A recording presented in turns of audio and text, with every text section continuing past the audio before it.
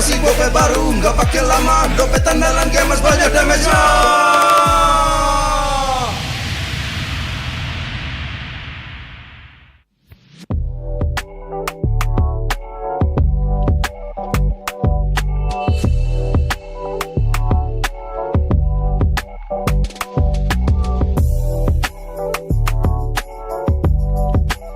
Rasa baru makin seru. Pertama di Indonesia, kopi susu rasa cookies. Always ready, warnai harimu. Good Day Groovy Cookies. Nikmati sensasi asyik kopi cookiesnya. Tak ada hari tanpa mabar. Main ngelek, kerap buat ku tak sabar. Gimana mau main sampai kelar? Ini waktunya ku bersinar. Okay, let's do it. Games max andalanku bikin mainku semakin hebat. Tim stabil main makin mulus, rankku fix naik terus. Tukar DG rings, diamond dan voucher game kau dapat. Cuma Games Max, makin no debat. Games Max Booster, kini dapat DG Rings. Beli paketnya dan aktifkan boosternya di aplikasi Dunia Games.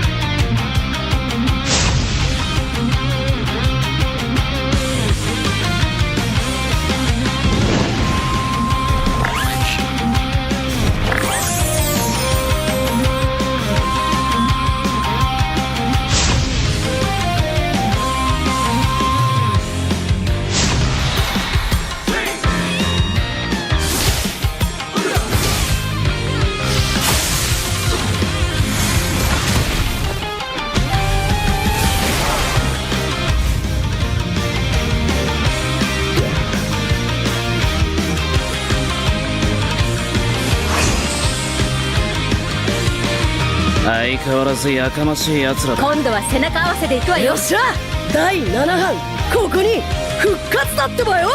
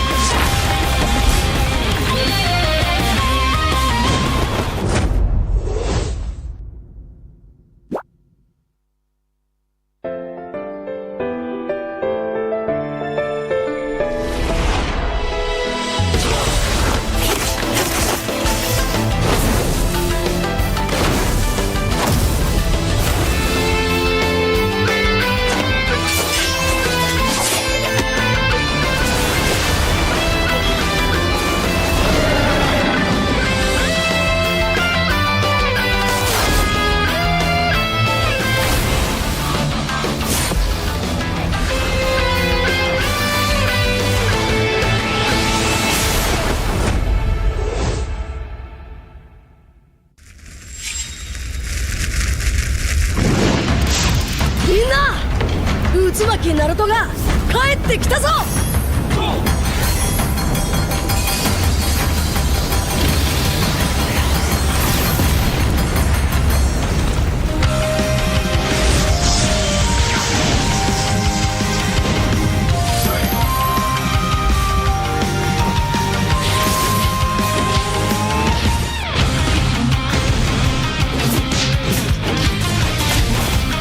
クラマ、力を貸してくれ。よ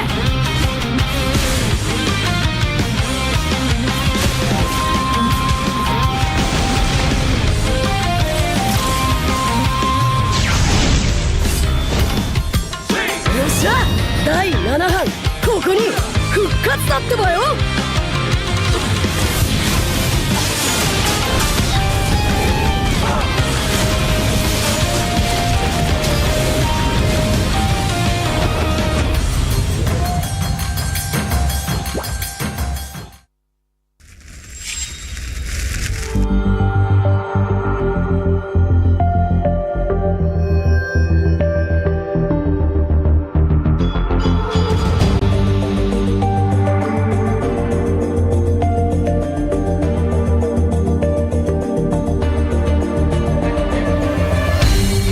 Aku kan berdiri dan terus berlari, terus ke arah puncak tertinggi. Ku takkan berhenti, hanya sampai di sini. Kemenangan abadi menanti. You know we won't miss if we unite our focus. And if you haven't noticed, we'll nyalakan apimu, hadapi semua tantangan, hadang semua serangan, jatuh bukan halangan. Bakar semangatmu, janganlah engkau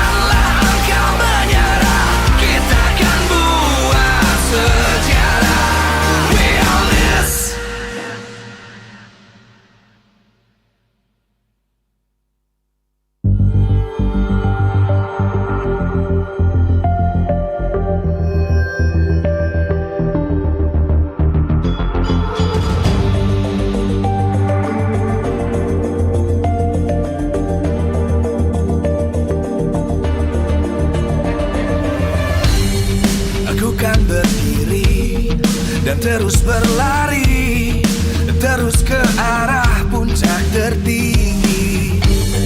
Ku takkan berhenti, hanya sampai di sini. Kemenangan abadi menanti. You know we won't miss if we unite our focus. And if you haven't noticed, we all live. Nyalakan apimu, hadapi semua tantangan, hadang semua serangan, jatuh bukan halangan. Bakar semangatmu, janganlah engkau menyerah. Kita akan buat sejarah. We all this, we won't miss. We all this, we won't miss. Saatnya beraksi, jalani ambisi. Aku kan menyawakan hari ini. You know we won't miss if we unite our focus. And if you haven't noticed, we all live. Nyalakan apimu, hadapi semua tantangan, hadang semua serangan, jatuh bukan halangan. Bakar semangatmu, janganlah.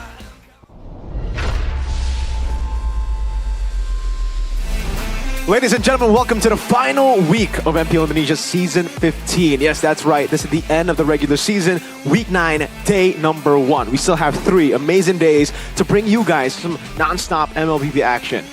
Technically, right now, all we're waiting for is the upper bracket, the final upper bracket slot. Araki Hoshi has secured the first upper bracket slot. We're waiting for the second one because every team from third, well, technically from second all the way to 5th have a chance. Only TLID are the team, they're the only team right now that doesn't have a chance to make it to the upper bracket. So we'll see how crazy this race could be.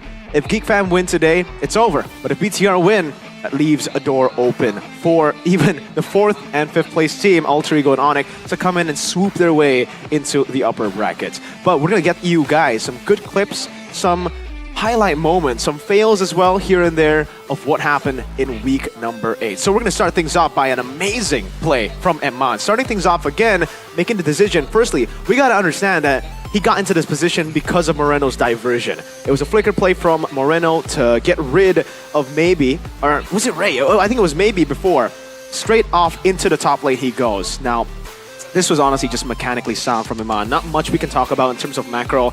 The targeting was sublime from Emman. Jumps in towards Sarizo, gets the Spear of Misery Flicker combo. This is more of just like a mechanical play that we are all going to be looking at, seeing it as a really, really ridiculous play. Next play up on the board is the play between BTR and Onyx in game number 3. Now, the thing I want to highlight a lot in this clip, a lot of my videos as well back at home, is the fact that BTR really utilized the 3 waves. I think here, if you guys could pay attention to the screen, I'm going to draw a few lines here and there.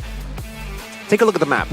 This is the most important thing to get in the late game. If you get side lane base turrets, guys, that should guarantee you almost 70% of the game, right? So for you guys back at home who are playing a teamfight composition, especially if you're up against a teamfight composition, these are the 2 main objectives that you need to take.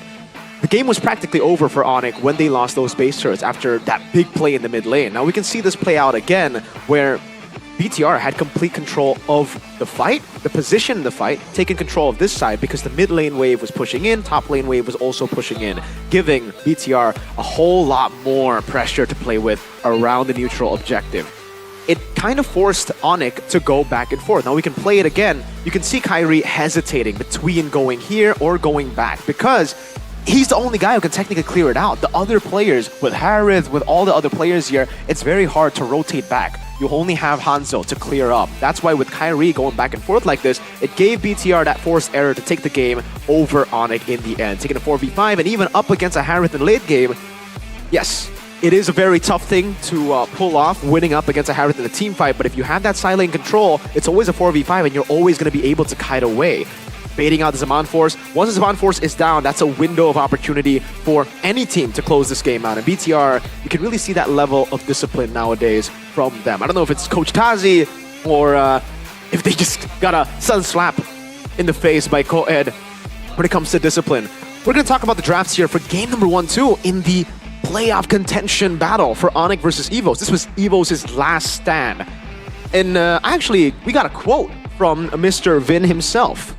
Whoever drafted in this game, now this is Vin's quote, doesn't know how to play Mobile Legends. Which is, again, quite ridiculous to say, but after seeing it again, it's true. Evos, not only did they give Fanny over towards the god in the jungle, Kyrie, they didn't have anyone to lock him down. They went for a Gatot Kacha, a Cho in the XP, and a Sicilian mid. There are a few ways to try to beat the Fanny. Number one, lockdown heroes. That's the easiest one. Number two, though, it's just clear early game advantage when it comes to the lanes itself. Getting yourselves out of pressure when it comes to killing pressure and getting yourselves the winning lanes is very important to go and invade in the jungle. Evos didn't have any of that. No lockdown. You can say they have lockdown, but it's a Cho in the XP, not even roam. Someone's going to be that active. And when it comes to winning lanes, they technically don't even have that. Chen, as well, a lot of times was just, I think in this game, very hesitant. But we're going to be looking at the day 1 of week 9 matches very, very soon.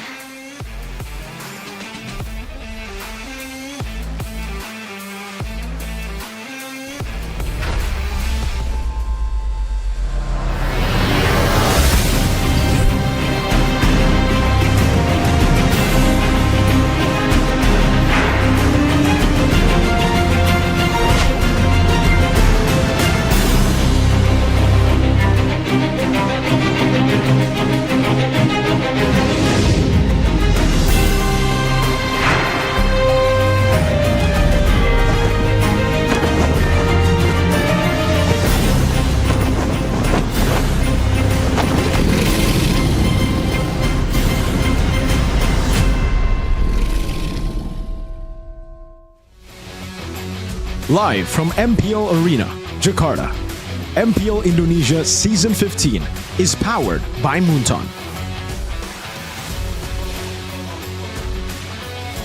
Supported by Esports Federation of Indonesia. Presented by official tournament smartphone Samsung Galaxy. Official e-wallet GoPay.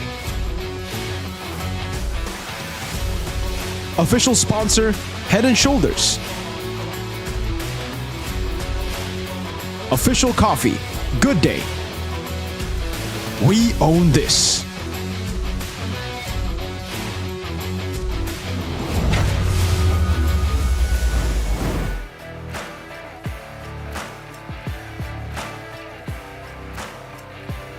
Selamat datang di MPL Indonesia Season 15, di mana ini adalah minggu terakhir, minggu yang ke-9, di mana 9 tim akan kembali beradu untuk tetes darah penghabisan, di mana kita masih mencari tahu siapa yang akan berada di upper bracket dan juga siapa yang akan menempati posisi masing-masing. 1-6 posisi masih bisa berubah di minggu ke-9 ini. Dan juga kita sudah mengetahui bahwa posisi menentukan prestasi. Semuanya akan ditentukan di minggu ini. Siapa berhadapan dengan siapa dan apa yang akan mereka hadapi untuk masa depan mereka di babak playoff. Dan tentu saja kalau kita ngomongin tentang babak playoff, 6 tim sudah men-secure posisi playoff mereka. Dan yang lebih menariknya adalah match pembukaan di minggu yang ke-9 akan menjadi penentuan apakah upper bracket slot akan ditentukan di match ini atau malah bisa dikejar oleh tim-tim yang masih berjuang. Dan untuk lebih dalam lagi Budi akan mengajak kalian semua untuk melihat bersama seperti apa klasemen sementara bagi tim-tim yang sedang beradu. Inilah dia untuk minggu ini. Tentu saja yang menarik adalah RRQ sudah men-secure posisi untuk upper bracket. Namun posisi pemuncak klasemen di regular season masih bisa terbuka. Karena Geek Fam mengejar tepat di belakang tim RRQ. Dan kalau kita lihat Geek Fam jika mereka memenangkan match hari ini, otomatis Geek Fam akan menemani RRQ di upper bracket. Namun kalau Geek Fam kalah, ini akan lebih menarik. Karena jika Bigetron yang memenangkan match hari ini akan membuka peluang bukan hanya untuk Bigetron masuk ke upper bracket, Namun peluang untuk alter ego bersama dengan Onyx. 3 tim dan bahkan untuk Geek Fam pula 4 tim masih bisa berjuang untuk menempati posisi upper bracket. Dan kalau kita mengingat bahwa semua tim sedang berkembang, semua tim sedang habis-habisan untuk mendapatkan upper bracket, tentu saja ini akan menjadi hal yang menarik. Namun untuk tim Liquid sayangnya dia tidak bisa untuk mengikuti dari pertarungan ini. Pertarungan upper bracket mereka harus skip untuk season ini. Dan masih belum berubah.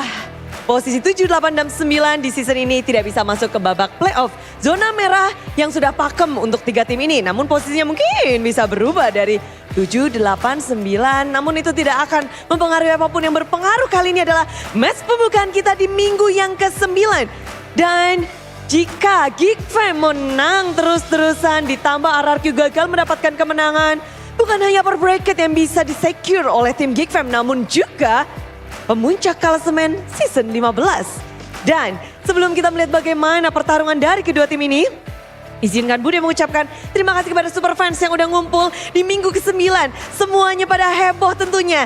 Dan kita sama-sama penasaran bagaimana dan siapa yang akan melawan siapa, menempati posisi berapa, finish di posisi berapa. Dan khususnya Budi juga mengingatkan bahwa MPL Indonesia season 15 powered by Moonton, supported by PBSI. Presented by official turnamen smartphone Samsung Galaxy, official e-wallet GoPay, official sponsor Head and Shoulder, official coffee partner Good Day, dan juga partner ini sports ada Telkomsel, Dunia Games, dan IndiHome. Bersama dengan advertiser Kacang Sukro dan Hokben, tak lupa supplier kita RSP Helmet. Dan mengingat ini adalah match yang sangat mendebarkan harapan bagi beberapa tim berada di pundak Bigatron karena mereka ingin ikut untuk pertarungan upper bracket. Namun di sisi lain Geek Fam 1 langkah saja mereka bisa men-secure upper bracket. Dan ditambah ini adalah pertarungan yang menarik di mana X EVOS jungler masa depan EVOS dahulu kali ini terpencar. 1 berada di Geek Fam, 1 berada di Bigatron. Anavel dan juga Make It, mereka akan bertemu satu sama lain. Bendera mereka berbeda, tim mereka berbeda. Tapi tentu saja satu hal yang mereka inginkan adalah memenangkan match hari ini. Di mana The Smiling Jungler dengan pesonanya dan dari gameplaynya kita melihat bahwa ia terus meningkat. Bersama dengan Anavel, rupanya Anavel dia memiliki hero pool yang sangat menarik. Bagaimana keduanya akan membuka match hari ini? Dan inilah dia pertarungan Geek Fam dan juga Bigatron di MPL Indonesia Season 15.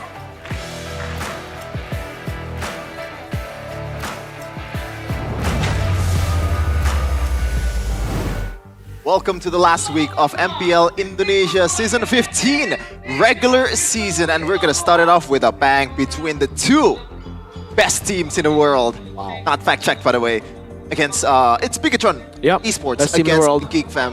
With Second me best here, team in the world. Sheffin, Gani, and also Mirko. Now, normally I would want to throw out a question right away to our analyst here, but I don't know if I want to do that. Yeah. Considering that he is pretty blatantly rooting for a certain team, so I'm gonna throw it over Massive to Onyx our fan. boy here, Gani. Now, Gani, important question. How does it feel that Tottenham got a trophy? Ah, just kidding. Oh, Just kidding, just kidding. my God. Now that you was are, a low blow. yeah, we're gonna go back to ML right away here. Oh. Bigatron versus a Geek Fam. Now, just from the vibes, from the momentum, and rough estimation, right? Who do you think is gonna take it? You know, I feel like it's anybody's game, but because if Bigatron wins, there's a slight chance Onyx actually gets an increase, a Sheffin, bump That was a mistake. towards the I like- upper bracket. I like how you were going to, ask him for the objective answer, but he answers you Nice. straight up with that Onyx bias. Nice. But yeah, I mean, Bigatron and Geek, on paper it's still Geek. But then Iman, being Iman, perhaps can make something happen. Is it Iman Esports? That's a big question. Is it? I think right now it's fair to say it's Iman/Moreno Esports, right? Definitely more on Iman, but the whole team has kind of identified that too. And that's what I like about BTR. They don't care that they're Iman Esports. They actually will play towards it. Unlike some teams, when they get called very centric, they're like, no, it's not. We're going to try or something else, man. BTR say, no, it's okay. We're Iman Esports and we're proud. And they're proud also considering that they're third right now in the standings, Navi not really in the good position right now. 5-28 game rate. Oh man, will they shatter Wolves' record? I don't think it's a question anymore. I think now it's more of a when will they shatter Wolves' record, right? You never know, man. Maybe that isn't even going to be a question because we know when their final match is going to be played. So you got a audience topic voting here. Annabelle the veteran versus Makeits the rookie. Who will shine brighter? Who will shine bright like a diamond? Is it gonna be Annabelle with his experience? Makeits the smiling jungler. C will be a tough battle if you're a centrist. Man, this is an interesting battle because right now Makeits is becoming more of a carry for GeekFam as the season goes on. But Annabelle right now is taking a bit more of a step back here, considering that just as you said earlier, they are not. You know, there's no shame in being Moreno/Eman Esports, and Annabelle is there to facilitate with the Paxia, with the Fredrin. I think it's also very similar to Makeits because we've seen for Makeits as well when the team needs him to play utility jungle, like the Fredrin into the Florin composition that we've seen in this season, it's fine too. Makeits is a very, very good jungler. I've been rating this guy as top 2 even before the season started because I know how good this guy is. After seeing his MDL performance and coming into MPL, I think now it's proven. It's not just an opinion anymore that he's up there. And you know, I'm a BTR fan, but if I had to choose between the two right now, I think I'll just have to say the right answer, which is definitely Makeits. I think it's Makeits. He's been more of a threat to most teams.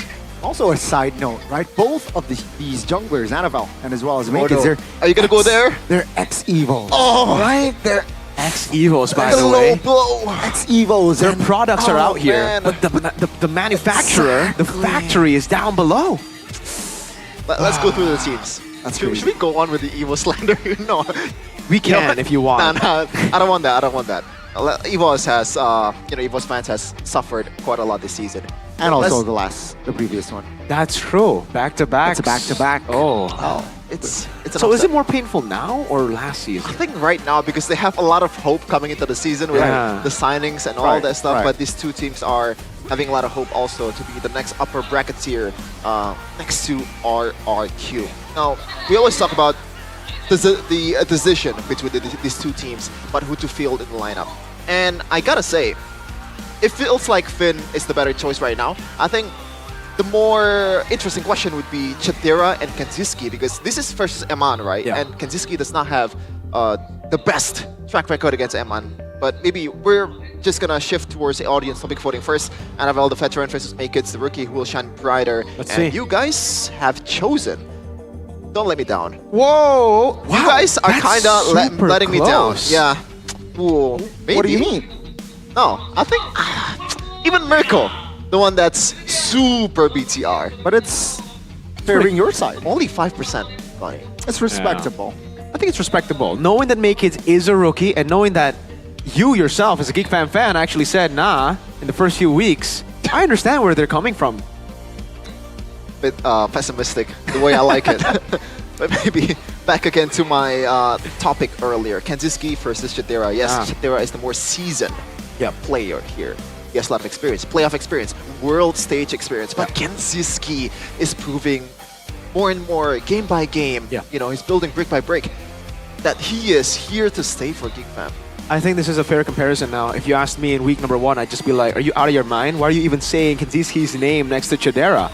But after his performances back to back recently, really doing an amazing job for GeekFam as their number 1 gold lane, I'd say Kenzie is the better choice here over Chadera. Just because for Chadera, I think he's very used to just playing the normal split push style of MLBB when it comes to GeekFam performances. Meanwhile, Kenzie, I think he's a good mix of both. Really good at the Moscows, but amazing on the team fighting heroes, especially the Granger. I think that's where he really has the edge over Chadera. And honestly, it's kind of also a redemption match for him. In his first match in MPL, Kanziski was solo killed by Eman. I've heard backstage that has really hurt him. That's why we didn't get to see him perform after that week 1, match 1 performance. But we have to talk about the watch list here of the Rookie of the Week, 6 and 8 versus the Player of the Week, week number 4. Annabelle, he went from the Assassins, where he was the guy to bank on when it comes to carrying the team, to then saying, guys, we have too many stars on this team. We have too many guys looking for highlight plays, looking for TikTok plays, and looking to carry the team. I'll take a step back for the team. Makeits, Geek Fam have gone the other side. They were like, we were trying to play for Chidera for the most part early on in the season. Now make it's time for you to shine. We know how important the trio mid is, especially when you can get your hands on the Joy, the Fanny, the Suyos that can carry us in the mid game all throughout while waiting for our plan B, which will always still be a Boy and Chidera. Having those two pillars, an early game mid, I thought this was the match against Onyx. You think it was a Suyo? You can really see how good this guy is, especially on Suyo. Like when it comes to Suyo guys, I'm pretty picky with who's good and who's not on Suyo. I'd say right now, there are only two that can really impress me on Suyo in Indo. Fabian, Make-It. Those are the two Suyos that you just have to keep your eyes on, especially in the early game where they understand who to gank, when to use Blade Surge, the tap version, the hold version, yada yada. But for BTR, again, Annabelle is taking a step back. Here you still see him on the Assassins, but this was up against Na'Vi. I don't think this is the best clip to highlight what Annabelle did last week because it was Baksha, it was Fredrin. No one would want to play Fredrin against the Onyx composition that we saw in game number 2. That was the worst, and I will say it, the worst time for a Fredrin. Yet again, the man doesn't care. He knows that all he needs to do is create space for the team. He can come in, go 0-7, and it doesn't matter. He's the Beloyski of the team. Not as in a shot caller, but as in the body to get space around the map for Iman and Moreno. Man, what do you think, Connie? Because that was a big praise coming in from Mirko with Annabelle and taking a step back and all that stuff. I think it's fair, right? Usually on your ranked games, when you're down 07, let's say your stat is bad, sometimes your self-esteem drops. Your ego. But then, Annabelle showed us a different version, and that's why I believe he still has potential in this league. Well, we might have our answers here on who will... Wait, no, we're gonna throw it over to Eterna. I thought we were gonna introduce the lineup. Eterna. Thank you casters. Sekarang di sini Eterna lagi menunggu kehadiran dari Geek Fam untuk match berikutnya dan kita lagi menunggu team arrivalnya dan kayaknya mereka udah mulai berjalan di stairs tapi kok nggak muncul-muncul ya? Apa mereka takut nih untuk match berikutnya? Oh ini dia. Good luck semuanya. Ya ada Boy, ada Chadera. Hai, good luck, good luck. Aku lagi mencari Make-It nih. Make-It kok belum muncul-muncul? Nah ini dia Make-It. Our smiling jungler. Hai Make-It. Halo. Gimana hari ini rasanya? Senang. Senang? Senang kenapa nih? Ketemu Nea, Annabelle. Ketemu Annabelle. Nah pas banget nih, aku punya pertanyaan. Karena waktu itu kamu sempat bilang kalau misalkan kamu tuh siap banget nih ketemu Annabelle untuk pembuktian pada EVOS. Kenapa tuh pembuktian pada EVOS? Pembuktian, ya kata-kata doang gitu. Nggak ada alasan gitu kenapa kamu ngomong gitu? Alasannya main di MPL pakai HP Samsung. Oke. Tapi emang apa gitu? Kan kamu dulu emang dari EVOS Icon kan? Terus kamu bilang EVOS tuh kenapa? Ayo masa nggak mau ngasih tahu sih? EVOS tuh bagus, cuman ngebuang aku sama Annabelle aja. Oh, I see. Nah kebetulan banget kita kalau melihat standings top 3 itu junglernya semua ex EVOS. Tapi pas di EVOS kok kayak kurang perform. Kenapa jungler-jungler dari ex EVOS ini lebih berkembang di tim lain? Lingkungannya kali. Lingkungannya kali? Emang kenapa lingkungannya? Ya beda-beda aja, ada yang baik banget, ada yang biasa aja. Oke, karena lingkungan ya berarti ya. Terus ini kan menjadi match yang menentukan siapa yang upper bracket. Kamu pede gak sih bakal upper bracket? Pede banget, soalnya ada Bang Baloy. Pede karena ada Bang Baloy ya. Terus ada message gak sih untuk jungler di sana, si Annabelle? Langsung saya buktiin ya, let's go. Langsung saja buktikan, let's go. Alright, thank you so much Make-It, good luck. Dan see you di atas panggung ya. Oke, bye-bye Annabelle. Jadi itu dia dari Geek Fam, Make-It, our smiling jungler. Jadi kita akan kembalikan kepada casters, silakan. That's Make-It's for you. The confidence, and he also said that, how confident are you in reaching the upper bracket? He said, very confident because we got Bang Baloy. Brother Beloy. That's fair. That's what Beloy does to you. Yeah. Leadership, charisma, inside the game, Aura. outside the game. Aura. I don't know about aura. Maybe. Hey. But, you know. Season 11 Beloy, he had aura. Remember that villain arc Beloyski? Season 12 too? But now it really feels like he's just... It's like a wholesome... He's a wholesome dude now. He's not like the villain, the main character anymore. He's like, he's Jiraiya, bro. positive father aura figure. is also a thing, right? What? Positive aura. Yeah. But I think when we talk about aura, it's mostly, you know, the Kai. Song Kyrie. Jin-woo's, you know. Oh my god. Keyboy, Yeah. Sans. We're gonna save that for like a solo leveling collab, man. You don't gotta say that. Sorry. Oh yeah, we're gonna go back again to Overrated. some make it his points earlier, which he's kind of like, I don't know if he's taking a shot at Okay. EVOS. I think he dialed back a bit with Eterna just now. Okay. So we're gonna take a look at the the teams that's already achieved playoffs, and let's see who are the EVOS, like ex EVOS that that's playing there. Susujin. Who else is Annabelle. there? Annabelle. Nakeds. Nakeds. Gotta think about this one for a Alter bit. Ego. Dreams. Dreams Hijume. Dreams Yeah, Hijume. Dreams Hijume. Which team was it? Which are the other teams? I forgot. I think all of them had.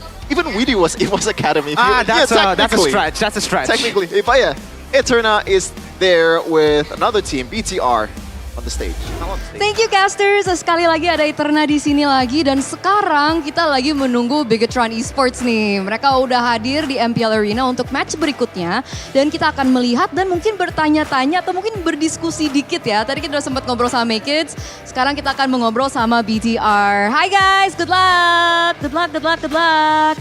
Kita tadi udah ngomongin sama Make Kids, kita sekarang ngomongin sama Anavel kali ya. Anavel, where are you? Tadi udah Mereno. Anavel, kamu bukan Anavel. Kamu bukan Anavel. Mana ya Anavelnya? Nggak muncul-muncul. Nih, ini dia Anavel. Halo. Halo, Gimana rasanya untuk match hari ini? semangat sih buat upper bracket. Semangat buat upper brackets ya. Tadi aku udah sempet ngobrol sama Make Kids dan dia bilang kalau misalkan dia udah siap banget nih ketemu kamu karena dia mau ada pembuktian terhadap EVOS. Kalau kamu juga ini jadi match pembuktian juga nggak sih? Pembuktian kayak nggak terlalu dipikirin sih, cuman kayak pembuktian juga. Cuman nggak terlalu dipikirin banget sih. Pembuktiannya Ke semua orang sih tentang aku yang udah ke better. Oke, pembuktian ke semua orang ya. Jadi nggak khusus untuk satu pihak tertentu ya. Oke, kalau gitu. Terus tadi aku sempat juga ngobrol sama Make Kids, kalau misalkan top 3 jungler itu rata-rata kok ex-EVOS ya. Terus dia bilang kayaknya tim-tim lain itu bisa lebih mensupport jungler-jungler mereka karena ada perbedaan dari lingkungan. Kamu setuju nggak? Apa tadi? Jadi Make Kids bilang kalau misalkan, kan kita lihat kalau top 3 standings itu isinya jungler ex-BTR semua, termasuk kamu kan? Ya. Nah, terus Make Kids bilang karena dia ngerasa lingkungannya itu lebih nge-support dia ketika dia di tim lain. Kamu setuju nggak? Setuju ya, setuju. Setuju juga. Soalnya emang kerasa berbeda sih. Kerasa berbeda. Perbedaannya apa sih kalau kita boleh tahu? Itu nggak bisa di-spill sih, nggak bisa di-spill. Oke, nggak bisa di-spill ya. Oke, ngomongin tentang top 3 jungler kita, Sutsujin tuh kemarin bilang kalau misalkan Make Kids itu smiling jungler. Kalau kamu sebenarnya kepada Make Kids sebagai senior Make Kids dulu di EVOS, kamu beranggapan Make Kids tuh seperti apa sih? Bukan smiling jungler sih, cuman jungler berdarah gemoy ya deh. Berdarah gemoy. Terus apa tuh? Lebih dijelasin lagi, maksudnya gimana tuh? Dia lebih gemoy sih dibanding dibilang smiling, lebih gemoy deh. Lebih gemoy, tapi jago. Jago banget ya, jago banget. Jago banget. Pas di EVOS kamu juga ngerasa kayak gitu? Kayaknya dari jungler EVOS tuh pas masih aku sama Make Kids dia main jago deh. Oh, Make Kids paling jago. Ngomongin Make Kids, mungkin kamu ada message kepada Make Kids? Apa ya? Pulangnya hati-hati aja loh, dah. Pulangnya hati-hati. Untuk match-nya gimana? Matchnya hati-hati juga. Oke, match-nya hati-hati juga. Ya udah, thank you so much, Make Kids. Bukan Make Kids ya? Oh, siapa? Anavel. Oke, thank you so much Anavel untuk match berikutnya. Silakan, kita akan bertemu lagi di atas MPL Arena. Jadi sekian dari aku Eterna dan kita akan kembalikan kepada casters. Silakan. That is Annabelle, by the way. That's the part of the EVOS Miracle Run in season 13, I believe. Yeah, but when they pretty much switched the whole lineup and ended up almost, well, not almost beating Onyx, but they were there to compete against Onyx in the grand final. But yeah, maybe we have to focus on the opponent first here at Make Kids. Now, I have an interesting question here, guys. Like, do you think no matter how bad Make Kids is playing this week, he is still the lock Rookie of the Year? Yeah, of the season. Rookie of the Here. season. Whoa. I'll mix that up with NBA. Yeah, no. Rookie of the season. I think that's fair. I don't think there's anyone really, probably Toy. Toy's up there when it comes to this conversation, but I think Make Kids has done more for Geek Fam than Toy for RQ. Like RQ, they were up there last season, right? They were already really good. This team has gotten the experience of M6. Meanwhile, for Geek Fam, oh man, the difference of just changing the jungler from last season was tremendous. It also helps the fact that the meta kind of suits Make Kids as well. Well, to be honest, Make Kids, at the end of the day, is very versatile. We've seen it on the Fredrin. I mean, he can pull out the Basha if he wants to, probably. And the Fanny, this is the, maybe like, I guess, the requirements for a super elite team. With an exception, Blacklist International back then when I'm in M3, you know, they don't need to play Fanny. They can play whatever they want. But yeah, with the Fanny, it opens up a lot more avenues for Geek Fam in the banning phase and the drafting, and that becomes easier for Beloy, Blovsy, and Tora DSP. Which it makes this team, Geek Fam, more special, right? If you compare it to last season with Vincent, unfortunately.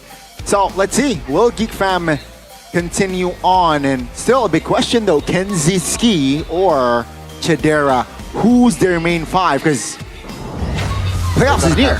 We're gonna have our answer in a second. Geek Fam, who is gonna be filling the gold lane? It's still Kenziski. Starring for Geek Fam with Gops, Make Hits, the smiling jungler Aboy, and Beloy combo in the middle. Ladies and gentlemen, that's the rookie duo combo for Geek Fam. Will they get upper brackets? Will they be able to beat BTR? Will this team be able to secure the upper brackets? All they need is a win, but BTR is a tough opponent. This is Geek Fam. Started from the bottom, now we hear not just in the season, throughout the history of the franchise. There were, in Season 9, Mirko, 1-28 in game total. 1-28. And look at where we are right now. That was the season they went 0-14, I believe. Yep. Oh, crazy rise to the top. Bigatron though. Luke, Annabelle, Moreno. It's still with a feed, and there's Tar. And the gold lane Eman is a tough matchup for Kinziski. Again for BTR, 2 wins secure them upper brackets. It's all in on this one. Desperately need one as well to secure. Annabelle surely is confident in this team. Ladies and gentlemen, this is Bigatron Esports. Looking to systematically defeat the Geeks. Beep boop. Beep boop is right. But it is once again a tough task. We've talked about this in your video, Mirko. On paper, they're not a bad team, but they are currently the worst performing team right now compared to Geek Fam. They're the worst out of the two. Yeah. Okay, the phrasing was a bit worse weird there. with E, not T. They're worse. There you go. They're worse than Geek Fam. I agree, but not entirely. You know, like mechanically, I still feel like BTR definitely have the upper edge. Maybe not in the jungle. Make It has that over the rest of BTR. But when it comes to the mechanics of Eman, Moreno, even I would say Finn here, compared to Aloyski, compared to Kenziski and Aboy, it has been looking like BTR have been the better team mechanically. But again, it's not about mechanics. It's not just about mechanics here on the stage. Mainly, it's about how calm you are, how objective-centric you are, how you're able to come back from a goal deficit sometimes. And it's the discipline that comes in and the mental. And I think on that those two fronts, Geek Fam have the upper edge. This is a team that has been looking stellar through the pattern of Beloyski. BTR's new chip. Ooh. Annabelle, the new and improved utility jungle. No longer forcing him to play these assassins. More so just, trying to give him the heroes that can enable the rest of the team. You can see a huge dip when it comes to total kills in jungler GPM as well, because he's not a farmer anymore. He's more of the utility jungle, and that's why we're seeing a rise in Turtle Lane, a rise in Lord's Lane. Well, he was actually technically already #1 in Lord's Lane. Turtle, he's still climbing up. #1 is actually Albert from EVOS. Goes to show you, winning out first few neutral objectives doesn't always win you the game, because if it does, Geek Fam would be probably 8th place now. They don't secure a lot of turtles. They don't care. I don't think that's the idea, right? Because maybe the whole Geek Fam squad thinks that Turtle overall is overrated. Well, we have the smiling jungler here right now, Mirko. Kids, look at the stats. It's almost like Make Kids and Annabelle swap places at the first few matches into now last week of MPL, because Maykins started off pretty bad statistically. He was still trying to figure out his groove in MPL, but now he's number 1, number 2 across the board. Only number 4 there. I think it was for jungler Total Turtles. Again, not really the best team when it comes to securing turtles, but they are really good at securing lords. That late game play is amazing. Jungler GPM still losing out to the Mercenary, La Mercenaria. X15, by the way. Oh, you're right. All 3 of them. Annabelle, All 4 of them. and Albert. Maykins. And Albert, oh, you're right. Keys to victory, presented by Samsung Galaxy S25 series for BTR. Focus on early game, aim for snowball. Again, what we mentioned earlier, GeekFam don't put a huge emphasis on the turtle. So destroying GeekFam in the early game, getting the neutral objectives, and then snowballing out of control would be definitely up there when it comes to priority. Anticipate GeekFam's macro plays and ensure a favorable matchup for Eman, just like they did in the first time they met. Kenziski was solo killed by Eman. Now, if you give Eman another comfort pick, a hero that he's just a, honestly, strong matchup, I think he can do the same and replicate what he did in that match. Ban Granger and Moskov in the first phase. We've seen how good Mr. Man is, Eman, on Granger and Moskov. Force BTR to ban Fanny, Kalea, and Chip. Again, these 3 heroes, especially if GeekFam take blue, will have to be banned out by BTR. BTR, they can't let any of those go. Fanny, Kalea, Chip, and that's why it will open up the Kimmy. A boy, an amazing player when you give him the opportunity to carry. We've seen him on Kimmy before, but BTR as home side, they take first pick. There you go. You can already see, again, the read from BTR. They don't want to give the blue side start to GeekFam because they have way better early game blue side picks, like Fanny. They're just able to dictate more during the draft, but yeah. Win rate wise, it's not that bad, right? For both of the teams, I have to say. It's 60-60 for BTR, but for Geek, it's slightly better when they're on red. So let's see. BTR, they want to dictate from the start, but GeekFam, if they are able to respond on those red side picks, it's gonna make it even game.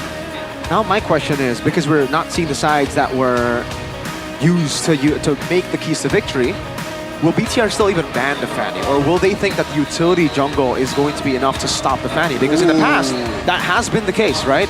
Blacklist in their prime, up against any team who wants to utilize Fanny. They don't care. They will be able to hold on early, weather the storm, invade, take purple, and then win out. I think they also, if they get Kalea, then I don't think they're Fanny gonna matter for BTR. But for GeekFam though, this is the interesting part. In the second phase, I don't think they're gonna ban the chip. Do you reckon? In the second phase or second pick? GeekFam are the red side, right? I think they will. Really? Yeah, we have seen BTR do really well on chip nowadays, like recently. Drafting phase, set it to you by our official tournament smartphone Samsung Galaxy S25 series. Ooh. And Bluffs is gonna ban the Kalea and Masha still. I'm telling you, man, there's gonna be something in the scrims. Yeah. That made this Masha always bad. Even Kochia paying huge amount of respect towards Mr. Luke. Or maybe it opens up like a lot of picks for Gobs. Whoa, BTR are actually taking a page out of RRQ's book. In their matchup game number 3, if you guys remember, all the junglers got banned out. And then they went for, Chip left open. They went for a Suyo after that.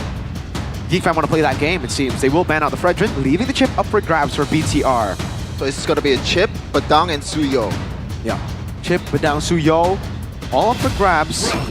They will go Baksha, first pick. They don't want to go for that one. Baksha. Yeah, you can see the idea, right? Getting ganked as a Baksha, you don't care. Yeah. If the chip's there, you just gotta walk out. Poissons, you actually put all of your anti-regen on everybody who takes the portal. We're practically season 12 and season 13 again. Let's see though, GeekFam, what will they respond with here? Technically, Harith is still open. Like Suyo, you want to go Suyo here? I don't think so. I think the Kimmy, you're right, because of the Baksha, I guess that's why they don't want to go for the Kimmy. They'll go for the Harith instead with the Badang. So this actually does leave Bigatron open to go for both Granger and Kimmy.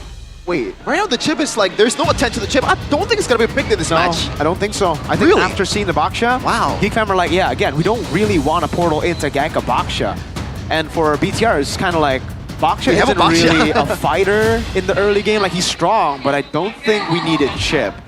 So, yeah, I think it's either Kimmy or Granger now, and then they'll try to flex. Or If both. they go Kimmy, they might as well just flex it over towards a later stage. I think getting Granger, Eman Granger is a right idea here. Secure marksman here.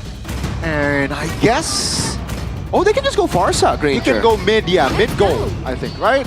Oh! Yeah, go Irithel. Wow, not the usual Eman pick. And gotta say, I'm not really a fan of Eman Irithel because he's been not solo carry potential is quite limited, I gotta say. Compared to Granger, compared to Harith, and I agree. Moskov. Yeah. He hasn't been performing on Irithel too. It's not just about, you know, individually how he's able to carry, but the studio comes in, signature pick for Make It, so nothing too shocking about that. But I do want to take a look at the stats here again. Irithel, 2 times it was picked up, 0% win rate for Eman. That's why this pick, you don't really think about Irithel when you think Eman. You think of all of those hyper carries. But the synergy though with the Baksha, I think it goes toe-to-toe, I guess. Say goodbye to the Farsa though. I'll be honest with you. The way that BTR have been able to counter the Hariths a lot against Onyx is the Farsa burst, that range that takes the Harith out before he can even join the team fight. So it's interesting that they didn't pick it up in the first phase, because now I think GeekFam will either pick it up for themselves because they have first pick on red, or ban it out. Yeah, they're gonna ban it out, and it kind of opens up a Valir pick as well, right? Because they already have 2 frontliners.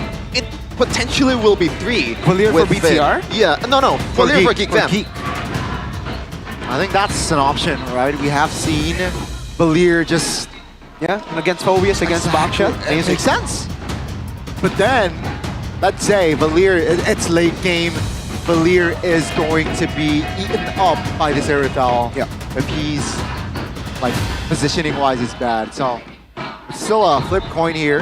BTR, what will they limit? That's going to be the question, I guess. If they limit a mid laner, it's going to be tough on them. So, CC makes CC sense. ban. It's good, especially when they are quite convinced that Bedang is gonna be on Beloy. Almost certainly. Yeah.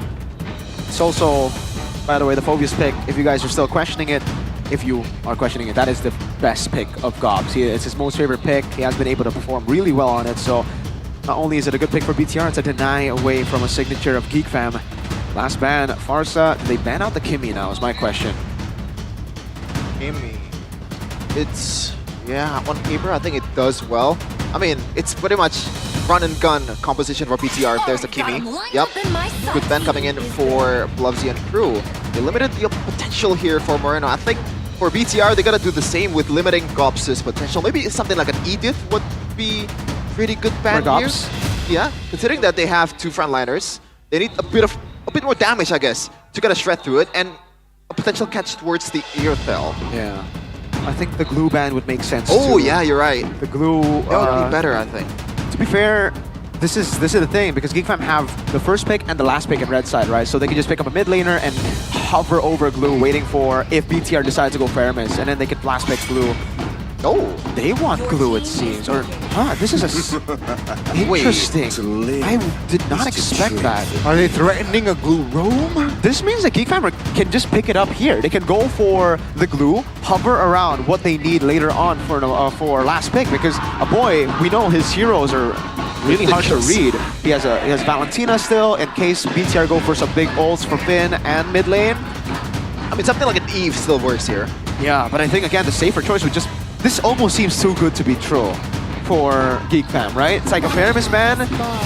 So I think they're also kind of like wary about it. They're like, why would they want us to... Why would they ban Faramis? But now it actually enables... No, Phobius already picked up. There's no way the glue comes up on the other side. Interesting. What are they going for now? Oh. Huh. Against Show? Yusin? Are they going Sicilian? Is that... But... Because they need a long-range magic damage dealer. That's what I'm thinking about. That's why the Farsa and Kimmy got banned out. The Eve could be the answer, honestly. That's the easy answer. That should be the answer. And again, it works well. Yeah. I've repeated it multiple times. Oh, Angela! Oh no! This is a throwback debut pick. We haven't no one seen have it. picked Angela this season? Nope, Angela has been pretty bad. Angeloy, usually we see from GeekFam. Huh. This is a unique composition, I'll say that much. And that's why they banned the Faramis, by the way. The Faramis is a known, not counter, but a great pick when you see an Angela on the other side. You're gonna cheese it? No, yeah. Blue is still gonna be the best choice here. I was gonna say, like, is export ESP a viable How do they answer? deal with the glue, though? The glue wins out in the lane against the Phobias. It is so good up against everyone, I think. It's even the box Play the long game. But do they even have the long game? I think GeekFam have the long game with the Harith. Huh. It's like Bigatron are trying to win early with this composition. This is an early game comp. They gotta win the first few neutral objectives and then snowball. But the set from GeekFam, or from BTR, is actually, I don't think it's good. It's Angela and Basha, not much CCs on BTR's part. Wow. Look at the lineup rating though, 7.1. Like, everything is favoring BTR right now. There's no excuse, Mirko, if they lose. CT, Coach Tazzy, what are you cooking up? Hey. Yep, this is the upper bracket matchup. Who will be next to RRQ in the second place? Will it be GeekFam or Bigatron? Round one, let's go to the land of Dawn. Let's see, will BTR or will it be GeekFam striking first? Let's see, ladies and gentlemen, Luke. Is this new? Concussive Blast on Phobia. So I understand what he's trying to do here up against the glue. He knows that he's not going to win out of the lane, so he's expecting just to clear it out and then rotate around with the Concussive Blast. I think for the most part, we still see more Brave Smites for the Phobias. But there you go, something new already. This is, man, they are really banking on the early game. And right now we're going to see the Emblem by IndieHome, by Telcom Telmirko. We might want to see what the Angela picks here. Good steal, Annabelle. Annabelle will jump and will catch the Loiski off guard. First blood. Nothing new, but Loiski falling first. And nothing new, the fact that Annabelle got the first blood. We've seen this against Onyx when Jawhead was picked by Keyboy. Yeah, it's always BTR with the early aggression. And again, for GeekFam, the early game's not too good. The Jusin and the Badang, well, I mean early as in, before 4. It's going to be really tough for them to actually battle out against BTR, who are technically all of them online before 4. Bottom lane, though, this matchup, I gotta say, it's actually a Harith win matchup. You know when to go in. There's no way for Irithel to sidestep away from the Synchro Fission too, so Eman's gonna be the one playing it safe and looking for smart trades. By the way, he's rocking the Purify. This is what I really like the most right now. Normally, if you're up against this composition, people will just, or like pro players will just choose Sprint. Yep. It's going to be a stun here. Perhaps a big engage, actually. Annabelle caught, but that's going to be Valoisky taken down again. Now Annabelle is able to get out with the Puissance, and that's going to be GeekFam again, suffering a Beloy loss. I don't get it, man. They should know the win condition by now. Annabelle is a monster early game. He's going to be everywhere with the Shield Unity. So I don't get why they're still always trying to fight, despite them being, having a Zushin, but having a, Badang, it's not enough. Wow. I just want to say, wow. We noted the win conditions for BTR. Again, early game, neutral objective. That's what they want to look for with this composition, and they've done it. So far, so good. Eman! Gotta be careful, Beloyski's there. Not level 4 just yet, though. That's actually gonna be Bigatron with the counterplay, and that will force Beloyski to use his flicker. Well, Annabelle looking with the hard guard in hand. Looking to perhaps a crash. Doesn't really find the right connection, though, so that's a wasteful hard guard there. Juking left and right. The signal going right, but goes left instead. Just like Indonesian moms on a bike. Too relatable, man. Too relatable. Talent prediction. Hey. By GoPay. Expected, as expected. But Only me? Gani! Gani! My God! And Omoa and Gani are my 2 favorite casters today. Gotta have a fight in the talent room. What do you mean, man? Here. What do you mean? Come on, explain yourself first. I mean, so far, Bigatron is going very well. Hey, but look at the gold lead though. That's not much actually, compared to what I expected, especially after getting 2 kills. But it's on Beloy. Yeah. Again, this is normal for GeekFam. Losing out in the early game, it's kind of, at this point, expected. Template. It is their pattern of gameplay, and all the kills for the other team is on Beloyski, so it's all good. And for BTR, I would say it's still all good too, because for them, it really is about waiting for that mid-game power spike. If they can just get all the turtles and GeekFam avoid all their fights, it would still be optimal for BTR. And I think that's why they went for this composition. They know that GeekFam are kind of like the avoidant team. They don't want to fight until they truly are comfortable. And I think here, the comfort spot for Geek Fam to fight would probably be when the Harith gets Holy Crystal. Yep. Our Spike.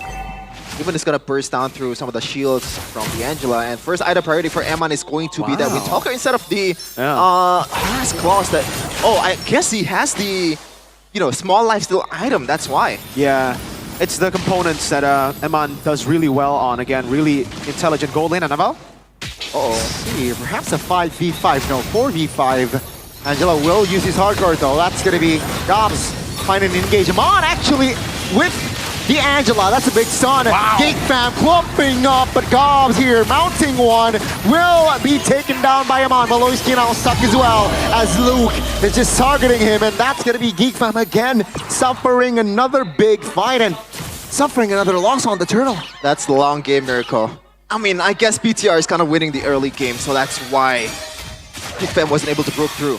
Dude, game fact by Gope versus Mars Angela's debut in MPL Indonesia Season 15 after last being used by a Hezkill when MPL ID defeated RRQ in the grand final. That was the Angeling combination, the signature Fabian Ling. But I just realized something. What's the biggest problem that you face usually when you're up against the Harith? Late game, right? In the late game, exactly. A lot of people will say damage, yes. But for me, as a Harith player myself, it's the sustain, dude. It's the goddamn sustain of the Harith. Like, damage-wise, sure.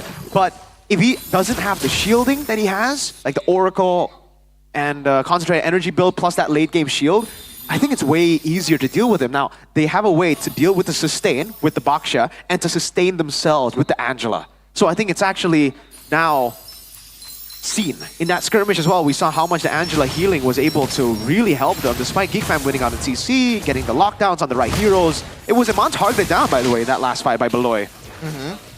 But BTR, and now with the photo. Yeah, there you go. And Radiant as well, so Kenziski's gonna be nerfed all the way through. I don't think so. I don't think this is the right call. Bottom side is clearly pushed by Amon. So well done, Bigatron, on handling the pressure by giving out pressure as well. Though they will take the fight. Shaman Force Pop, Luke now sandbagging.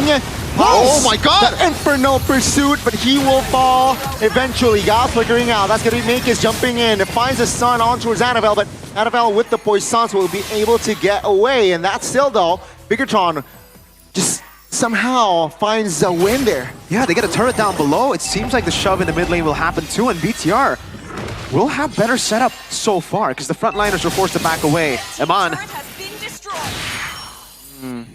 Should they fight? Oh, but the flicker! He finds the Angela and Finn will go down. Maloyski now with no resources, he will fall. He will be the trade, but Amon actually in a wrong position, and that's gonna be capitalized by Geek Fam. Bigatron now out of position clearly, but Luke comes to save the day. Kenziski targeted, he flickers out. That's gonna be Luke mounted, but Luke falling as well. Moreno now in the bush. Angela is there to provide sustainability. It's 1 HP! The flicker! And Moreno will seal the deal. That's going to be Annabelle mounted. That's also the damage will not be coming through. Gauss 1 HP, Moreno falling to Kenzinski. Mr. Rookie finds the angle to shut Moreno down. Annabelle again jumping in. He is sustainable, but that's going to be the reposition. Geek Fam slowly but surely, they will disengage.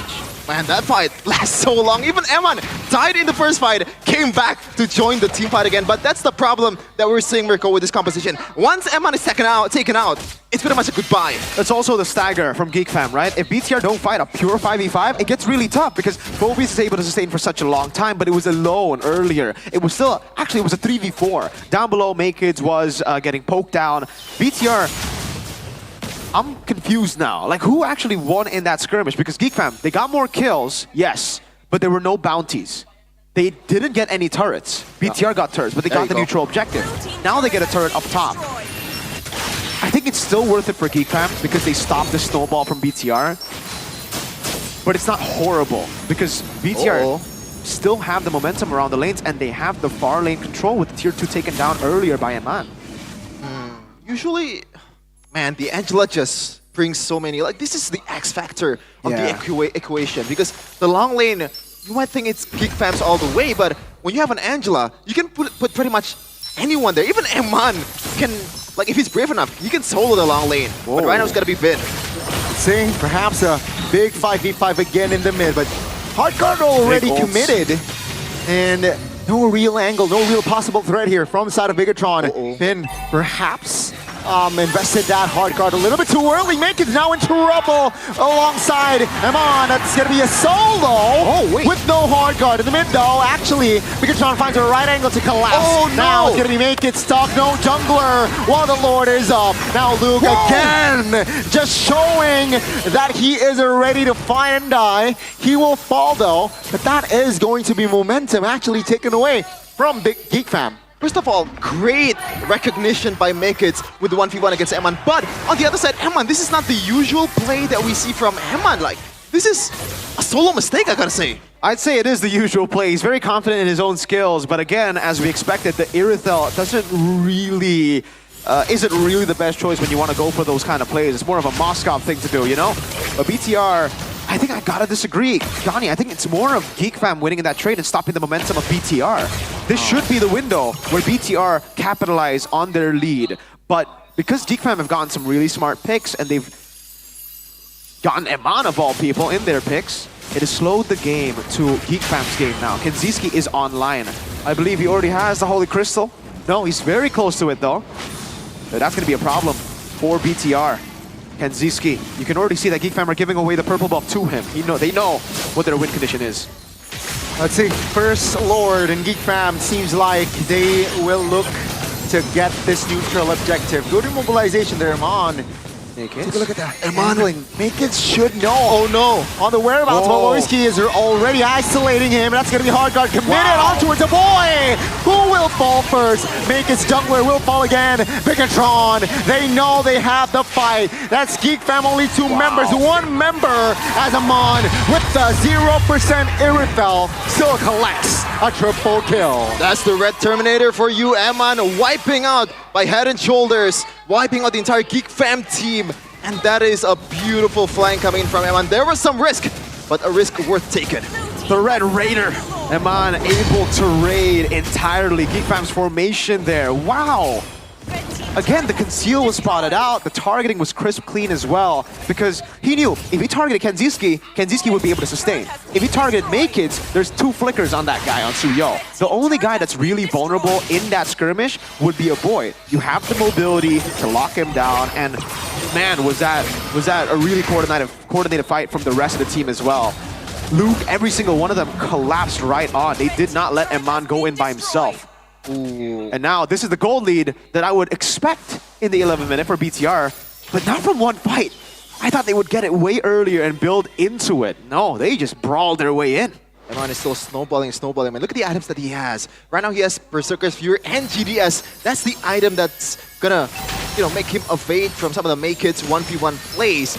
Also combined with the hard cut from the Angela. So a lot more security for the Red Raider. Their third number one will fall. Geek Fam now trying to hold on. All they need to do is just keep Kenziski alive. Bigatron very well, but seems like they want to siege the mid right now. Will Geek Fam be able to find the clear? Oh, that's going to be Luke just distracting. He will sacrifice his life there. Oh, that's going to be a kill. Amon finds a connection on towards Valoy. That's going to be Bigatron though, slowing things down. They will get the clear. That will be them. Actually not be greedy and just go into the jungles of Geek Fam still. The inhibitor is taken down. Thankfully though, it's still on the side where the Lord is, even though it's still a complete loss for Geek Fam, I gotta say. Yeah, luckily for Geek Fam, they do have a Suyo. They can handle the side waves, but I agree, it's still going to be tough for them knowing that BTR can really just force the issue in these team fights. It does seem like they're always going to have the upper edge when it comes to a 5v5 just because of how much displacement they have. And the fact that Geek Fam actually do want to clump together as a team, it gives the Phobius a lot of value, Moreno a lot of value with the AoE CCs. Annabelle takes the purple away from Kenzie. Incredible. Now Gobs actually will be targeted, is able to get away from that angle right there. 40 seconds on the next Lord. Bigatron, very comfortable lead, 5,000 gold lead. Yeah, so far, Luke has been the sacrificial robot of Bigatron in every team fight. He's just jumping all around, and he doesn't mind. As long as Eman get the space, as long as Vin can execute the hard cut properly, It is gonna be an easy team fight for Bigatron Esports. And as we kind of assumed, the concussive blast just to clear out, play around neutral objectives. But it's also the understanding that they don't need Brave Smite because they have sustain already. They have an Angela. Real-time victory rate here. AI prediction presented by Samsung Galaxy S25 series, 85% to 15. That's interesting to me. Is it too high for you? I think it might be a bit too high. I still think GeekFam have ways to counter it, but hey, what do I know? Eman is there, make it. He doesn't know, Eman! Let's see. It seems like GeekFam will. This is a flank from Eman. It is also actually grabs a boy. What of execution there from the side of Bigatron, and one by one it's just Eman pre-hitting, and the collapse, they found it. Bigatron should be able to end on this mid turret. Make it into perhaps my time, 20 seconds on Beloy. Mid turret will fall, Makers will not be able to find the clear even. That's gonna be a wipeout, and Bigatron will strike first in this best of 3. And that's it, they're one step closer to trying to have a shot in the upper bracket. Meanwhile, GeekFam, if they lose this one, say goodbye to upper bracket. Wow. That was impressive. We saw the lineup rating, but for the most part, it's always, for me, different, right? Like, I mean, we've seen massive wins in the lineup rating that just doesn't get utilized in the game itself. But this time, this unique draft, this BTR chef, Coach Tazi, has cooked up a fine meal. Yeah. From one chef to another, I give my bow. Coach Tazi. That was really well played, man. Finn Let as her well. cook, man. Let her cook. Eman, these ankles. Now you can really see how he has improved on the Irithel too. I was doubtful, honestly, after seeing the Irithel, because it should be Granger Moscow for the most part when it comes to BTR's game plan and how they actually win. The outlier maybe being like a 1-1, a special pick on the side. I'm really impressed, boys, by my own boys. Yeah. I'm also impressed for the wrong reasons. This is not looking very good for GeekFam because I gotta say, even when the real-time victory AI prediction comes up, I actually agree with 85%. Because they don't have a Moskov, they don't have that long lane presence. And if they wanna, play the long lane anyway with Make It, maybe Pelosi cannot screen. This is a composition that's super bad if you try to open the map and mess up just a tiny bit of the frames. Maybe you get spotted up once, you got chased out to the ground. Why are you laughing? No, why are you smiling at me? What do you think? Hold this. I don't like this. I don't like this. Hey! Let's take a look at it again, though. The flank here, this was, I agree with a crucial moment. Really crucial moment. This added up to the 5,000 gold lead that was slowed down by Geek. I gotta give props to GeekFam for being able to actually slow what BTR wanted to do. BTR, as expected, in the keys of victory as well, want to look for a snowball. It's just how they did it was really surprising to me. They did it in a way where it was one big explosion. I thought it would be very slow wins with Turtle again, slowly but surely getting to the point where they have a 5,000 gold lead. But no, they played it clean, disciplined up until they won that big fight. 5,000 gold lead instantly. And Eman. When you play for this guy, again, when someone criticizes your team and says, this is Eman Esports, it's Skylar Esports, it's Kyrie Esports, there could be two ways. It could be, no, we're not. We could play the other way. Or it could be, yes, we are. And we know how good of a player we have in our team. Why don't we use him? And I think BTR have really identified that. And now, even GeekFam are confused. They probably expected a Granger, a Moskov to come up. Well, Reno, I gotta give a lot of props to this guy, though, because when Eman was taken out, this guy was the man making the plays happen to stop a lot of what could be a GeekFam turnaround. They're constantly stopping them, getting kills, and Eman made a few mistakes. It wasn't like this was a perfect game from Eman, but that's why Eman sticks out to a lot of different marksmen. He can make those mistakes, but he will always be able to find an angle to win the game too. That's the risk taker, that's just how good he is at taking risks. And as a gold lane, that's something you need. You can't just play safe in the back. If you do, your team will only win when you have a better front line. But here, he really takes the game into his own hands. How? Well, he's Eman, but secondly, he got Finn. play the song again. Finn. Even in MDL, if you guys remember, Bigatron Beta, back in the day, Finn was always known to play for Shive. That was the entire game plan for Bigatron Beta for the longest time. So it almost seems like it was planned all the way from back then. You know, we are going to develop a player that will play for our gold lane. The guy up there in MPL, he needs some support. And now they decide to play Finn. It works perfectly. MVP started to you by Samsung Galaxy S25 series. Looking at the stats right now, 19 to 8 in the kill count, 15-minute game. Man, Beloyski, that's 7 deaths, and he lost. He got the 7 deaths too late. He got it, and then it was an end game, right? Like, wow. That's a great way to beat the Harith, by the way. Like, again, Just jump on him. normal way would be Farsa. Normal way would be long range damage, outranging him. Normal way would be CC even. This was just sustain plus anti-sustain. So Harith couldn't deal as much damage as you would expect because of the sustain constantly coming in from Moreno's Brave Smite, from Angela as well healing, and from Irithel sustaining. And then you don't deal enough damage. Or sorry, you can't take that much damage as you would expect as well, usually on a Harith, because there's a anti-regen on Baksha constantly. There's CC from Luke, from Moreno, from Annabelle as well, and even Angela. Everybody had CC. The Purify on Harith became a non-factor. Like, you Purify one thing, and then there's another Terrify coming in to lock you down. There's another shoulder bash from Phoveus to bully this cat guy. Also, reason why, because there are overwhelming amount of crowd controls that he went with the Flicker. Yeah. Is, you know what? What's the use? Damn. Nope. I'm still impressed. Really impressed. Like, 73,000 damage dealt there. 54k from Moreno too. Interesting, because Moreno, like, when you see the composition here, the only realistic ultimate that you can take is the Crimson Beacon, and that in itself is not really a great ultimate, right? He actually took, most of the time, Beloyski. the Queller. Oh, really? Yeah. Most of the time he had the Queller for additional movement. It's still not the best anyway. Yeah, so it's Rins. Oh, sorry, Rins. Juicin ult. I always think about Rins when it's someone talking about Juicin. They go hand in hand. Juicin, it's either Juicin ult or Suyo ult in this game. I wouldn't expect Suyo ult to be taken to Queller, but hey, Moreno made it work.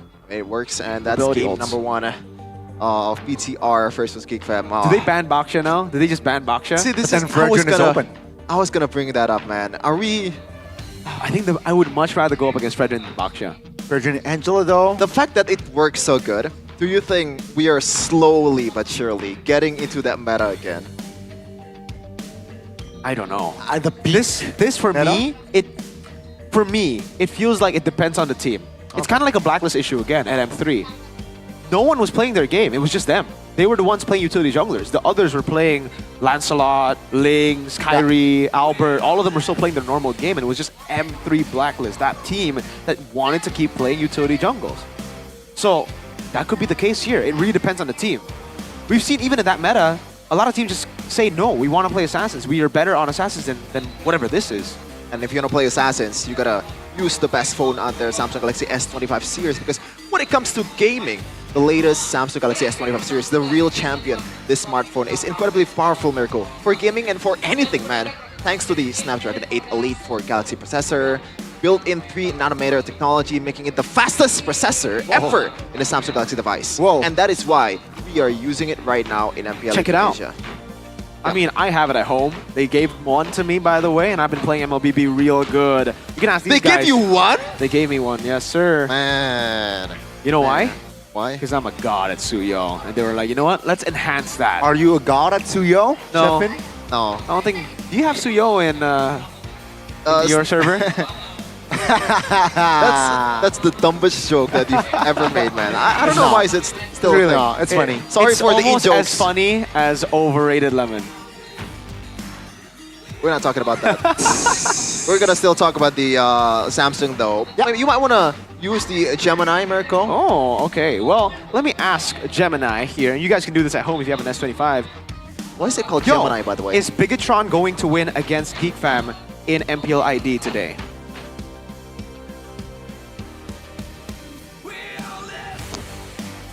Yes, Bigatron Alpha BTR is scheduled to play against Geek Fam, Geek, in MPL ID Season 15 today, May 23rd, 2025, at 3:15 p.m. Pacific Daylight Saving Time. Oh, thank you for the Yes. daylight saving time too. Man. He just said yes. I said the AI of Samsung is incredible, but I take it back. It actually sucks. Hey, so far the Just AI kidding. won. Hey, shout outs to S25. He might have his S25 own MPL. opinions because of his Oh, own personal man. biases, but AI, Samsung, you're doing something right because you just said yes. Prediction, perfect so far. 1-0. 1-0. Yep. So check it out. Visit samsung.com/ID. If that's too much of a hassle for you, just scan the QR code below, bottom right or bottom code left too. on your monitor. AI understands you with Samsung Galaxy S25 series. I mean, you can, buy it and get cashback Hey, Gemini, up to can 3 you million cheer up IDR. my friend Sheffin? He's feeling really bad right now. Hey, do you know the pattern here, Mirko? With Hey, Chef. I heard things are tough right now, and I'm sending you a huge dose of culinary good vibes. Remember, what good even vibes? the most Michelin-starred chefs have off days in the kitchen. Sometimes a souffle falls, sometimes a sauce breaks, but that doesn't mean your entire menu is ruined. There you go. See? You Oh, gotta take a chill pill, man. I kinda It's forgot only that- one game. I gotta forget that my name is Sheffin. Yeah, so he literally thought you were a chef. Culinary good vibes. I thought I misheard that. Culinary good What do you mean culinary good vibes? But we're having good vibes right here with Head and Shoulders. We used that. Take this earlier. one. Yeah. Yeah, we used it together in the bathroom earlier, all of us three, and we are shampooing each other. Move on to Head and Shoulders, wipe out to 100% Low-key. of wet dandruff, Low-key. plus itch protection. You don't want to get itchy, right, Connie? Of course not. Yeah. Redonkulous. Thank you, Head and Shoulders. In a bit, though, we're about to see CITB. Hey, hey! The best segment on the planet, the joke that will never get old. Right, Sheffin? Your favorite Alongside joke? Lemon. Who came up with it, by the way? I did, Oh my god. as usual. Really, guys, like sometimes when I'm casting here in this kind of You know- segment, I'm actually genuinely, I'm not Sheffin, even kidding. Sheffin. I'm uncomfortable. Sheffin, right? Sheffin, Sheffin. Yeah? You know where the joke came from, right? I don't know. It was you yourself. Like usually when the hair cam comes up, you're literally like this. I have a picture of you doing that when the hair cam That's comes up. just a bit, man. Yes, you got the receipt, but I was in on it. Well, no. I was trying to make it The a receipt- funny. He can say this But now. right now, it's not a funny anymore. But Sheffin, even the people back at home do that when they see hair cam. They're like, whoa. Exactly. Yeah, so it's You're representing. you can say it's a bit, but only people God, somehow. only God knows that you really like the hair cam. There you Well, go. here it is. Wow, wow, CITB! Hair cam by Head and Shoulders. I'm having so much fun right now. Wow, CITB. Wow, hair cam. Wow. Sheffin is basically glued to the monitor in front of him. Yeah, Head and Shoulders, ladies and gentlemen. She likes the lemon one. You like the lemon one. What are you trying to say? Maybe that's a sign. Maybe that's a sign, Sign, Sheffin. is that for what? A sign to use Head and Shoulders. Okay. The lemon one. Okay, I'll Check be it out, using boys. that. I've been using that. You have? Yeah, Wait, I thought you liked the mint one. both. Oh. A bit of that, a bit of this. Whoa, you mix and mash. Yeah. Now I got the Ah. lemon scent, I got the freshness of the mint.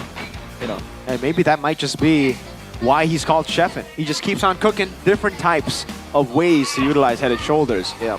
Well, Chefin, you might want to be cooking up some drafts here to counter what Hey. BTR are trying to do. That's Coach Tazi's job, all right? And she has been I guess a very Coach Tazi's job is to draft for Geek Fam, Gotti. Oh, okay, sorry. For BTR, just like cook a draft, and that works well. Yeah. Game one, Whoa. yeah. Man, you're telling a woman to cook? Cook a draft. Cook a draft. Oh my god. Come on. Cancel this guy, guys. Name's Connie. He's out of here by the end of the game. Well, take a look at the Samsung Zone, ladies and gentlemen. This is the Galaxy Zone Cam CITB, because he has a Samsung phone himself. CITV. How are you doing? Wow. You heard her. You heard himself. Back to the game though. Now, this becomes a problem. Especially the Baoxia and the Fredrin. You can see some attention being paid to Annabelle's hero pool with the Fredrin, but do they want to make it a pure, a fighter/assassin battle and take the Baoxia and Fredrin out of the equation? because the previous bans from Geek Fam just now was Masha and Kalea. Now, if you want to slot in Fredrin there, who's gonna be the better choice? Is it just not banning the Masha, or just give the Kalea that's pretty lethal to Finn? Yeah, dude, I don't know why. Why is the Masha so prio? Like the Kalea, I understand. The Fredrin though, that's kind of wild. Exactly, though. Exactly, man. Like, why is it first phase banned? You know, is it really more prio than the I Masha? understand the Fredrin more than the Masha. Oh, you understand the Fredrin more than Masha? Yeah. I don't know. I don't like the Fredrin. I feel like the Fred-Angela combo is more deadly than the Baksha and Angela combo. Okay, well, at least now Geek Fam are going to utilize the keys to victory, right? It seems. They will go first pick. Yeah, Geek Fam, first pick, Bigatron on red. 62%.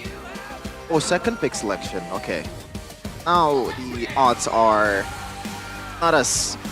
maybe not as good as in game number 1, because we've talked about this Mirko, the Kalea as the pretty much all over our key to victory. But hey, Chip was neglected game 1. Chip, Still gonna be neglected. Kimmy was neglected as well. It was banned out second. Yep, Wait, first second, phase it okay. was. I mean, if they want to ban out the tanks, ban out the Fredrin, they can take the chip, and it's gonna be much more useful for Baloyski. All right, let's take a look at it. Draft here, Fanny. There you go. There you go. Fredrin and Baksha taken away from BTR. Now, what do they go for? Fanny is going to be taken out. Joy as well. Does seem like they're setting up for a Suyo if they don't get the utility. 4 junglers, right? 2 assassins, 2 fighter tanks, and we'll add Masha again. So now, Kalea ban, I think, right? Kalea or Chip here? I think Kalea. Last game, the chip I do think so. didn't come through. I think the Kalea. Well, that's because Baksha was there, Mirko, I think, most of the part, right? Could be. But it's also, I think, because BTR like to clump up together. so you go Harith here, or you go Kimmy here. I mean, they don't care about the chip for Geek Fam. They can play the Badang again for Baloyski, so maybe it's still gonna be no, it's not gonna be a Harith. It's Phobius for Gobs. I mean, it's a power hero for Gobs, so makes sense. And the early game objective control is gonna be pretty good. This is gonna be the Suyo pickup then for BTR. Might be. Looks like it's a great choice to go for here for BTR, and then they could go Hylos, I think, or do they go Granger? Granger, Kimmy also up for grabs, so there's a lot of picks that BTR can go for. Technically, the Lo Yi is up for grabs too, and Bigatron have used that before. Are we gonna see the same like Chip, Lo Yi, Moscow? Uh-oh. That's, I mean, it worked because they made it work in the end. I don't think that was a good draft, to be fair. Very greedy. Little too greedy.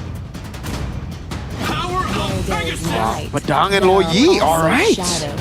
They take away a signature pick from Baloyski.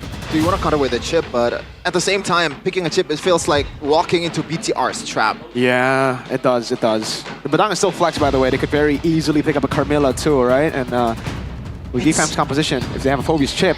Isn't it crazy that it's been a while since we've seen Baloy Cho? Yeah. I think this would be a good time to pick it up though, because you want to try to screen against Lo Yi and Badang. That's an option, but it's going to be the Suyo again. They're sticking to make it Prio or Hero Power. The question is, do they want to again pick the gold lane first? Because yes, it has been the case for Geekfam. They always usually pick the gold laner in the first phase. Do they deny the Granger? I was about to say from Bigatron. I think now, well, they do here with the Granger. This could mean that BTR can go Harith, they can go Moscow, they can go Iritho. We've seen all those 3 on the hands of Eman. Honestly, I don't mind the Harith here, right? It's more secure in a sense. And again, Eman will definitely rock the Harith to its utmost potential. If it's going to be Eman first, I think it's going to be Moscow. Does look like this is the better comp for Moscow. I do agree with you, but if they're playing purely because they have Lo Yi and then they can utilize the teleports and side lane control. But if they don't pick up a jungler, guys, it's going to be quite tough. I think Geek-Fam will really start to nail down on the junglers even more in the second phase. I think Well, at this point, BTR kind of have to play with it, right? They're like, all right, there's no other pick that would make sense for first phase prio on jungle. Okay, they go for the high-lows that I expected before the Badang. But now, okay, they're just playing with the flex. I see. They're trying to just say, yo, we have this flex. Don't pick up a gold. But both are really good. High-low's better in lane against Phobius than Badang. So I'm expecting high-low's XP. Yep. Yeah, it's kind of 70-30, I believe. 70% high-lows will go to the XP. Do they want to just limit the boy here? They already got a mid laner. Yeah. I think take away the Novaria and the Valen, right? Or will it be Novaria and Kimmy? Huh. That should be the case here, but don't you think there's a bit too much option here for a boy? Like, you can still play the Jushin. I mean, worst come to worst, you can still play the Sask too if they want to just evade from the potential danger. So that's why they're nailing down on Baloyski here. This is scary now, though. For Geek Fam. For Baloy. Badang high-lows, those are the two picks that we've seen, right? From Badang Baloyski. Cho. And then they are going to ban out the Cho. And they don't need to ban out Gata because I think they might go for Kimmy themselves in gold, by the way. Hanzo, there you go. They're starting to nail down on the junglers. And I think it's almost impossible for Baloy to pick up a damage jungler because they do need a body up front. Or you want to play something like a Mathilda here? Does that work? It's a Suyo. Mathilda Phobius could work. And it's also a good way to bail out some of the members away from the potential Louis engage. This is definitely very scary here. They don't even need to ban CC anymore. We might actually see Baloy forcing a Helker pick. Jushin. Ah, interesting. Novaria still up for grabs, ladies and gentlemen. To be fair, we haven't seen Novaria in a while. I wonder why. Kimmy is also up there. Geek Fam are actually not going to ban any of them on zeros. Interesting. Bit of hit or miss if you want to pick like Novaria. It's basically like kind of like Selena in a way. And the one's gonna be banned towards Eman. They know. So they don't care about the Airthel at all. I think that means they're really trying to go. They want to go Gatot. Yeah, they're gonna be something up front that Baloyski is gonna use because there's no way they're not banning 1-1 for a reason. Gatot Khalid. Nah. Those are the two picks that we've seen from Baloy. Oh yeah, Khalid, I don't think it's gonna be Khalid, especially against Badang and high loss. Yeah. Bit too much CC. Are we going to see another debut pick, this time from Baloy? Huh. What is the jungle, though? I gotta talk about the jungle first. They have to... I mean, they have an information on 4 heroes of Bigachon Alpha, Bigachon Esports before Baloy make the pick. Whoa! This is a green light for something like a Tigreal, right? Because there's no way Clint's gonna use the Purify. Yes, yes. This is a great game for Geek Fam. That's why they banned the Cho, by the way. But yes, the Tigreal is still very good here for Geek Fam. Against this composition, I don't think anyone's bringing Purify. Only Lo Yi, maybe.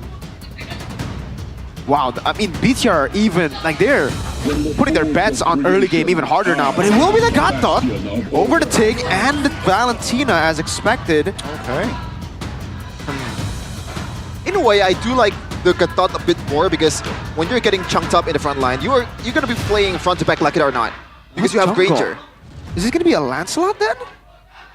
It might be. It's not the best though, against Phobius, Gatot, Valentina, and Granger. All of them can like sidestep. I mean... Ling? Is this gonna be a Ling? Ling also kind of struggles.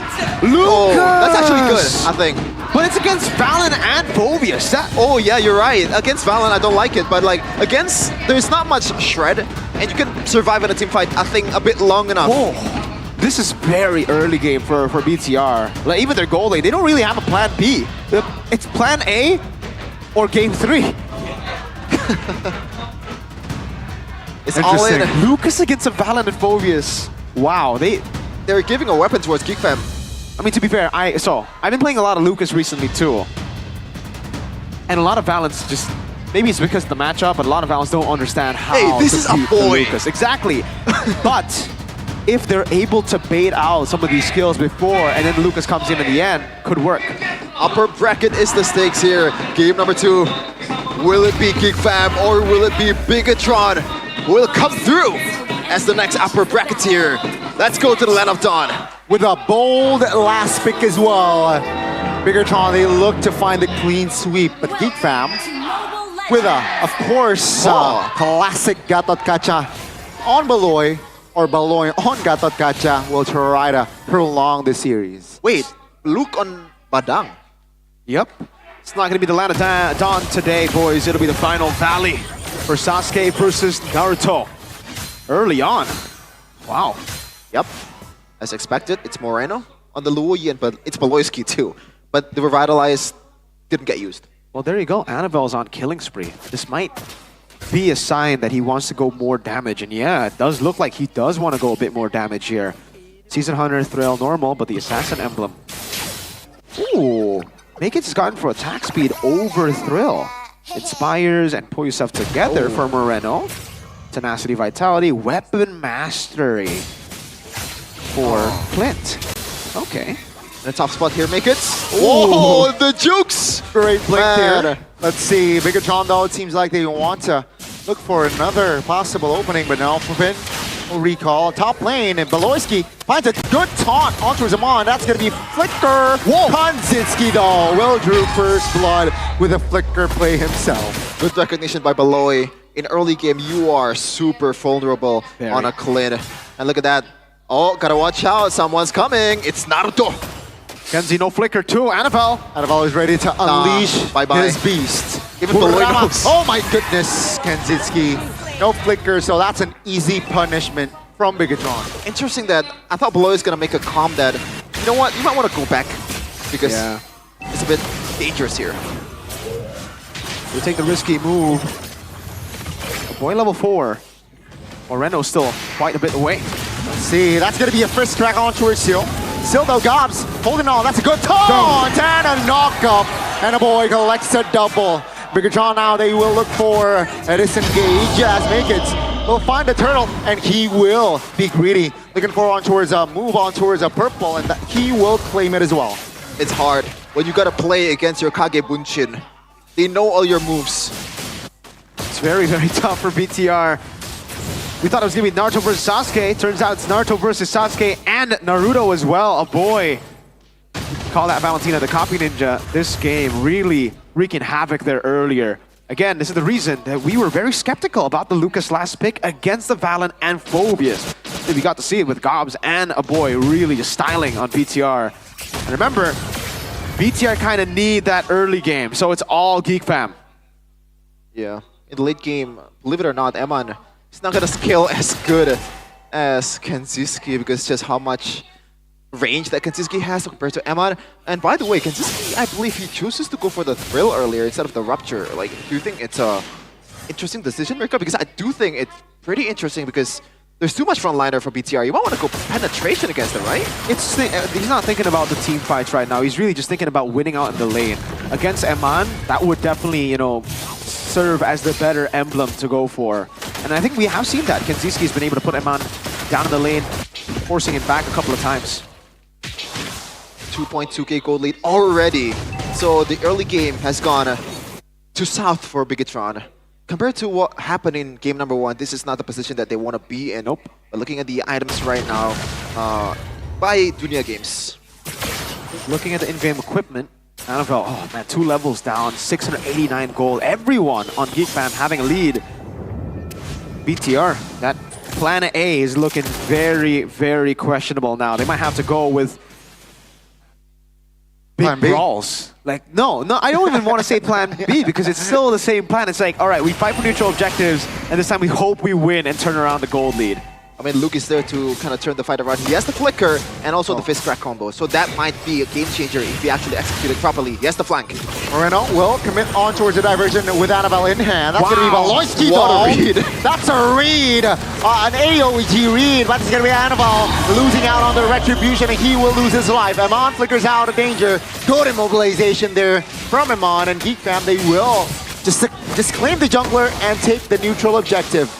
Man, I'm sorry to doubt you, Beloy. I thought the whole Geek Fam did not know that Luke was there, but it turns out it was a trap all along. Beloyski with the reads. That's what we call him, Big Brain Beloyski. That's a triple B in action. Great AOG read to cancel Annabelle, that momentum, that flank. It was more of a Geek Fam ambush than an Annabelle ambush there. And I think we can wrap things up, honestly, guys, here. Hey, You don't want to rule out a comeback, man. Anything can still happen. We said this about the Onyx versus BTR. But Sheffin, that was with actual picks in the late game. Like now, BTR with Lucas, Hylos, Badang, Clint, and even Lo Yi.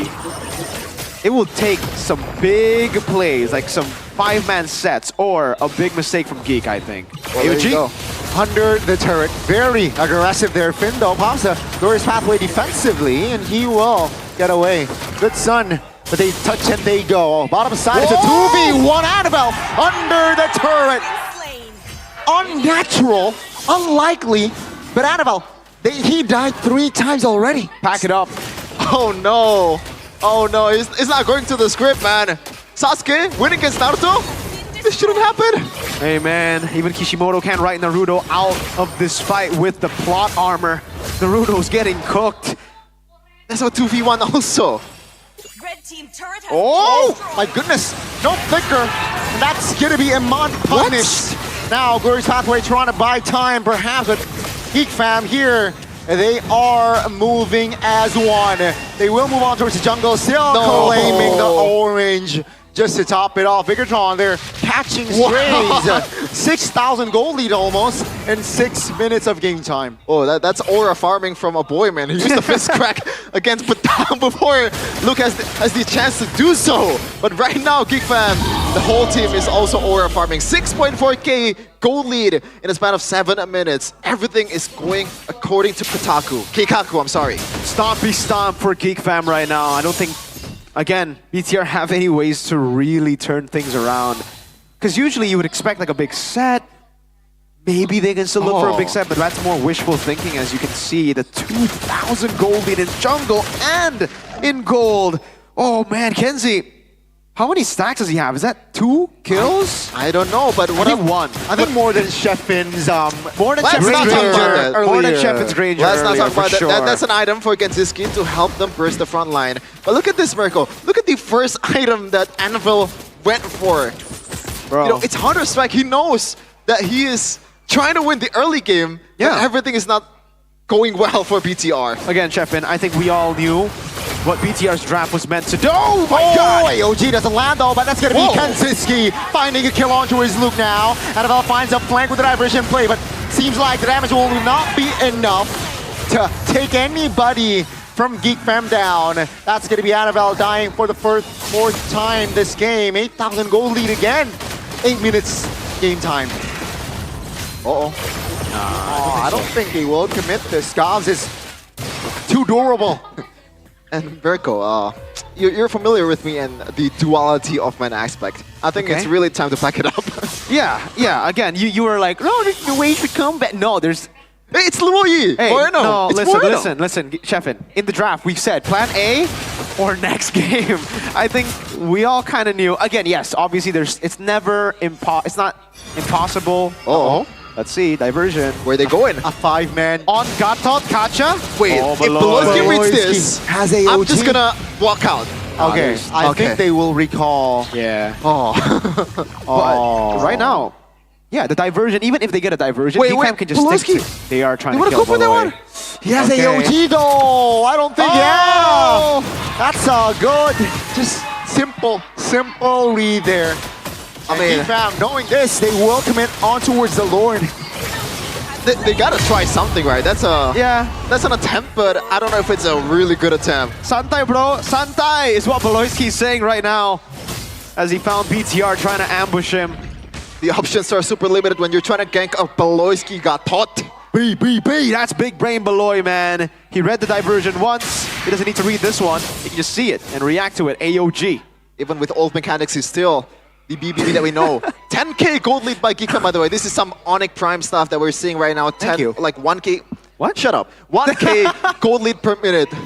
This is going super well. And by the way, don't forget to buy the playoff ticket because you're gonna see Geek Fam lifting the trophy in Season 15. Whoa. That was kind of wild, yo.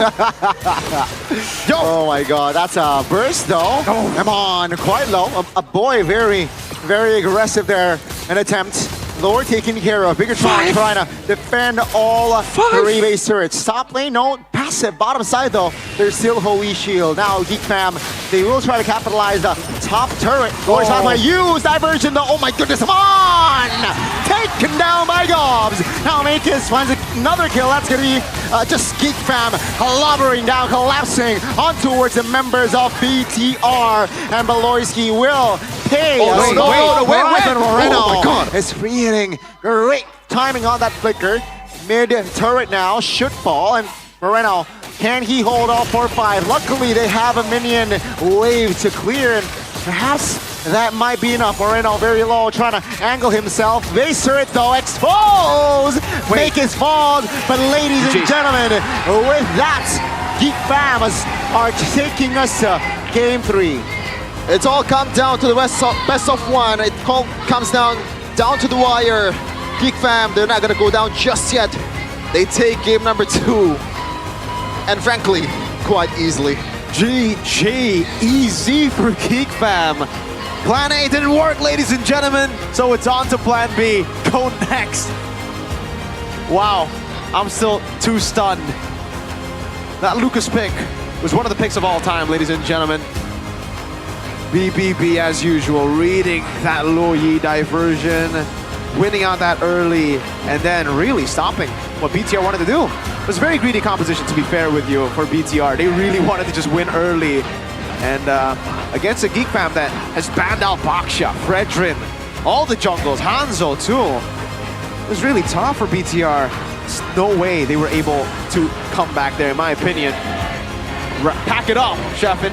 Hey, good news, we have game number 3 right now, and gotta say, man, that Lucas pick, if you see at the end of the game just now, 5 level difference. Make it 15. I'm surprised it wasn't 8 levels at that point. Like Lucas without his first turtle, going 1-3 in the first 4 minutes. I'm surprised it wasn't just in the base, because that's what I do when I'm on Lucas and I'm down 0-3 in early game. I'll just be like, all right, guys, let's just surrender. Like, there's no way. They didn't put a pick on M1. You said, you know, M1 Esports. Moskov Granger? Who cares? Just go for it. But the thing is, Clint, you are trying to rely on the sets. You're trying to rely on your teammates to make a play instead of M1 doing it himself. And again, to tell you guys again why it's such a bad pick, the Lucas.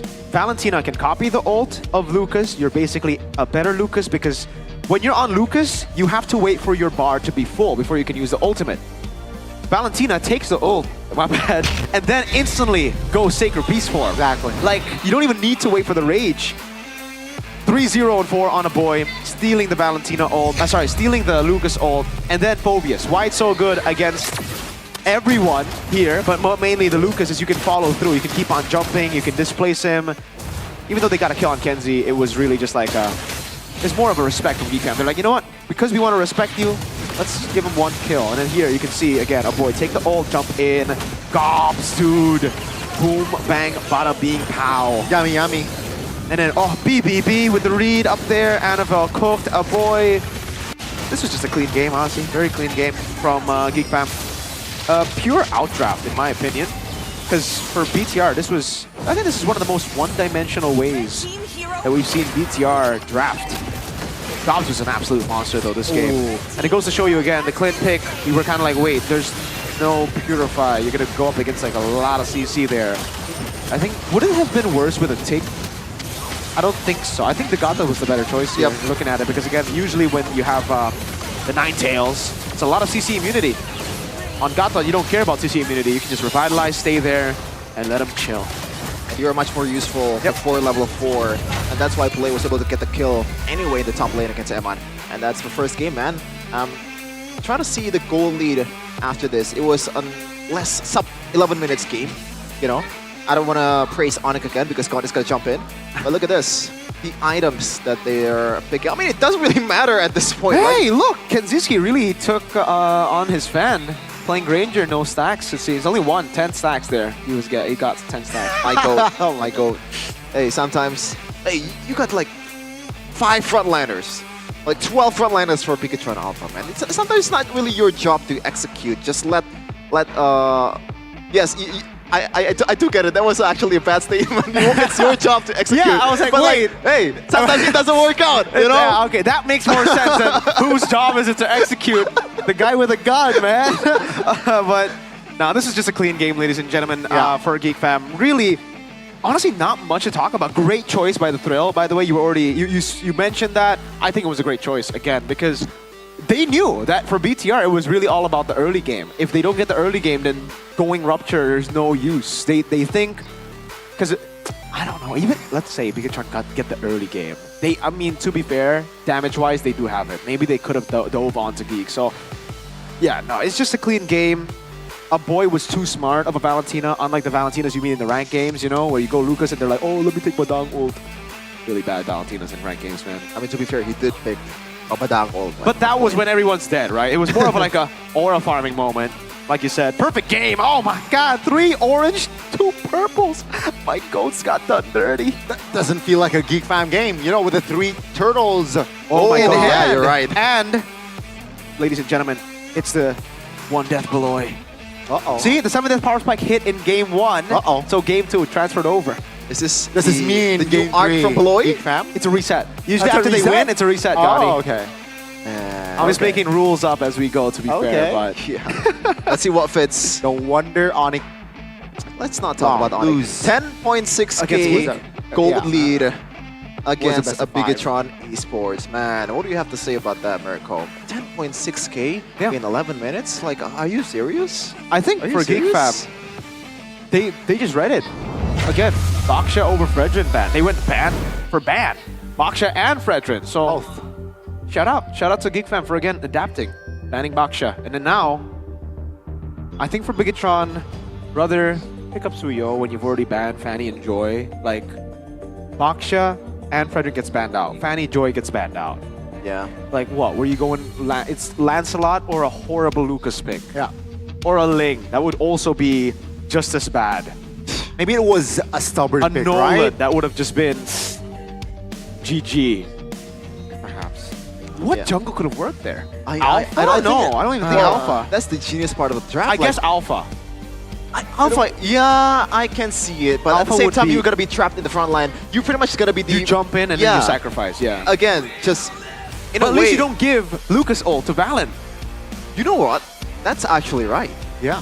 Like, That's I'm why. sorry, but that was the worst Lucas pick I've seen in MPL. Like the Valen Really? pick was very good. It was Yeah. good at anticipating and also preventing. But hey, sometimes you're too stubborn, you know? They played... We had a game plan with Lucas. Yeah. We don't care. Plan A. Bigatron For knows next game. Geek Fam's Gambit and accepted it. That's Yeah. the main problem, man. The Lucas Gambit, But the now- Naruto Gambit. Yeah, the problem is right now, they're going to switch side, right? There's no way they're going to stay on They're the same probably side going to take blue in side game again. number 2. Yes. Now, do you still... Is it going to be the same plan for Geek Fam? I do think Yes. so. I do think so. Without But a Geek doubt. Fam, is it going to change the equation here? Because Yes. Geek Fam is picking second. Yes. Bigatron picking first, I mean, right? Oh, yeah, you're right. I think Geek Fam will have to ban Fredrin Baksha. I think get rid of the Masha and ban out Kalea, and then they have a formula to win. But if they let go of the Kalea, I think BTR could actually win again, game 3.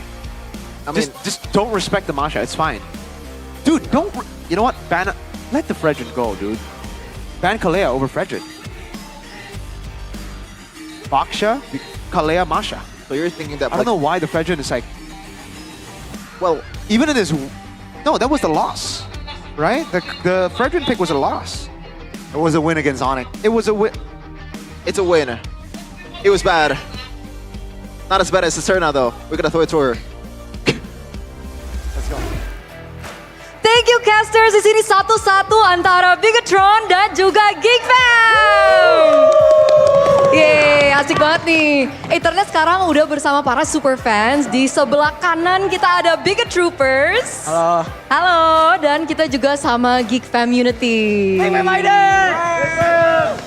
Udah pada seru banget nih ya, kanan kiri ya, udah ya. Oke, kita melihat satu-satu. Kita mulai dari sisi Bigat Troopers, tapi namanya siapa? Nama gue Zidan. Zidan. Ya. Azidan. Zidan. Zidan. Oke, Zidan, menurut kamu tadi match yang kita barusan nonton, game 1, game kedua tuh gimana sih? Game 1 itu Bigatron bagus banget mainnya. Bagus Tapi, banget. match kedua rada kurang rapi aja sih. Kurang rapi. Berarti kalau dari draft gitu menurut kamu udah oke nih?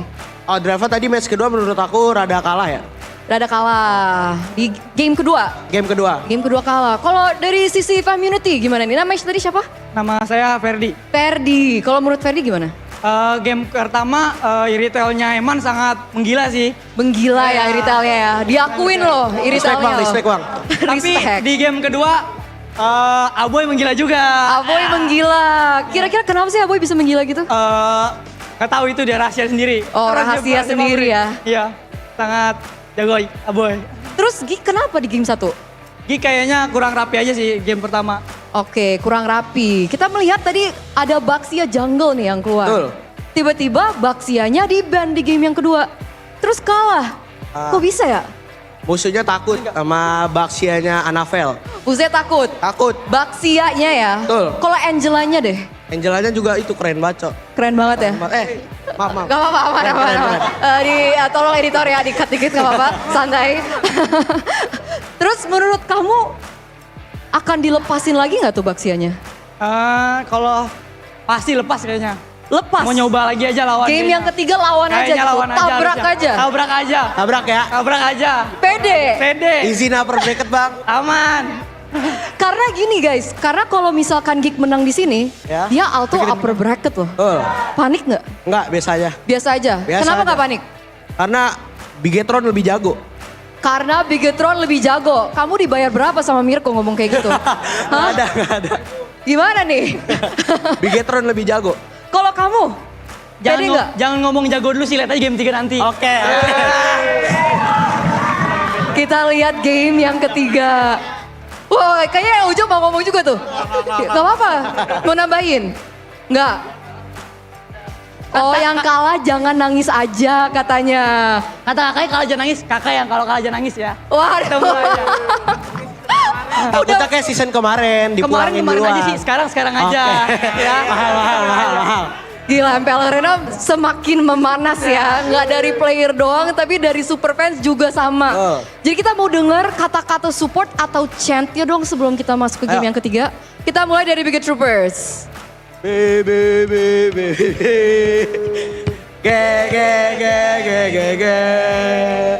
Tron.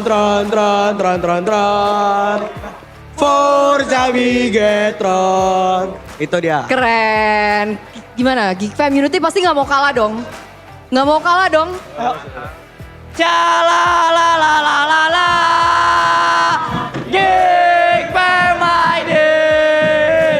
Calalalala. Geek Fam ID. Oke, kita sudah melihat para super fans ini sudah tidak kuat, harus tidak bisa excited banget untuk ngelihat game yang ketiga ya. Parah. Jadi kita langsung aja lempar ke para caster. Langsung aja. Pernah nggak lempar ke para caster? Belum. Belum pernah? Belum pernah? Belum.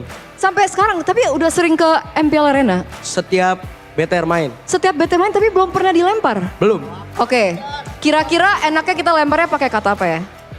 Apa aja? Lempar orangnya itu siapa tuh yang ngomong? Buset, serem banget.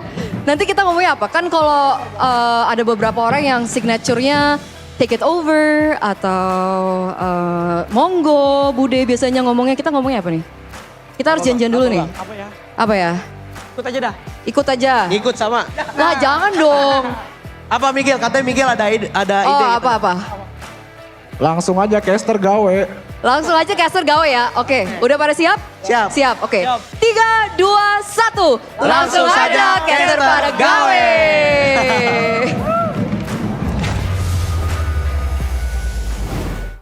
All right. Gawe, we're doing. Yep. Gawe means work. Yeah, they told us to work. Why don't you get to work? God damn it. No, I'm joking. Hey, W fans in the building though. Crazy chance here. Just as good as the Arsenal Tifo. Yeah, for sure. That's a shot to the heart. Man, it's a bit too much for Connie right now. He is having a mental breakdown. What do you think of after Arsenal? what happened. Only I could wear my original clothes. Hey, if you wear that, You have the chance right now. Hey, if you wear that, me and Sheffin will go with the chat. What do you think of Arsenal? It's good. Excellent. It's good? What a club. What a club and what an app as well. Zero. GoPay, #PastiGGDin. in GoPay application. Imagine. You know, Yeah. join the MPL GG party by voting for your favorite team in every MPL Indonesia Season sir. 15 match at gopay.co.id/games and win guaranteed prizes, man. There's a lot of things at stake here. Electric motorcycles. Electric motorcycles. Smartphones. I think. Yeah, That there is. chargers? There's power banks. Oh, power banks, not chargers. Power banks. And you guys can go get it right now. From watching MPL, playing with friends, to ranking up, everything is hashtag PastiGG. That means always GG, or Pasti is guaranteed GG. Exactly. GG. It'll be GG It with will GoPay be. games. Exactly. If you guys are perhaps, if you want to better the environment, use EVs and use GoPay. Yeah, Perhaps it's like Arashi. He loves the environment. Shout out to Arashi.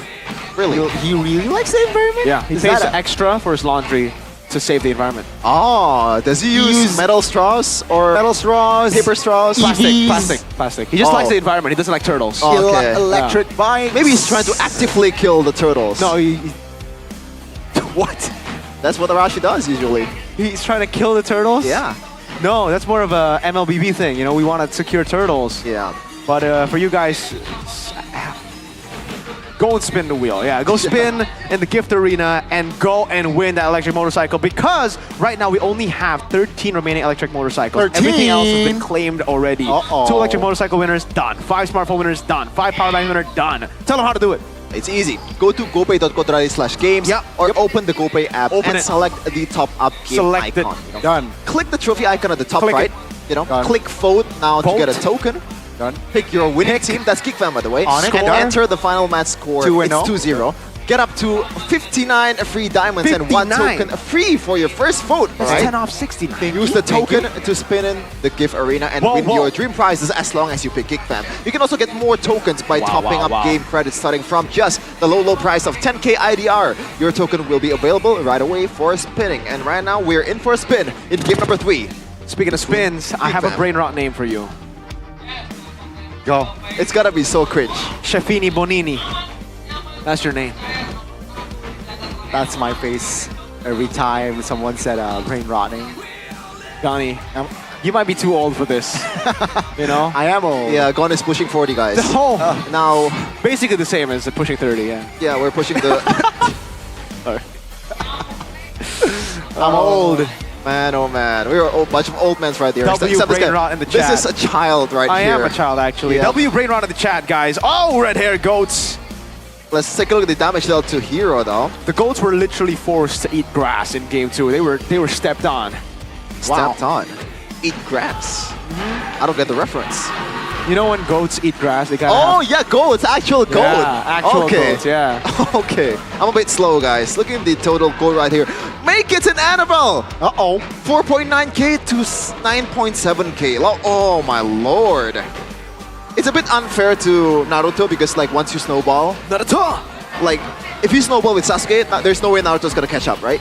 Yeah. In Mobile Legends. In Mobile Legends. Which is interesting because that's the opposite. Usually Sasuke is the early game guy, and then like late game it's Naruto. Yeah. At the end of the day, I think Sasuke is just a very jealous person, man. He's gotta say date ba yo. You know? Yeah. Honestly, 90% just Kishimoto wanting Naruto to win though, honestly. Like, really? Sasuke should win, should have won. Really? That final battle, like, he should have won 5 times. Huh. He got like all, it's the armor, everything. Man. It's the armor. It's the plot armor. But right now, plot armor is not on Naruto, it seems. It's on GeekFam. Well, let's see if it continues, though. I mean, Kishimoto is always there to give out a plot twist, maybe. Like, it turns out Tobi is Obito. Man, who didn't see that coming? Whoa. Well, there's gonna be a part 2, I believe, for the Naruto collab. Hopefully that happens. Oh. Is it gonna be Julian again? Right. It might be. Hey, Julian. He has no skins, man. Phobias has been getting a lot of skins. It's the opposite, Gani. Well, first pick has a 100% win rate, though. Let's see. Will GeekFam still ban? The same picks, Fredrin, Baksha. Wow. They banned Masha. They're gonna have to let go of one then. Kalea, Fredrin, or Baksha. With this kind of concept, I guess they will let go of the Peredrin, right? Yeah, I think it'll be same then. Fanny, Loyi, Joy, and then Masha, C value. Fredrin. Yeah. Last time they banned Kalea, do they really want to go up against Baksha is my question now. I think they don't mind, you know, think playing they're gonna against a run it Kalea if Belosi gets a hero that's, I guess, decent against it, like a Batang. It's always Batang at the end of the day. I am not the Ooh, not Joy. Wow. And to be fair, in the first game, Luke was actually amazing despite having the worst KD out of all of them. Yeah. He carried a lot in the early game. And same goes for the last game. I think Gops was spectacular. Baksha ban. Kalea up for grabs. Should be the first pick for Bigatron here. Shouldn't be a question unless Coach Tazi is cooking something different again. So Kalea, and then you respond with Suyo Harris. Do you like that idea? Because I think that's a fair trade, no? Yeah, but Or this is the at thing. least- With the Joy still up for grabs, Okay. do you want to go Suyo? Right? Okay, you're I right. think it should be like Badang Harith. Badang Harith? Yeah. I think Badang Granger. Badang Take the Granger. like it's fine to leave Harith here. They go for the Joy first. Okay, there you go. Instead of Suyo, they go for Joy first. It's pretty good. And then now, question is, they go Granger. Will they though? I think it's a bit too much risk to put the Granger right away here, considering that Eman has a lot of option as well. Huh. Still gonna be Badang for Beloyski. Now for BTR, you might want to actually secure the gold laner first, unless you want to put Eman on a Clint again. It's not gonna work out as well as you thought. I think it should be the Granger. Should be. And then what do they go for? Jungle. I think they need to go for a jungle pick too in the first phase, because if not, it'll be the same story as previously. What did he go for if a jungle? Yeah, it's only Suyo now, and it's not good against Joy nor Badang. I think they have to concede the jungle away again, man, considering there's not much good pick in the first place, in the first phase. But You might wanna it'll be even worse later. Yeah, you just take the hit. Take the hit, but don't go Lucas. Yeah, like Lancelot is better, you know. At least you have some kind of Kimmy? like outplay potential and like Lord stealing, objective stealing. Haya, Oh, never mind. That's actually a good pick. Bro, how did we completely forget about Haya 3 games? Really? Forgot about Kakash, man. Kakashi, the forgotten one, the real copy ninja, not you, Valen, okay? You're cool, you copy, but you're not him, bro. That's This is against a Haya. Whoa. And Kimmy, that's range plus assassin. The idea is counters the Kalea, but I don't know if it's gonna work in the end. And I guess they have to pick something that can deter the movement from the Hayabusa in the front line for Gobs. That's the Granger ban though, as expected for Geek Fam. BTR. Now, they can only focus mid. If they focus XP, the Badang can be flexed all around. Maybe they want to ban Gatot. That would be an okay ban, right? If they want to go Badang Gatot. But I think mid lane bans should be the ones coming through here.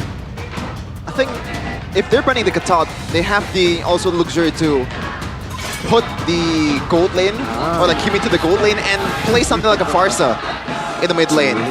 That takes care of 1-1. Whoa, Farsa. Okay, so they're thinking still Kimi can go gold and they can go Farsa. That's what I'm saying. And also they have a 1-1, right? Yeah, but BTR now, with the Fairness ban, are they setting up for a glue? Because again, they could play into Geek Fam. Geek Fam can still pick up XP, put Badang on the hands of Mr. Beloy, and then go glue. Interesting. So, 2 games out of 3 they banned the Fire Mist. Is this like a pure respect towards a boy? Because I think yes, so. It is. There's really no reason for them to ban it. It's not just a pure respect, but it's also a way to, for in game 1, take away a counter to the Angela. And there you go. That's the Gato that comes through. Okay. Glue, as expected. Yep, boom. Now, what's the answer? Because it really seems like they just set up for Geek, unless they want to go Angela again with a Claude? There's not enough tanky members to make the Angela work, I feel. Like in game 1, sure, they had a Baksha plus a Phoveus. But now I'm not a fan of that. I think they just need a tank in the XP. Or just like a Joe if he's comfortable. I'm Joe not, against I don't a think so. Wano and Not Badang? surprised if the Kaja actually Yeah, I can actually come through. prefer Kaja more than Cho. Kaja? But it's reaching Kaja a bit too deep. Beatrix? Kaja with somebody. A super for sure. vulnerable backliner though. Man, confused. What are they gonna go for? Time and tide. That's the Beatrix. I'll take Tigreal? No, I mean it's That's tough. It's a way to counter the Joy, but overall against a Go Glue, ahead. against Yeah, a 1-1. Well, Glue, I think, you know, you can kind of burst it if you have a lot of items on the Beatrix, so it's not much of a problem. Huh. It's the 1-1 that is the problem. Now for Lovesy, I don't think they have one of the other long-range hero that can pretty much burst down the Beatrix and Kime, because right now Farsa would be the amazing pick. It's already been banned. There's nothing to replace it. Wow. Okay. They purely DPS. play front to back and just let go of the let go of make it's. I think, by the way, BTR's draft is like super greedy. 3 damage dealers like this, not even, I don't think Tigreal and Kale are that tanky. I think Badang and Glue are a bit more tanky. This is interesting. I guess it's an execution battle, really. Yep. It's like a battle of mechanics here. Could have gone either way. Let's Could see. be BTR, could be Geek Fam. Yeah. And remind you once again that this is a big match. If Geek Fam wins this one, it's pretty much a secure towards an upper bracket spots. Lineup rating favors Geek Fam by twice. Just like in game 1. Yep. Just the opposite way. Let's say, ladies and gentlemen, a lot of answers will be answered. Who is the better quote-unquote ex-EVOS jungler? Is it going to be Annabelle or Makids? And will Geek Fam be able to secure that final upper bracket slot? Let's watch and find out. No more utility jungle for Annabelle. Forced back on the Assassins. Can he perform? Is now the big question for BTR. Battle for upper brackets continuing in the land of Don. Kenziski doing a good chunk of damage on Eman already. Yep. The level 1/1/1 power, and he's just gonna back out. Oh, Eman? I don't know about that. There's no Inspire, so he can actually take that. Annabelle finds a unique watch out of there. Onto his boy. Purify popped. That's enough pressure there from the side of BTR. Oh yeah, the Purify. I guess he's forced to go for that one, but right now it's a window for Annabelle to go crazy. Make it Retry, good one. The emblem though by Indie Home. Pull yourself together. Oh, for Beatrix too, for Eman. Yeah. Okay, this is, again, a glimpse of when we just got the Pull Yourself Together buff. I remember Eman going for Killing Spree, Pull Yourself Together, and Assassin Emblem. Common Emblem. So this is another flashback to that. He knows that there's going to be a lot of engages on him. He needs to flicker up more than usual. And the Wind of Nature. And the Wind of Nature, yes. Equipment as well. So he's going to get that value. Looking at the other emblems though, doesn't look like there's anything too crazy. Bargain Hunter, Rupture, Luke gets away. It's gonna be interesting to see like who's gonna Top take side? top lane. Yep, that's gonna be Shadow Kill locking Kenziski, but the damage won't be enough to take him down just yet. Inspired pop though, so that's info. So no first blood just yet here, the first 2 minutes. Yeah, I hope Kenziski learns from his first game mistake or second game mistake when he overstepped his boundaries. Now, Vin, till level 3, I don't think Annabelle will be able to pick this one. No implosion just Oh! yet. Annabelle, no Shadow Kill, and that's gonna be Geek Fam actually capitalizing. The first hurdle goes to the side of Geek Fam. That's interesting. Yeah, rare sight to see Geek Fam and the objectives. They're going, not going hand in hand usually. Now, a boy, gotta watch out. Oh, Tsunami Slam, not even invested. And that's gonna be a boy actually surviving. He knows that, hey, a boy has to purify, so let's not waste the Tsunami Slam. Yep. Just fine and dandy. No Tsunami Slam. They really tried to bait out the Purify with the mobility of Moreno. Honest prediction already shifting back to more of a 50-50 battle as it actually swung to BTR last game. Finn not level 4. Oh, that's a flicker though. Cancellation fist crack pop just for the roamer. But the damage will come through and Beloyski picks up first blood. BTR though looks for some counterplay as Annabelle finds the right connection. And that's going to be roamer for roamer. And they will back away. Oh, who won that battle? I guess it's more of an equal trade at the end of the day. It is. It's an equal trade. But we have to see, the kill allocation. It's better for BTR because it was Annabelle who got the kill compared to Beloyski. So I'd say it's a BTR win for now. But it's very close in the game because of the turtle too. Oh, first item for Eman. See Halberd, good one against all of them. A boy, Kenzie, Gobs, and Maykids are all really sustainable. And if you really want to look for those big shutdowns, big lockdowns, you need a bit of anti-regen. And as a gold laner, you get your items way faster than anyone else. So going for Sea Halberd early means that you are online to look for those lockdowns earlier than everyone else. And by the way, Moreno is actually going for a cloak right away, I believe. And instead of like buying a boots, this is interesting because a boy is a hero that thrives because of like, gotta watch out, Luke might get punished. Yeah, unlikely there, Luke misses the flicker. Tsunami Slam, he will though finally use it on Gobs. No! That's a miss. Gobs will flicker out of danger. Annabelle finds a kill. Kenziski falls. Now a boy very low on Mondo with the Nibiru actually finds a kill, but that will leave him vulnerable. 3-4-3. A Geek Fam with a response. Again, like who won at that time? Oh, Makers is stepping away from the turtle. Yeah, they both don't have retry, so they both don't want to commit to it. It's a fair game right now. Maykids! Looking for a kill. Looking for a solo, Moreno. Oh, great calculation there. No electrifying beats. No electrifying beats, you're right. And Annabelle will have his retribution sooner. Seems like Bigatron, they will set this turtle up. Geek Fam though, they will be no pushover. And they will look for an opening. That's a cancellation. That's a stun as well. That's going to be Maykids taking the turtle. Now it's going to be traded with a kill, but that's going to be Tsunami Slam. Luke will fall. Great cancellation as Moreno is free hitting alongside him on. Two members of BTR just free hitting. Maykids vulnerable. Annabelle doesn't really have the shadow kill to execute Maykids, so that's a turtle for 2 kills. This is what you're talking about, Mirko, I believe. They got taken down before Kenziski was able to use the crossbow tang. Yes. If my eyes were not mistaken. That's the thing about the 1-1. Your team can be a counter to it if they are too quick with the kills. We're going to have to see it again later on. 0, 2, and 2 for Kenziski. Not really the best stat here because, again, it will get to a point where he gets countered by the Hayabusa. Well, he's already getting countered, but if he's behind, it'll be even worse.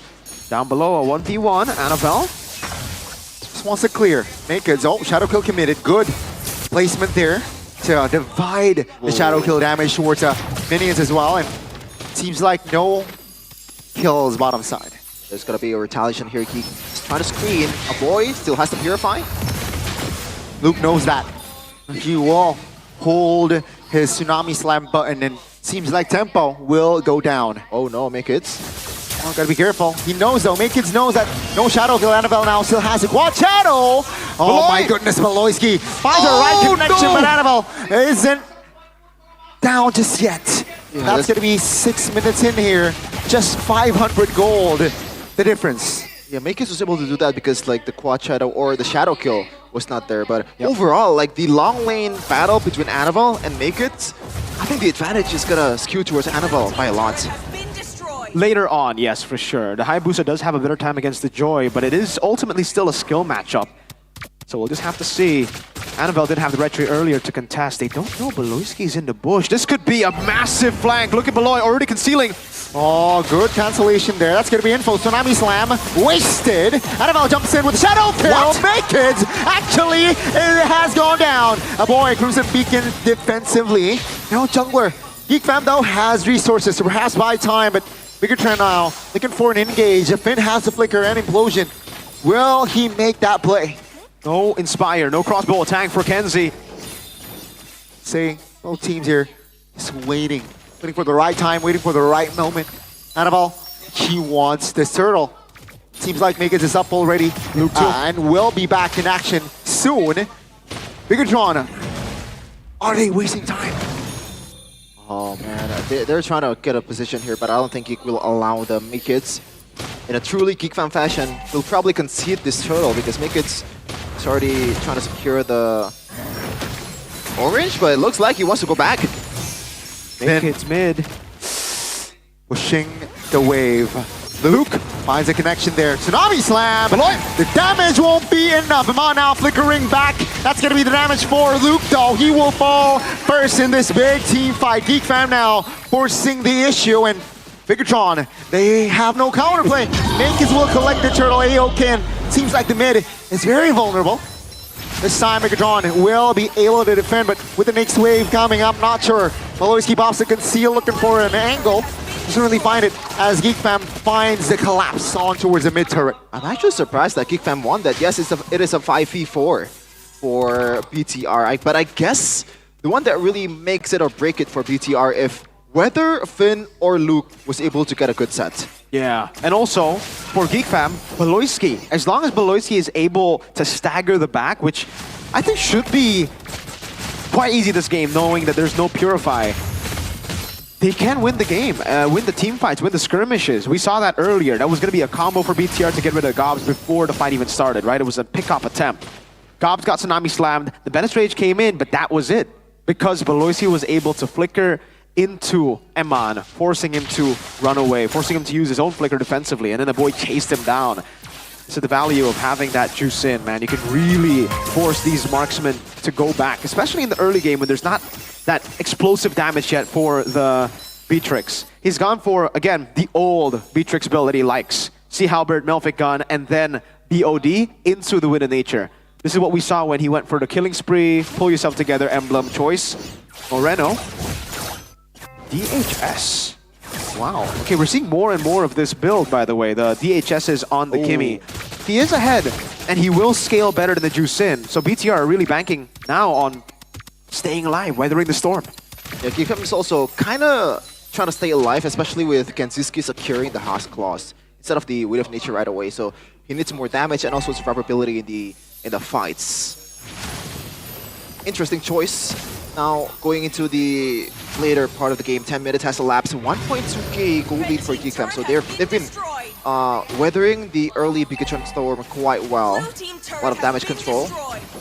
It's all up to whether Finn and Luke was able to find a target here, especially Gobs and Makits, because those are the two realistic targets. Or maybe Beloyski if he does not have the CC immune. Yeah, but I don't think GeekFam were weathering the storm of BTR's early game. I think the early game is better for Geek. They got the gold lead, is what I'm trying to say. Okay.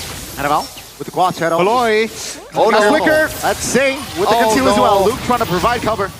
No real great engage just yet, though. Both teams just touching and going. Seems like both teams just taking their time. Top lane, though, it's favoring GeekFam. Yeah, good slow push. So, GeekFam, they don't mind this. Nope. Playing the long game. This is the macro advantage of GeekFam that we've been talking about for the longest time. This is what makes them such a strong force in Season 15. That macro game, slow pushing, slowly but surely towards BTR as GeekFam, again, take control of the neutral objective. And unfortunately for BTR, they can't really send anyone there. They can send Eman there, but it'll be tough. Yeah, that's good. That's just a green light for them to fight. Yeah, for them to fight, for them to catch them. So right now they'll have to do it because that slow push is getting nasty. GeekFam are holding on to it half HP. It's going to be reset. Yep, they can do this as long as they want so to. Eman can go. Yeah, it looks like this is going to be the sign for GeekFam to try to get the Lord. But what's going to be the requirement for Luke and Finn to actually engage? Because this is super hard because one mistake and you are going to get killed, especially with 1-1, which punishes overextension better than any hero in the game. Conceal, Tig and Hayabusa. Looking for an angle. Gobs. Will he smell? Will he sniff that one out? Beloyski in a no, they don't position. know. Oh, that's going to be Annabelle opening things up first. Mobilize here and there. Moreno, though. Crimson Beacon out of the way. Oh, Annabelle finds the Lord, but Luke will pay the price. That's going to be Finn taken down as well. 2 members of Bigatron actually taken down Annabelle. No quad shadow left, and Kenziski will take him down. A Lord for 3 members. GeekFam, great recovery. They're not winning this. The Lord is going to be taken care of in a flash because the respawn time is not working well for BTR. It was 41 right away after the Lord got taken down. Oh, make it! Oh, the Nibiru wasn't not enough there to make it down, but yeah, Lord is irrelevant. It will be. It'll just be more time for BTR to actually scale up to the late game where they would want the fights to be. Even though, again, for GeekFam, it's not like their composition is bad in the late game. It's just, I would say, weaker than BTR in the late game. But they have ways to deal with it. Again, Make It's Joy will be ridiculous in the later stage of the game. This It really comes down to execution. One more time, we're gonna say it. BTR scaling slowly but surely. Eman already had the BODs building towards the win of nature that we were talking about for the pull yourself together. Value to be added. B. Concentrated energy, glowing wand, and DHS for Moreno. I think the next item will be the Holy Crystal, yeah? Should be. Kanziski though still rocking that the new, I guess. Is this new or is it already a thing back then? By the way, Berserkers on 1-1. They gave Moreno the purple. So Annabelle won't be given the buff. That's interesting. I guess in a way, Annabelle is just banking on the one hit. Yeah, the quad shadow, yeah? Yeah. As long as Beloy. Beloyski with the concealed plane. Doesn't really find the right connection. Just Luke though sandbagging. Not enough, but it will be enough to force Luke to use that flicker. Mid lane, Hayabusa is perhaps waiting for the right moment to take a jab or give Geek Fam a jab, but doesn't really find just yet. So no show for Haya. And that's a big advantage for Geek Fam. Yes, Eman has pulled yourself together, so the flicker will be back up 50 seconds. But that's an angle. That's a window for Beloyski. He has his flicker up. He didn't even need to use flicker earlier. He just jumped on Eman. And he has immortality now. That's the fail-safe. When BTR look for a pick, they need to get kills. Wow, I thought that was a win of nature he was building towards. This is a glass cannon Beatrix. To be fair, I understand why he wouldn't go win of nature because technically now there's only magic damage that can kill him. The 1-1 isn't really in a place where it's like, oh, that's just a glass cannon though still. Maybe I would expect at least a rose gold, but no. He's gonna have to believe in himself and the team to peel him. Right now, about 7 seconds to the Lord. If Geek Fam wants to use the fact that Eman does not have the flicker, they have a 20-second window, so maybe they want to use this opportunity, especially with Kanziski can tank the Lord with the Husk Claws. This is a huge one Traction for pulse. Geek Fam. Let's say that's a knock-up as well. Bottom side is actually better for the side of Bigatron, and that's why Geek Fam will commit a fight. That's gonna be big. Beloyski figuring it out. Oh my goodness, the right connection with the right timing, and Bigatron by the right collapse. That's the crossbow attack doing work. That's Moreno almost falling, but that's a huge fight for the red robots. They got careless, man. They forgot that Finn was there. Make it and a boy. The two targets that Finn has been looking for throughout the whole entire game. Just handing it to Finn on a silver platter. Ladies and gentlemen, someone play Finn! What an implosion from Finn! A great setup, personally, to bait out those purifies, but then the massive Finn plays. You saw the layering of CC from BTR, traction, pulse, that clutch factor, Shepin, is coming in for BTR. Mid lane should fall here. Geek Fam will definitely sacrifice their mid turret as they will look for the reset. Top lane should be their main focus soon. The Lord is still very much healthy. Holy moly. Not the greatest wave clear here with Kanziski on the marksman. It's just one hit towards the minion. They're gonna have to take care of this. And also watching the fact that Vin is there to punish them. No flicker this time, but he has the implosion. Lord will take care of that turret. Geek Fam now in crumble. Looking to perhaps just hold on as the Lord finally taken care of. Bottom side, not looking too hot either. Tsunami slam. Wow. On towards Gobs. Not enough to take him down just yet though. This glue is a rock. Beloyski finds a moment himself, but no follow-up. That's a winner. Ground on towards Luke though. No. He will fall still. Wow. So that's going to be Geek Fam losing all three base turrets. Once again, the crossbow attack. But I guess the whole team of BTR can just back out once it got casted. But look at the value that BTR has gotten. 5k gold lead, 4.4k, and the whole turret is out for Geek Fam. That's the big thing. This is back to Onyx versus BTR, what we said in the M-Watch, what we were analyzing in the M-Watch. It was BTR getting position for the neutral objective through far lane control. 3 base turrets now. It's going to be really difficult for Geek Fam to handle. Their advantage in the last few skirmishes, last few neutral objective battles was the fact that they had the macro. They had a way to deal with the side lane and then rotate back in. Now that they don't have that, it's BTR's game. They can constantly play slow, look for the pickoffs, wait for the 4v5s, and then capitalize on it. 2,500 gold lead. Again, something that we have been foreshadowing throughout this game, that scaling of BTR. But I do have to say, still, it is pretty glass cannon for both damage dealers. A lot of emphasis towards Luke and Finn. If they can get the proper sets, if they can be the ones to peel, while also simultaneously dodging away or denying the crossbow attack, BTR can win. But if one misstep happens, Baykids gets to the backline, Kenziski's crossbow tank gets popped and translated to the backline, it will still be massive for Geek Fam.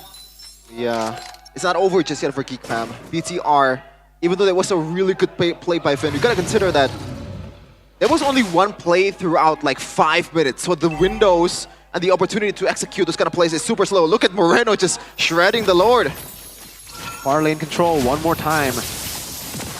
Fraction Pulse. Geek Fam, they need to be decisive on this. Bigatron, you're right. They are the ones now who will take their time. Geek have to blitz it. Like, they just have to look for a fight. If they play the setup game, it's not going to be the best for them because BTR are the ones who have control over the side. This is an angle for Geek Fam.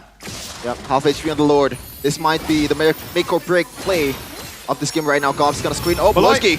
Let's see, Baloyski. Finn is in position with the conceal himself. Now, Kids finds the right connection onto his retribution, but that's going to be the collapse by Bigatron, looking for a fight out of him. In the midst of it all, Gobs will lose his life. That's going to be the crossbow attack, finding the right connection, but Amon pops the immortality in time, and Kensiski is able to shut him down. That's going to be Geek Fam. Actually, this time, they lose out on the Lord, but they manage to wipe the red robots out. And that should be it. Lord is coming in the mid lane. They don't need anything else. This is Geek Fam's calling to the upper bracket. Ladies and gentlemen, that's how you beat a forced error. You don't let it happen. You clear up and you make the decisive play. Windtalker make it. They're crushing down BTR's wave, our bases, and this should be it.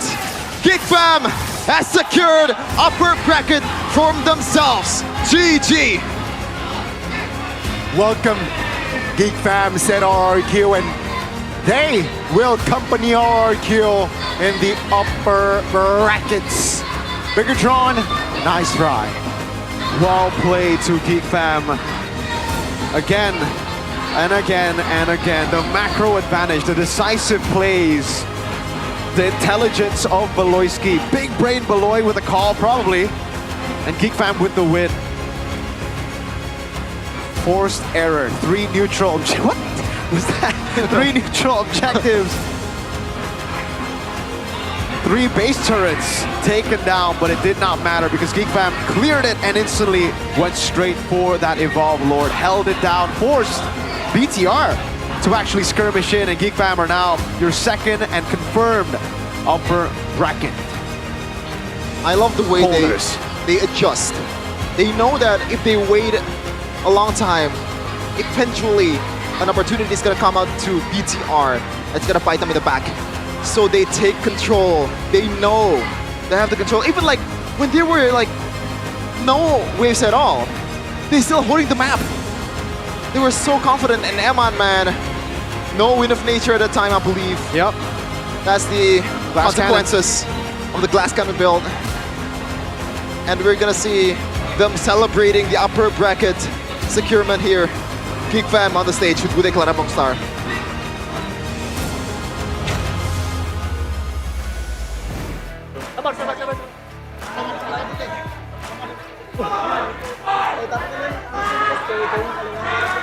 Dan upper bracket berhasil disecure oleh Geek Fam dengan chance yang begitu mendebarkan, begitu tipis. Kita melihat kalian di awal-awal up and down. Namun tiba-tiba ngegasan upper bracket, kalian berhasil secure Baloy. Apa nih? Gimana kalian merasakan momen ini, momen upper bracket? Asalnya mungkin budaya kita udah capek ya selalu di lower kan. Itu terus Aboy main ng gilot. Nah, semuanya sih digendong dong sama teammate gua. Apalagi Kenzie di game ini. Lagi serem-serem ya nih, kayaknya Geek Fam punya motivasi khusus nih di minggu ini. Memang kalian sepakat untuk upper bracket bersama. Iya betul Bude. Amin dapat. Alhamdulillah dapat. Alhamdulillah dapat. Dan ketika momen ini terjadi, kalian menang lawan Bigetron. Gimana tadi respon reaksi kalian ketika momen-momen terakhir begitu mendebarkan maju mundur? Biasanya kan kita kalem kan, tapi yang di terakhir gue emosi soalnya gue mainnya jelek menurut gue, tapi gue alhamdulillah ada Kenzi di gendong kita. Saling membackup ya? Iya betul Bu. Oh, jadi satu sama lain ketika sedang ada yang off, mulai diperbaiki. Namun, upper bracket ini memang menjadi match yang sangat krusial. Karena kalian tuh cuma butuh satu step aja, sedangkan Bigetron dia harus mengharapkan dengan hasil-hasil nextnya walaupun menang ini. Namun lawan kalian adalah tim Bigetron yang bisa dibilang mereka tim yang lagi kuat juga nih. Gimana sih kalian mempersiapkan diri? Mereka kuat menurut gue ya, harus siapin sih. Jadi di 3 hari yang kita latihan ya emang benar-benar kerja keras dan puji Tuhan kita dapat scrim yang bagus, musuhnya yang bagus sama hasilnya yang bagus ya. Sebenarnya kita menurut gue kurang perform masih ada di game ini, cuman ya puji Tuhan masih dikasih kemenangan lah. Oke, tapi leg 1 kamu melawan lawan yang berbeda. Leg 1 melawan Light dan sekarang melawan Vin. Gimana Baloy ngelihat dua ini? Menurut gue sih sama aja sih, mungkin ya beda sama komunikasi aja sih mereka ya. Dan kalau Pin sih dia jago buat jaga Eman. Menjaga karena kita ngelihat juga tadi momen-momen terakhir di mana Baloy kamu siapa nih di momen-momen terakhir yang paling membuat impact besar dan pada akhirnya menangin game ketiga tadi? Siapa menurut Loy? MVP? Iya. Udah pasti Kenzi lah. Kenzi! Kenzi, kita langsung ngobrol aja sama Kenzi. Yang menurut Baloy itu MVP di game terakhir. Momen one-one-mu terbang, sah. Atau ada gimana sih momen tadi bisa diceritain gak? Gimana kamu membuat momen itu menjadi momen dari Geek Fam dan pada akhirnya kalian nge-push dan end?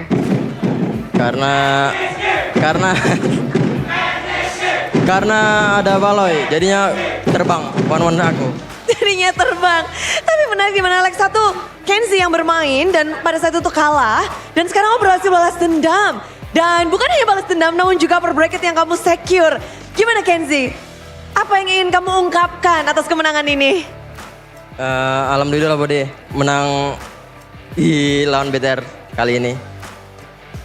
Apa ada nggak sih yang mungkin di leg 1 kamu belum siap apa, namun di leg kedua ini kamu sudah lebih siap dari segi apa sih? Kita penasaran. Iya, soalnya di leg 1 masih belum kebiasa main di MPL.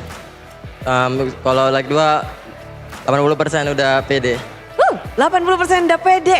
Baru 80, nanti mungkin 100-nya bakal ada di playoff berarti ya. Tapi yang menarik adalah dimana kita melihat bahwa Beatrix perdana oleh Eman muncul pada saat melawan Geek Fam dan kali ini dia memunculkannya lagi.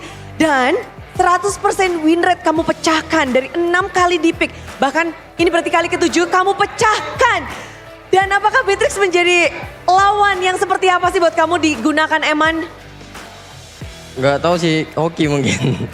Oke, tapi melawan Eman, player yang begitu bersinar di MPL Indonesia. Bagaimana caramu untuk keep up dan bahkan melampaui Eman di match ini? Mungkin jangan ke pressure nama dia. Kan dia top 1 goal line ya buat sekarang. Buat sekarang, ya. Kenzi akan menyusul? Bisa. Tapi dari hasil ini tentu terus meningkatkan kepercayaan diri, betul dari Kenzi? Betul. Dan kalau kita ngelihat kalau tadi Kenzi, momen itu kamu buatnya gimana sih, bersama dengan siapa tadi? Sama Joy, si Smiley Jungle. The Smiley Jungle. Kali ini kita langsung bergeser juga, di mana Joy, pas banget ya namanya, pakai hero Joy, membawa kebahagiaan juga. Momen-momen di mana Make It pakai Joy. Game 1, game 2 Suyo. Kayaknya kamu pakai Suyo udah 20 kali lebih gak sih, Make It? Gak tahu sih, udah dilepas aja Suyo aku. Makanya pakai aja katanya. Pakai aja, selama dilepas kamu akan menggunakan Suyo? Iya, kalau ada Fanny tetap Fanny. Fanny terus Suyo? Benar, tapi kali ini kita melihat momen-momen di mana momen mendebarkan, apalagi untuk objektif battle.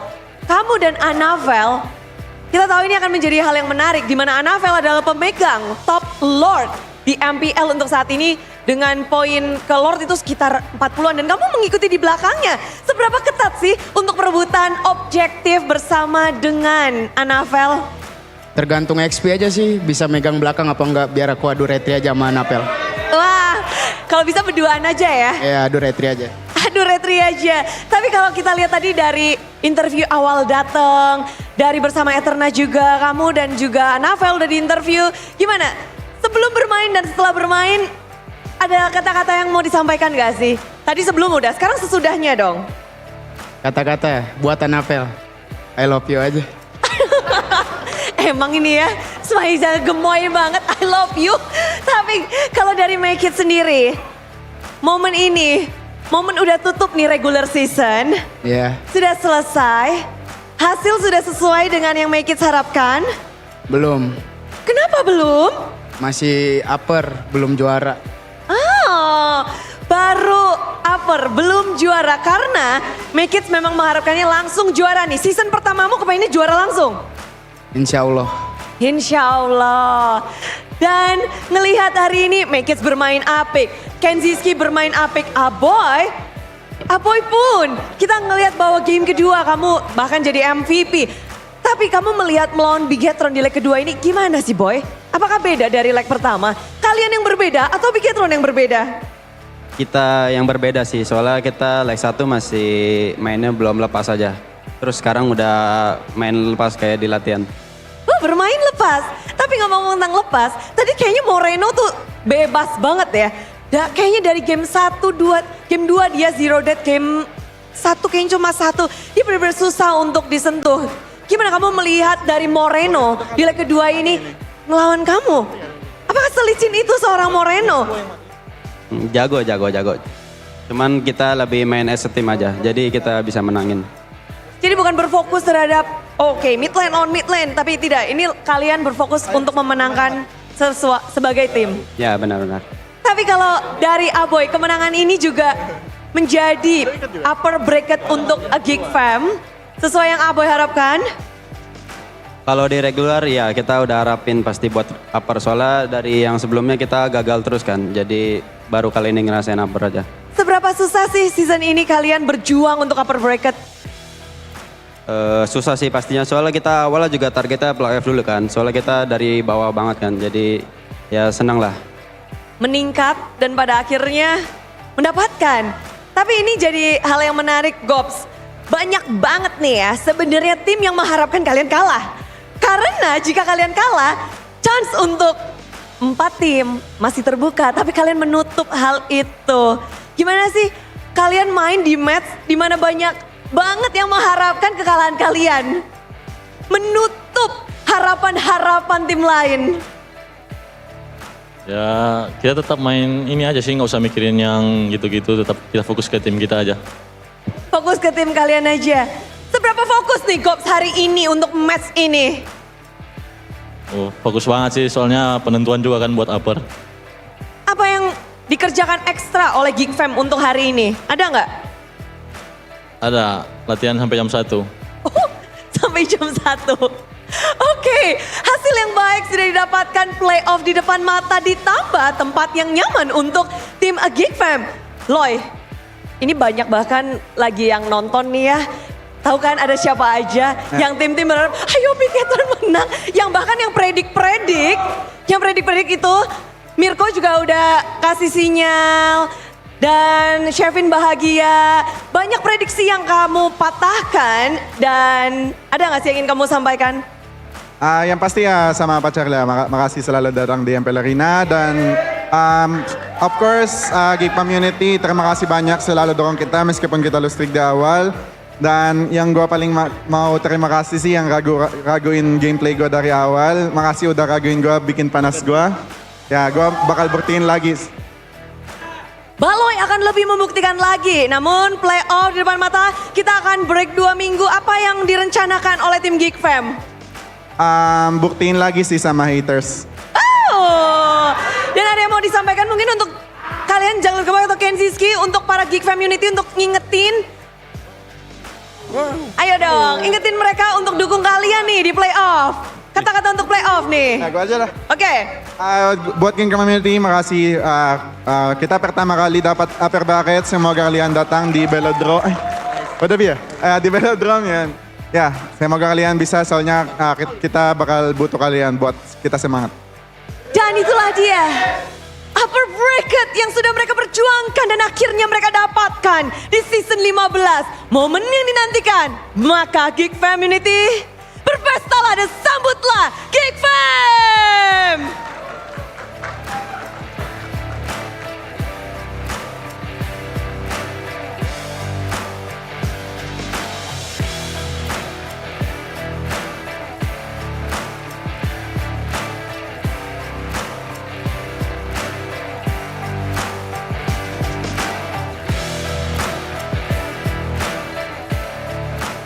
Dan itulah dia momen yang dinantikan oleh Baloy dan juga tim Geek Fam karena mereka berjuang untuk upper bracket.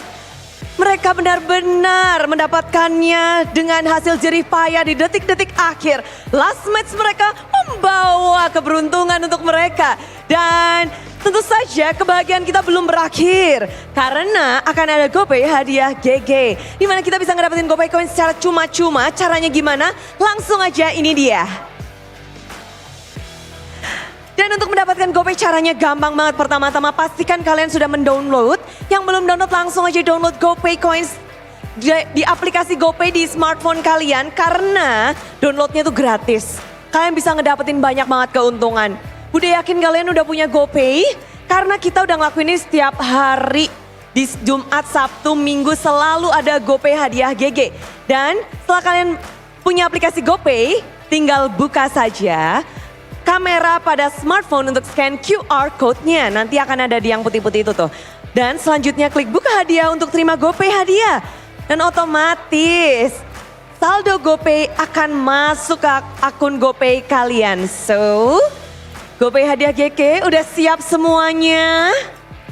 Siap? Asik. Kita akan langsung reveal bersama-sama, inilah dia QR code untuk GoPay hadiah GG. Langsung aja di scan yang ada di pojok kiri GoPay hadiah yang putih di sini.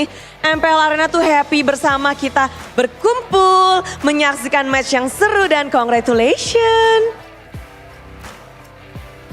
Aduh, banyak banget nih yang pada udah makin bahagia dengan hasil yang didapatkan oleh Geek Fam ditambah dengan GoPay hadiah GG. Namun kita juga disajikan dengan match yang begitu ketat. Begitu intens, seintens itu sampai kita wow terbelanga. Namun kita semua penasaran juga bagaimana pada akhirnya Geek Fam membalaskan dendam di leg pertama dan ditambah mendapatkan upper bracket pertama mereka dan mengalahkan Bigetron. Langsung saja kita tanyakan bersama what happened Ayana and Caster.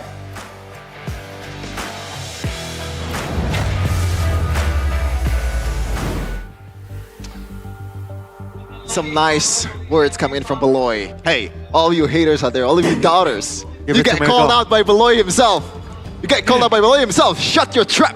How does it feel, Shefin, for Valoisky to call out the only guy on this desk who actually doubted? Did he? Did he? I didn't realize. Wow. Oh man, if you guys didn't catch that, Baloy said, "Hey, watch out for everybody who doubted me. Thank you for motivating me." So that was an indirect thank you to you, I guess, Shefin. But this was truly the crucial moment, man. Yeah. The call. This is what you do, ladies and gentlemen, if you're placed in a forced error position. BTR were the ones with the advantage in this fight. It was a 3 base turret lead that they had. It was a slow push up top that we'll be building in. That's crazy. They cleared up top and instantly went towards the Lord. BTR didn't hold the Lord. They should have been the ones to hold it and to stop Geek Fam from taking control of it. But they weren't able to do it, and it gave Geek Fam the opportunity to say, all right, we fight. It's either we fight here, win the game, or lose the game. Inevitably, that was going to be the problem anyways, right? It was a forced error that they were up against. Really well played. Amazing shot call by the man. Personally, I never doubted Mr. Sheffin. You know, throw shade a bit over to the Geek Fam fan on the desk here. Amazing implosions from Finn, by the way, all throughout. I think it really stabilized the game for BTR because, again, in terms of draft, I think we can all agree that Geek Fam definitely had the better synergy all throughout. BTR, they had a front to back with without the usual front line that they would have, right? This is normal Moreno, normal Eman, but it's not normal Annabelle. And I think this is a big point that we need to talk about now. BTR, when they don't get utility jungles, what's going to be the plan? It looks like well, they did lose against number 2. They did lose against probably the second best team in MPL ID. But still, that is a big concern for BTR going in forward because they'll be the ones in the lower brackets battling it out. Meanwhile, Geek Fam will be cool up top. Really good plays from them to defend, for them to capitalize on. Kenziski, all throughout the game, wasn't able to find the crossbow attack properly, but here he was able to. And we gotta highlight the fact that Luke, as the crossbow attack was used on Finn, on Luke actually jumped away from the crossbow attack when he could have tanked it up. They might actually won the game. I don't know about win the game because Makis was able to get the Lord, but it would have been a bit later maybe, right? Like they would have at least gotten a base turret. I think it would have still been an N had that happened because it was an evolved Lord and they can play with it. But yes, it maybe would have given them a better chance at defending, better chance at staying in the game. Luke ran away, giving the crossbow tang over to the members who are glass cannon. I've been mentioning this all throughout the game. I was like, all right, they're gonna scale, damage gonna be okay. I saw the DHS and I'm like, wait, DHS? I thought that was gonna be a 1. And then Moreno, full glass cannon too. Oh, dangerous game. They're gonna rely heavily on themselves and the front line to keep them safe. Yeah. When the front line fails, that's what you get. And crossbow attack. One big crossbow attack and it could change the game.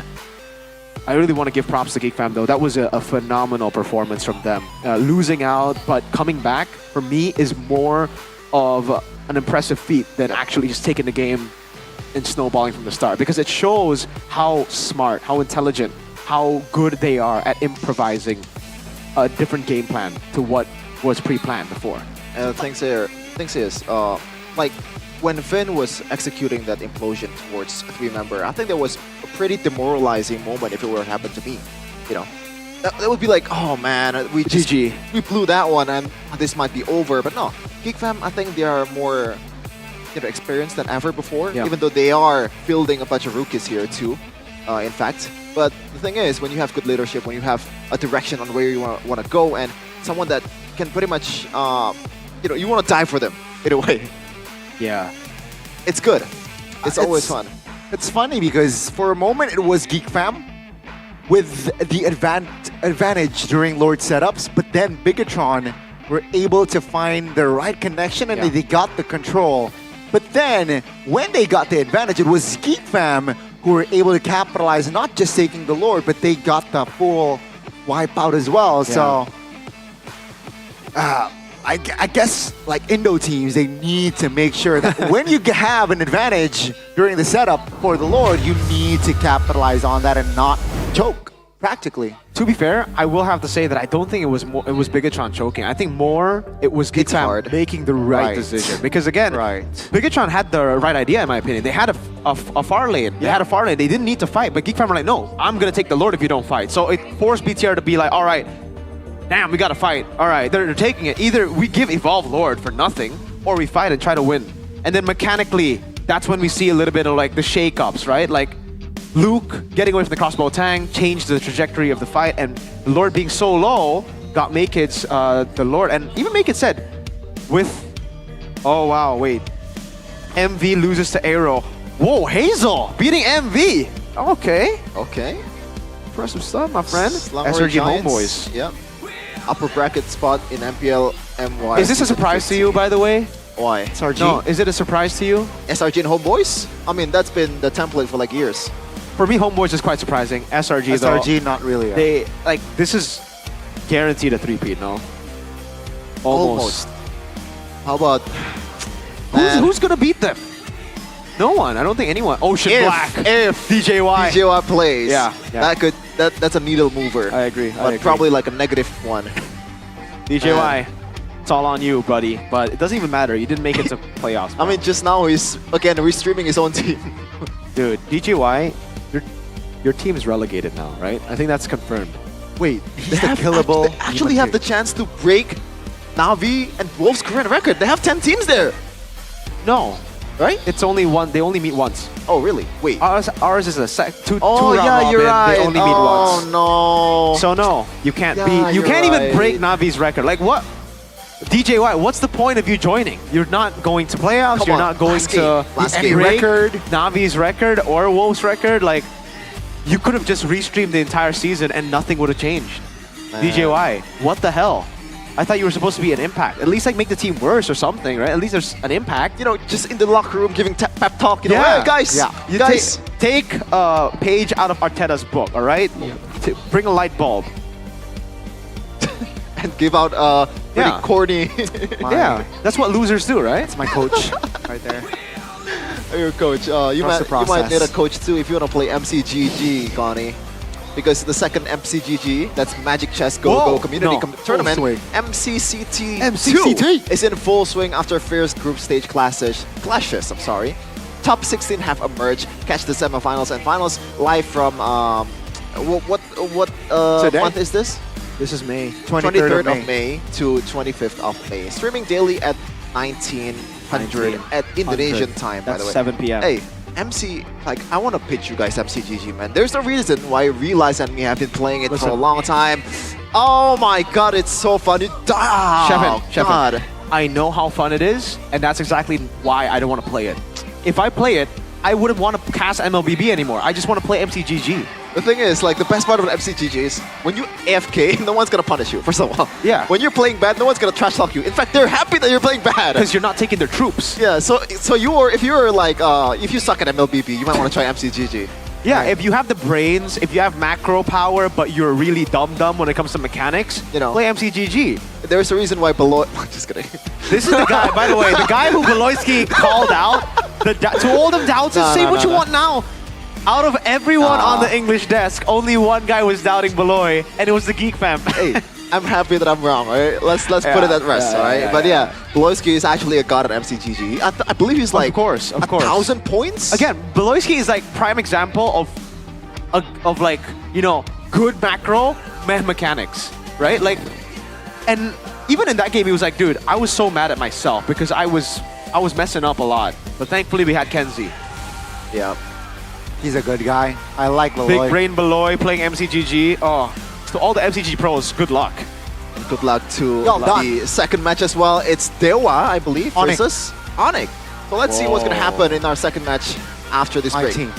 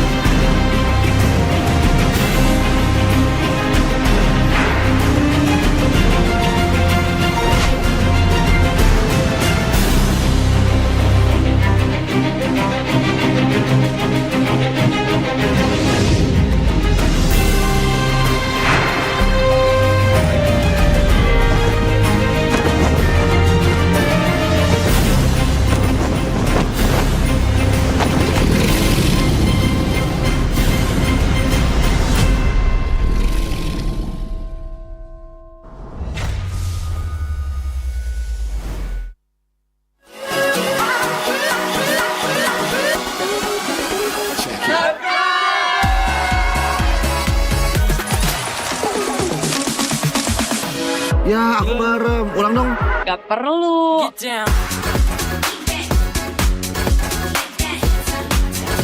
Guys, review.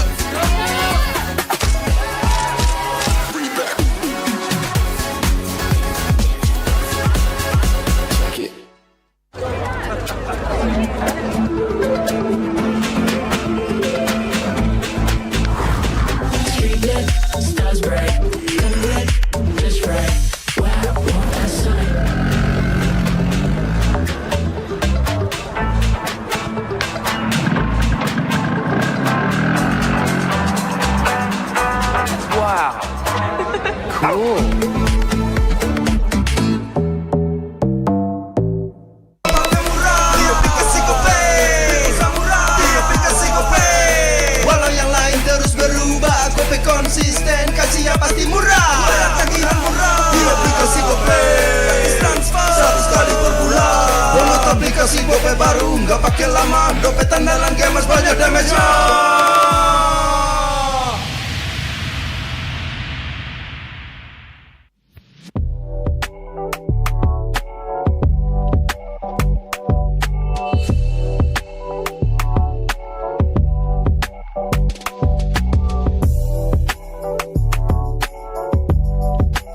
Rasa baru makin seru. Pertama di Indonesia. Kopi susu rasa cookies. Always ready, warnai harimu. Good Day Groovy Cookies. Nikmati sensasi asyik kopi cookiesnya. Tak ada hari tanpa mabar. Main ngelek, kerap buat ku tak sabar. Gimana mau main sampai kelar? Ini waktunya ku bersinar. Okay, let's do it. Game smash andalanku bikin mainku semakin hebat. Pin stabil main makin mulus, rankku fix naik terus. Tukar DG rings, diamond dan voucher game kau dapat. Cuma Game Smash makin no debat. Game Max Booster, kini dapat DG Rings. Beli paketnya dan aktifkan boosternya di aplikasi Dunia Games.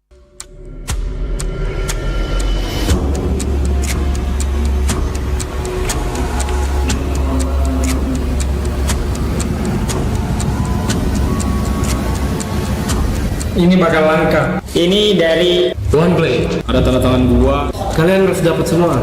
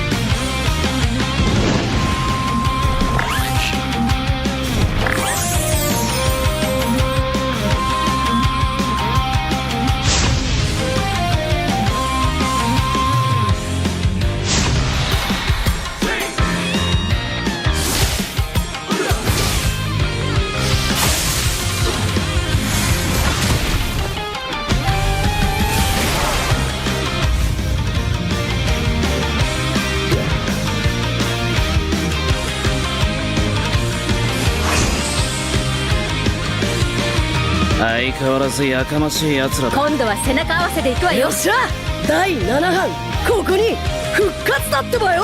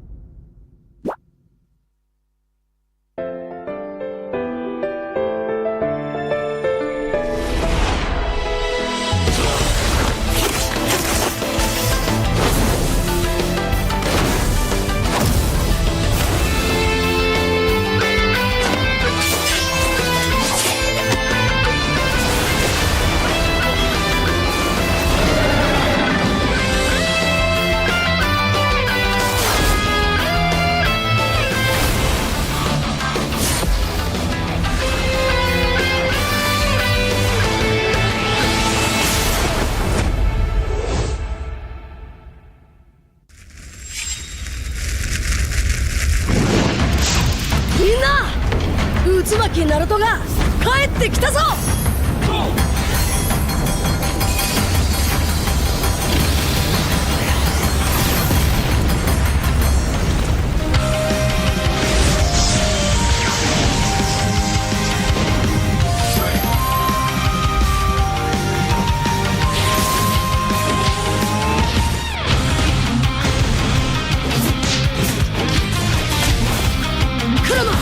力を貸してくれ。よ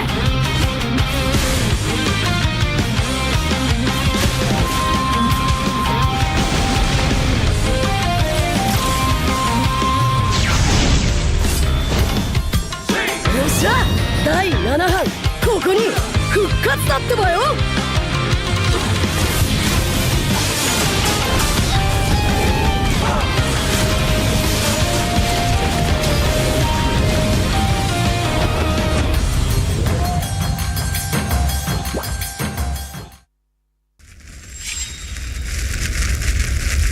見せてやるよシャリンガンの本当の力をな。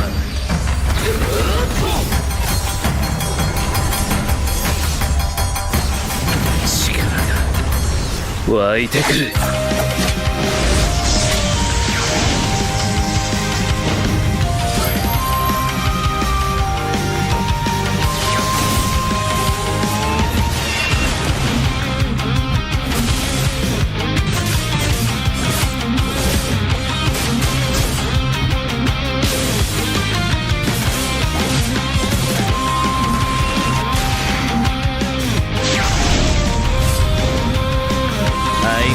やかましい奴らだ。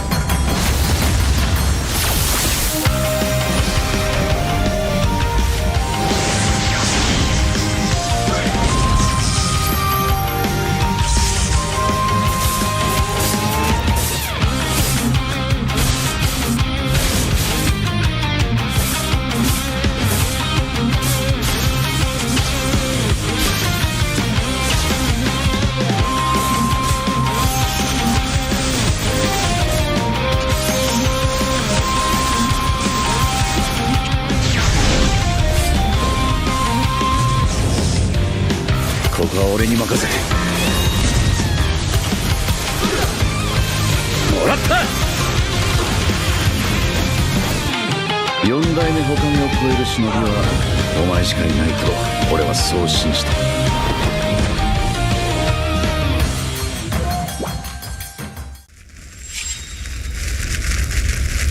みんなを守るために私はもっと強くなる。シャンナラ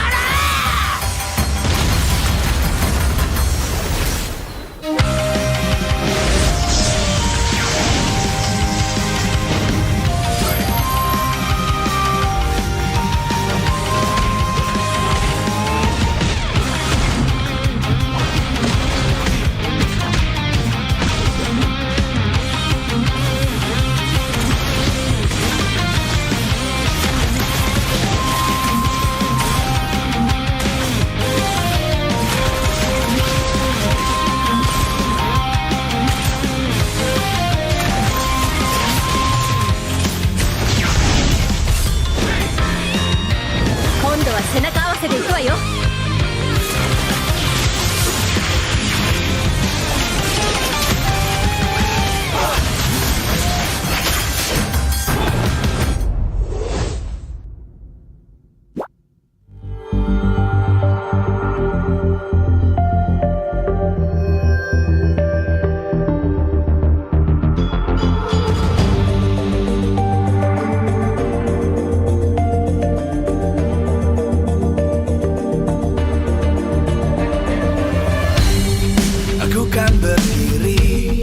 dan terus berlari, terus ke arah puncak tertinggi. Ku takkan berhenti, hanya sampai di sini. Kemenangan abadi menanti. You know we won't miss if we unite our focus. And if you haven't noticed, we all live. Nyalakan apimu, hadapi semua tantangan, hadang semua serangan, jatuh bukan halangan. Bakar semangatmu, janganlah engkau menyerah. Kita akan buat sejarah. We all this, we won't miss. We all this, we won't miss. Saatnya beraksi, jalani ambisi. Aku kan menyawakan hari ini. You know we won't miss if we unite our focus. And if you haven't noticed, we all live. Nyalakan apimu, hadapi semua tantangan, hadang semua serangan, jatuh bukan halangan. Bakar semangatmu, janganlah engkau menyerah. Kita akan buat sejarah. We all this, we won't miss. We all this, we won't miss. We all this.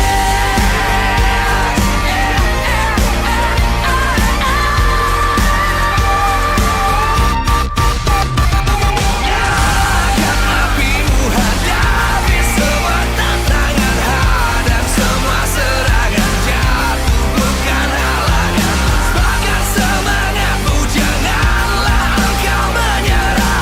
Kita akan buat sejarah. We all this.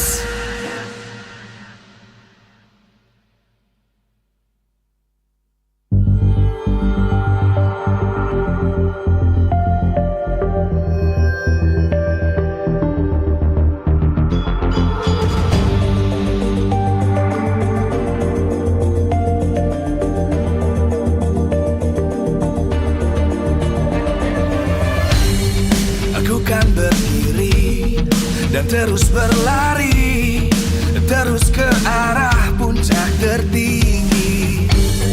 Ku takkan berhenti, hanya sampai di sini.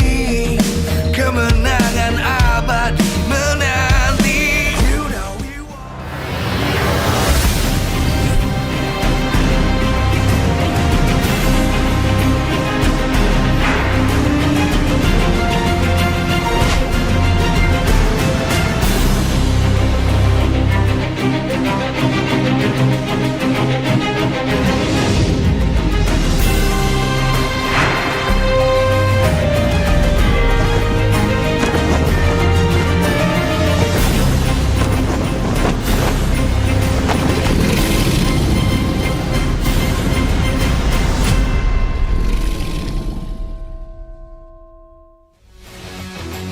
Live from MPL Arena, Jakarta, MPL Indonesia Season 15 is powered by Moonton. Supported by Esports Federation of Indonesia. Presented by official tournament smartphone Samsung Galaxy. Official e-wallet GoPay. Official sponsor Head and Shoulders. Official coffee Good Day. We own this.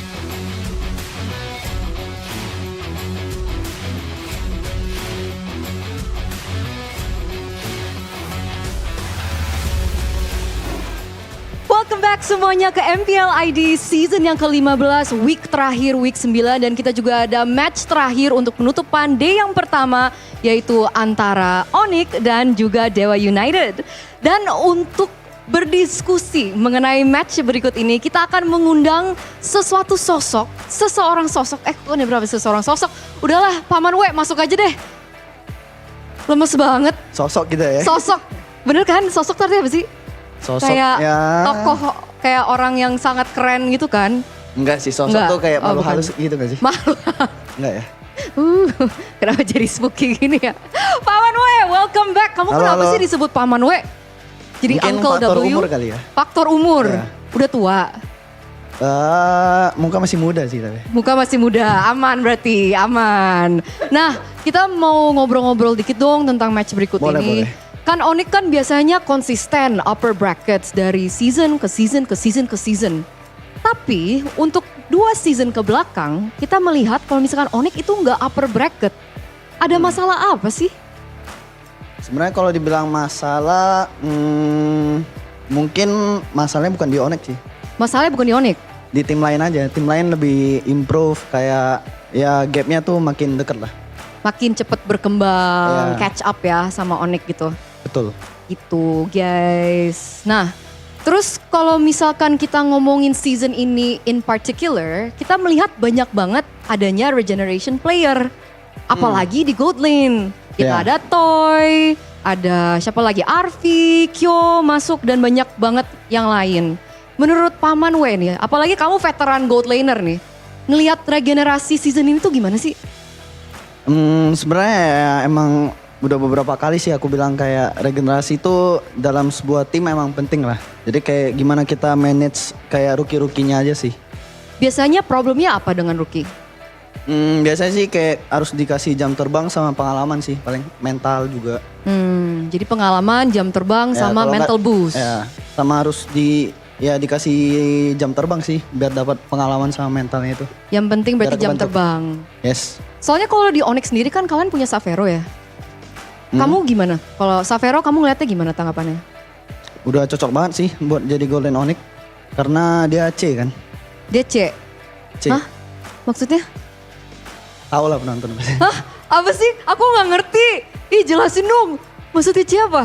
Jangan ntar kena suspend. Oh ya udah, gitu. oke. Iya deh, jangan dibahas. Oke, tapi kamu pernah ngomong apa gitu nggak sih sama Savero? Kayak kamu kasih dia tips atau advice di gold lane? Kalau advice ya udah pasti lah. Kayak ya gue juga percaya sama dia. Ya tipis-tipis lah. By the way, kita lihat itu bentar. Top 5 all time most kills. Ada cewek tuh nomor 1. Keren banget sih. Emang ya? Gimana ngeliat itu? Jadi pengen comeback nggak? Enggak lah, kasih Enggak. Savero dulu aja. Kasih Savero dulu. Nah, melihat kamu menjadi number 1 di top kills dalam sejarah MPL, kamu ngomong apa lagi nih? Secara spesifik kayak advice ke Savero. Secara spesifik ya, paling sebenarnya ya kalau misal pengalaman ya yang aku bisa share aku sih. Kayak ya maksudnya kan kadang-kadang dia juga belum apa ya kayak contoh nih playoff di MPL dia belum ngerasain ya. Ntar aku bisa kasih share experience-nya. Experience-nya apa Jadi tuh? kayak dia udah ya nggak kaget aja ntar. Jadi lebih ke mental boost yang cewek bisa kasih. jadi. Bisa jadi. Iya Jadi apa bisa. jadinya? Iya, mental boost. Mental boost. Something. Oke, misalkan aku Savero nih. Halo Paman W, ini aku mau playoff nih. Berguru dulu. Gimana? Aku minta tips and tricks dong dari Paman W untuk mengisi gold lane. Kamu bakal ngomong apa? Banyak sih replay season lalu, tonton aja gitu. Oke, boleh. Untuk nge-wrap up sebelum kita lempar untuk match berikut ya. Kayak kamu udah tahu ya aku mau nanya apa ya? Enggak sih, belum tahu sih. Orang tadi aku udah ngomong, bohong. Cewek pembohong. Minta pantun dong dari Paman W. Apa nah ya? Ayo dong. Enggak ada, cok. Gak apa-apa, oke, riset. Pantun ya? Pantun. Kita kasih yang gampang-gampang aja. Boleh, apa aja? Berakit-rakit ke hulu. Cakep. Berenang-renang ke tepian. Oh, cakep. Biarin Savero yang main dulu. Karena Paman W mau tidur-tiduran. Bagus. Kebalik sih kayaknya. Gak apa-apa, udah bagus banget. Kita menunggu Untung pantun udah berikutnya tadi. ya. Udah briefing, gak apa-apa aman. Oke, thank you so much Paman W, thank you cewek. Karena kita akan sekarang melempar kepada Bude. Kamu mau lempar gak? Boleh. Oke, 3, 2, 1. Bude take it away-nya gak ada? Oh, Bude take it away.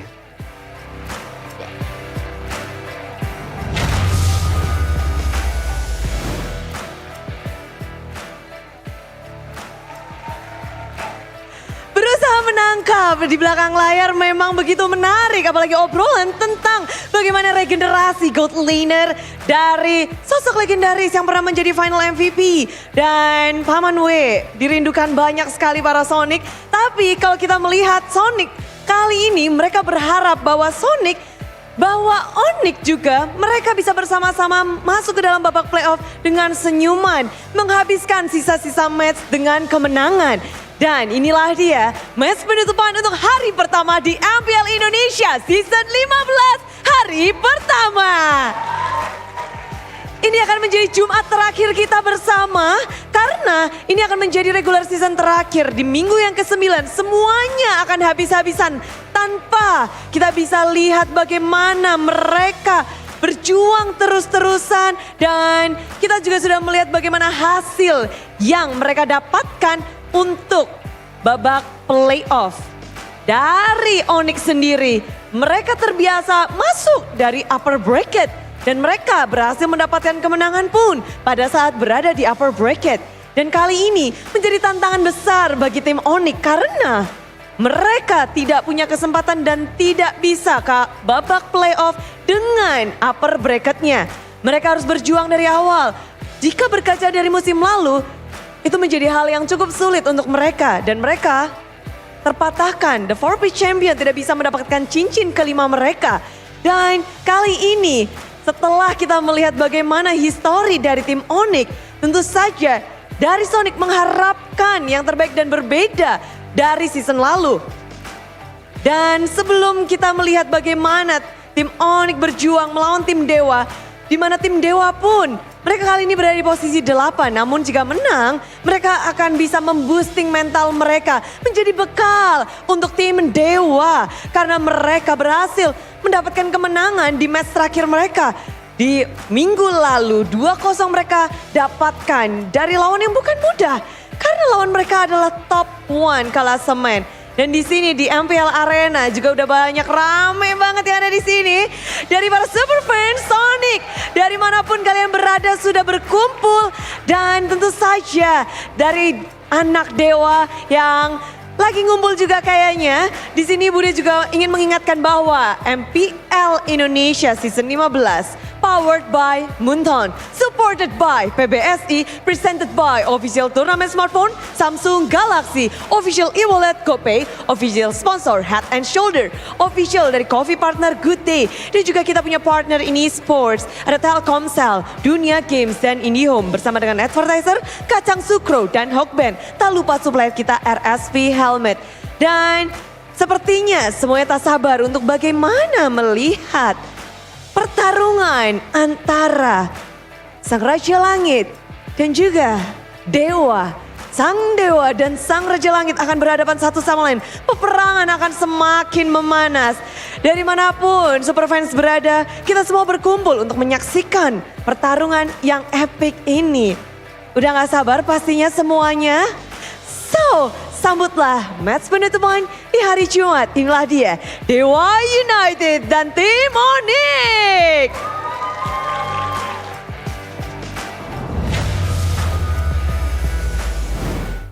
Welcome back. Just want to remind you all again that Geek Fam has secured upper bracket for the first time in their franchise. Yay! Let's get a W in the chat, please. W Geek Fam in the chat. W Beloyski. And by the way, my name is Shafin, Goni, and Mirko. And by the way, Onyx, you might think that, well, there's really no point of them playing anymore, right? I think you're wrong. No. First of all, what do you mean no? I think we will get. We're looking for placements. Yes, in a placements. sense. And the thing is, as sad as it is for a Geek Fam fan, I think a lot of teams would prefer facing Geek Fam over RRQ. I don't know. I think at this point, everybody is so close to each other. Onyx has been RRQ before. BTR has been RRQ before. Geek Fam hasn't. Oh, unfortunately though for Dewa United, this match is as meaningful as political science degree in Indonesia. I actually don't know though. That's the first major that popped into my head because Relay is actually a major that. And look at where he is right now. Why is Relay catching strays? No, it's not a stray, bro. Like, I mean, like if he integrate his degree to Mobile Legends casting, politics, then chances are he's gonna get either fired or jailed, right? Right. It's not the best look. But back again in the audience topic voting here, Onyx vs Dewa, duel of young gold laners who will dominate. 10 out of 10 gold laner, maybe 10 out of 10. It's someone's quote, I believe. Sky King's new gen, Savero, Intense, need to prove. Like, what do you mean need to prove? For who? For both. Oh, for both. Interesting. For Gani, what do you think? In a 1v1 though, the fact that you're having a hard time about it is pretty crazy, I gotta say. Yeah, I think I'll still give my hats towards Savero. I'm really thinking about this one. I'm gonna go maybe because I don't think Same. from the I can info see. that I've gotten, Savero will be here for much longer. What? Hey. We're just dropping that and move on? Yeah. All I'm right. just gonna drop that and move. I'm moving on. From the info that I've gotten, that is ridiculous. I don't know where the info is from though. Maybe it's unreliable. A little bird. Okay, little bird. But Big one. right now, the bird is flying to the sky. Okay, that was a bad bridging. From era to era, Sky Kings through the seasons. Regular season standings from season number 2 to season number 15. Look at where they were. First, let's forget about season 4 to season 6. But look at the run, like immaculate run they had in season 7 to season 13. Even, you know, season 13, they were, wait. When did they play against Geek Fam and season 14? Season 14. Yeah, even when they were 4th, a lot of people might say that they were still the best team in the season. Thank you. Yeah, a lot of people were saying that. Beloyski was telling me that as well. But obviously, that was only an if, right, Gani? If they got through Geek Fam, then they would be the best team. Unfortunately, Onyx, the fact is they haven't done well in the playoffs when they don't get first or second in the regular season, upper brackets. They lost in 4, 5, 6, even 7, by the way. So even when they made it to upper brackets, it's not like a full 100% victory rate. Season 2 as well, to be fair.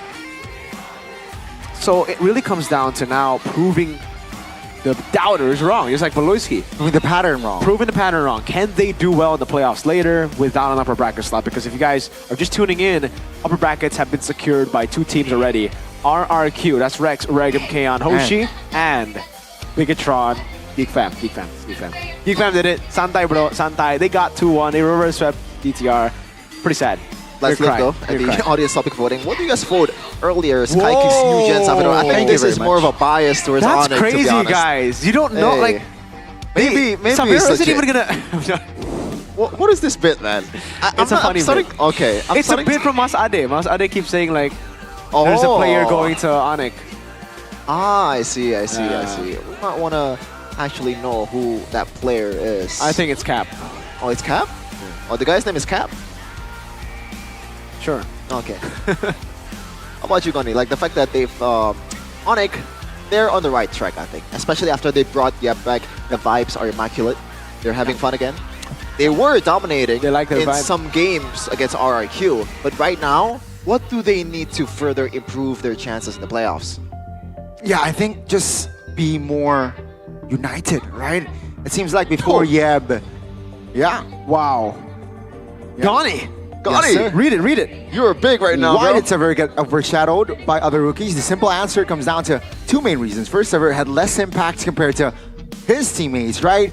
They are the playmakers. Severo is there just to provide the damage. Also, his playstyle is, I feel like, relatively safe and calculated. He doesn't like allow himself to just get kills. It's not his main priority. It's just positioning, timing. He's there when the team needs them the most. But yeah, I feel like Onyx needs that certain gold laner. Right now, they don't need a flashy, quote-unquote, gold laner who gets like the Amon type. So they need that next season, but not now. They need... Right now, this is what they need. I'm hoping that is what I'm I saying. hope that Safiro finds this funny, by the way, because this is a bit harsh to him. What do you mean? It's not harsh. Well, It's his playstyle. It's just more safe. As a gold laner, there are certain gold laners who like the flashy, like, I want to kill, more kills is better, but Severo isn't that type, I feel like. I think even if he wants the kills, he just gets outplays. I mean, the other teammates are able to take the highlight from him, right? It's not just because he doesn't want to get kills. Obviously, he does want to get kills as well, and we've seen him do crazy things on the Harith, on the Granger, get more kills, but he's just not the MVP. He doesn't have that spotlight on him. Because, I mean, when you're in a team with Kairi, Kiboy, and Sans, it's really tough. When was the last time you saw Lutpi win a player of the game? Exactly. Yeah, it's kind of like if you watch Kuroko no Basket, he's like the Kuroko, you know. You get overshadowed by the stars, the generation of miracles. Like of Arashi Onyx. would understand. Arashi would understand, Sheffitt. I wouldn't understand. Don't lie, you watch that. I don't. thing. Really? Yeah. Nah, that's Dude, a lie. I don't even watch basketball. Why would I watch a basketball anime? Maybe you find it entertaining, just as entertaining as this game's gonna be, because Dewa United, despite them, as I said earlier, there's not much stake at all. But at the same time, you know, in MPL Indonesia, like you get, you know, few little chances to play in them, right?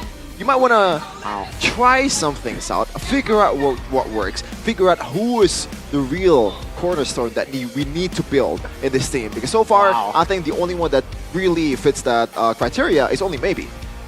Dude, I don't know if you saw that, but Severo is playing Fanny. Yeah? He's already transitioning to jungle, it seems. I mean, everyone is playing Fanny on Pink Test, bro. That's true, but he actually looked good. Yeah, his cables look pretty good. Have not you gonna seen lie. a boy on stream? No. Even Beloy's can actually play Fanny. A boy? Fanny? A boy and Beloy. A boy Fanny is actually pretty good. Beloy? Worst thing. Beloy is, yeah. I mean, for a I like roamer, the it's change actually in pretty energy, good. dude. No, like A boy's seriously. pretty good. Gotta be realistic, man. You're Yeah. my goat, but, you know, sometimes you just gotta lay down. Wow. Again. Doubting Aloy. Again. Okay, to be fair, I think it's a valid doubt. Like, well, if it's Fanny, I gotta agree. Stay away from Fanny, Beloy. On Cho, though, I respect that. I respect the Yeah, grind. keep picking the Cho. Severo, though, again, really good on everything. Granger, Harith, Moskov. He's been amazing. It's just, unfortunately, the spotlight has been on Kairi, Sans, and Kiboy. Yeah. And I agree with you, Gani. I feel like at this point, you don't need a goal laner that just rushes in for highlights. When you already have a trio mid like that, you just need to be consistent. I think it's the same for Lutpi, right? It's kind of like the Boots role. Boots never really got like a crazy shout, except for Season 8, when he got regular season MVP. Lapu.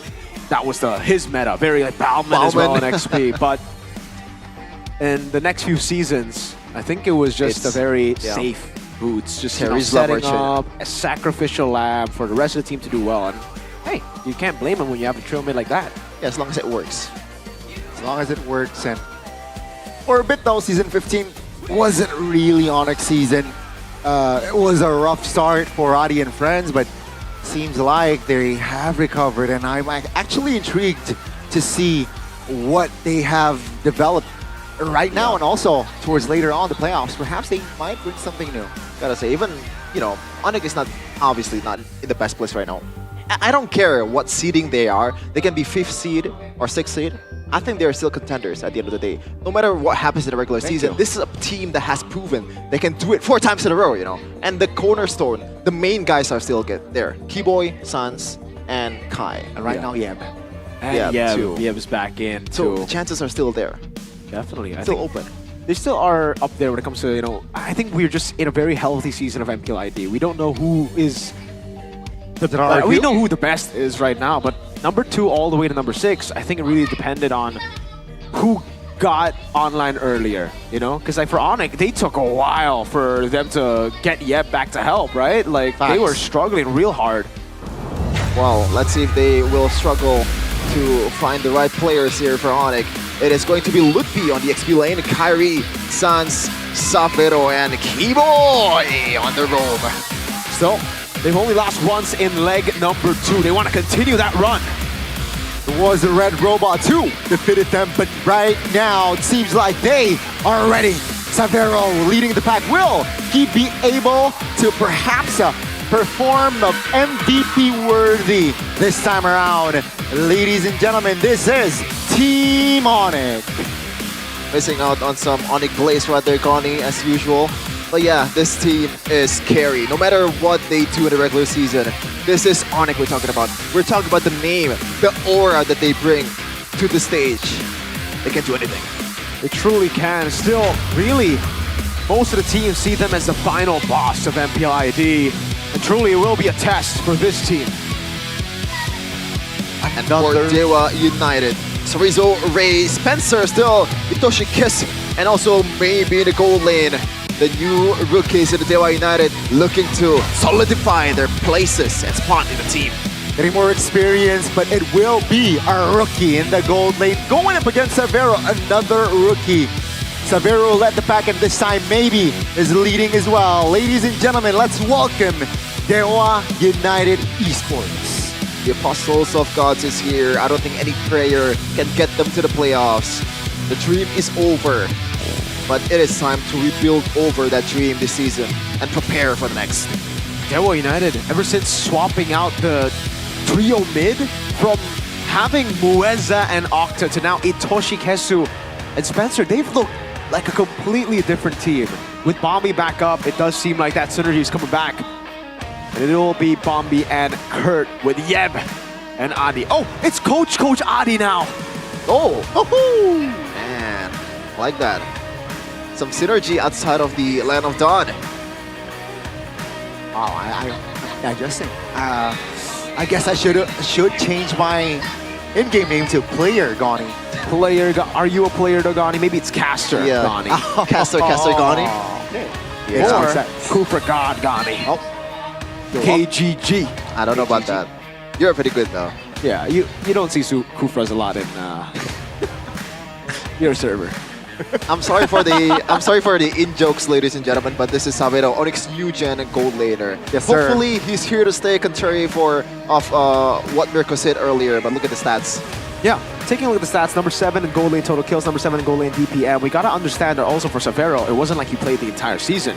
It was kind of a mix between him and CW for a while. CW was stepping in for Savero, who was suspended from MPL for a couple of weeks. I think 3 weeks, the first few weeks. Number 2 though, in gold lane GPM. Now that's what you need to see. I think again, like what Gani mentioned, this truly is the new gen of CW. He's the CW regen. All he does is farms up, becomes the backup, but he knows that for the most part, it will be the others, the trio mid shining. I'm here to deal damage. I'm here to farm up, to be able to deal that damage. But when it comes to taking the spotlight, it's all on you guys. So, you say that so far the season that Onyx having, part of that is because, you know, the trio mid not living up to the usual standard? Yes. I think the trio mid has, well, CW seems to disagree. CW said that it really isn't all about Onyx, it's more the other teams improved. I disagree. I think it's both. I think it's both. Yeah, I agree. I think, yes, the other teams have improved, but Prime Season 12 Onyx would have still dominated. Ooh, thank you. Yeah, but you're not in your prime anymore, Gotti. So I don't know if you want to thank me right there, all right? You want to thank Yeb for bringing it back. Before this, they were literally just they were a shadow. Just like Wolf was for Geek. Just a shadow. Shadow of the past. Looking at the second pick selection for Onyx though as the UA team. The 50% win rate, pretty concerning, but they're up against Dewa United. What do they have to do, especially in the draft, Mirko? Maybe we'll see the keys to victory in a second, but is there anything especially that Dewa needs to do to be able to break through this hurdle? Gotta think about it, man. I think they would just need to play their game. I don't think there's anything, like, don't overthink it. You just have to play your game, really. When you're up against Onyx, there's no pure counter right now. You just have to get a better game plan. And we have been seeing that from Dewa. Up against RRQ, they didn't focus on like, taking away some prio picks. They were still up against some big picks in Dyra and Edok. They were still getting Badangs. They were still getting playmaking picks, but they won. Why? Because they just focused on their own. They know how good they are when they get their picks. They know how good Spencer and Itoshi Kesu's synergy is. So just play around that. And for Onyx, it's the same. I think looking at the Dewa that they have right now, right next to them, they can just think about, all right, how do we play our game? Get Kyrie on Assassins, play the standard, I would say, Onyx draft, and let Dewa do their thing too. And we're on to the drafting phase. Yes, sir. Presented by Samsung Galaxy S25 series. All right. Dewa will have the blue side, and Onyx a different approach here. First match, Chip was neglected, not banned nor picked, but Onyx seems like they will respect the Chip potential here from Dewa. Yeah, it's been different, man. Previously, when you're up against Moeza, teams would never ban out Chip. They would always leave it open, and actually they would pick it up against Dewa, but wow, Dewa have been truly very different. Badang, Hayabusa, though, will be taken away. No Keyboy moments, no Kyrie moments as of yet. But Tail's been itching for Fanny a real fight. seems to be up for grabs for now. Another Kalea ban comes around. Again, Fanny, Ray, and Kyrie both play the Fanny, so it'll be very interesting to see Dewa pick it up for themselves. But against, very savant Fanny player like Kyrie, I think, they're gonna ban it for themselves, so this is interesting. Okay, it's expected, but yeah, I thought they would just try to force out the ban from Onyx. Onyx aren't budging. Yeah. So it's I guess Dewa here just playing it safe. They do not want to risk it. What are the prios that are open here? Is it let's see, Harith? Do they want the Harith, or do they want perhaps? Yeah. The Harith sounds like a pretty good idea. The Granger is also going to be up for grabs. Juicin will be banned out. So first pick again, Granger, Harith. We're taking Kimmy. Dewa really like picking up the Kimmy first pick. So let's see if they do. Joy, Suyo, Fredrin still all open too. So I don't think it'll be a jungle pick. I think Kimmy is definitely the right choice here, especially the flexibility part. You can slot in Kimmy to anyone, and there you go. Your team is picking. There you go. Easy pick. Kimmy pick for Dewa. Onyx. What do they answer with against this Kimmy? They're gonna go for the Joy. Joy's available. Early Farsa though. Makes sense, right? That's a range. And yeah, just burst enough burst. I mean, at this point, especially when Kimmy is so meta, Farsa is high commodity, right? Because it's pretty much the only mid laner that can burst down the front, the back liner. I can't think of anything else that replaces the utility that Farsa brings, and also Phoveus to carry the early game for Coach Rajayeba. Yeah, we've been seeing a rise in popularity for the Phoveus. It was already popular before, but now it's getting very, very popular. First pick confirmed almost always. We saw that from BTR Geek. Very expensive pick. Whoever got it won the game. Now it's for Onyx in that early game. If Dewa don't pick up a Joy here, it'll be really tough for on them, because again, Onyx can just pick up Suyo. If they don't pick up a jungle, I think they need a jungler right now. But I'm not too sure what jungler they want to go for. Previously, when they have Kimmy, they go Fredrin. Yeah. So I'm thinking maybe they want to go for the Fredrin again, play with that. But that means they need a setter. They don't utilize the flex. They'll go Granger and Fred. There's a whole lot of range. But again, it's up against the Farsa. And I think the Joy will be a solid choice to go for. Or do they... I don't think Suyo right here. They can if they want to control neutral objectives. Are they going to go Hanzo round 2? No, please no. Please no. Okay. We've learned from our mistakes. Right on, Hick? Joy. There you go. Joy, the better choice if you want to dive into the back. But now, it is looking very magic damage heavy. And I believe Moskov will be probably banned out alongside the physicals, right? Do they don't even want to ban Irithel is my question. Like, we've just seen a dip. No Irithel picks. We did see it game 1, but that was with Angela.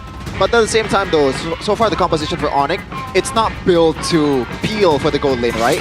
So you need somehow a gold lane that can evade some of the CCs coming from Dewa United. So I think it's still a pretty solid pick. And furthermore, it's a counter towards the Granger. Moscow's already been banned, so the global presence will be much less for Savero. Now the second ban for Coach, yeah. It's I think they have to ban something like a Gatot Kacha here, you know. There's Flex, and it also can deter the movement from the Farsa. Yeah, I definitely see that, you know, against the Phobius too, the additional CC to lock him down. At this point, is too much magic damage even a thing? I'm thinking about it. I don't think so. There are just so little ways to deal with magic damage. Radiant Armor and Athena. That's it, right? So you're proposing Harith? Yeah. Might as well. I mean, once you get Divine Glaive, none of it matters, dude. You bypass it on Joy, and the Farce is going to have a good time anyways, because you're not going to target Fredrin. You're going to target Granger and Kimmy for the most part. But that's some, you know, Granger and Kimmy is going to build Athena, and I think it's still going to be value, right? Oh, no, I don't think so. If you go Athena, you're kind of cooked. Usually you just go Rose Gold, and even for Kimmy, we don't even see we don't even see defensive items. Kimmy just goes Glass Cannon 90% of the time. Yeah, we do see a little bit here and there, maybe Blood Wings. But a full Athena, we haven't seen that in a while. And it doesn't even matter because it bypasses it. Jawhead gets taken out. Another Keyboy pick. All right. For Onyx right now, they need a no flex at all so far, unless they want to pull off like a gold lane far side, throw it back to multiple seasons ago. I think that's gonna happen. That's gonna happen. Looks like it's gonna be Beatrix, and this opens up some pickup heroes. Cho is there, even Franco is there if Keyboy is comfortable. But against a composition like this, I don't know if you're gonna put a Franco, especially Dewa United, they already have one frontliner. I think they're gonna add 2 more, considering that, you know, they have 2 solid backliner. I think this is gonna be a rinse or bit on what Bigatron is trying to do against Onyx. Yeah. Are we gonna see the return of like a Kaja? Yeah. We've seen we've been mentioning Kaja. But now this actually looks like a great Kaja game. It's Kimmy and Granger. Yeah. Like, Kaja is really good when you're up against a front-to-back composition. You pick it up, you pick them off, and you play the side lane. There's still not the move for Keyboy. What do you think about Keyboy when you say Keyboy? Which play comes to mind? Tigreal or Kufra. The Cho gets taken away, the Glue, good choice against the Phobius too. Really good choice. So do they go Kaja? Is Kaja too one-dimensional? Would it just be like a, alright, we'll fight. Yeah, the Tigreal. Huh. What? No, but down. What else is there? Technically, with a Phobius, you could make use of a Kufra, technically. What do you think, Gani, as a Kufra supply yourself? This is not the thing. You hate Fredrin. I hate Fred and Glue. It's doesn't really, it's tough. So it's not, okay. Let's see. If he's feeling it, you know, Franco. But it's gonna be the Gatot. Okay. So just AoE, pure AoE. This is the same comp as what we saw earlier. Well, not the same comp entirely, but the Phobius plus Gatot that we saw from Baloy. Interesting.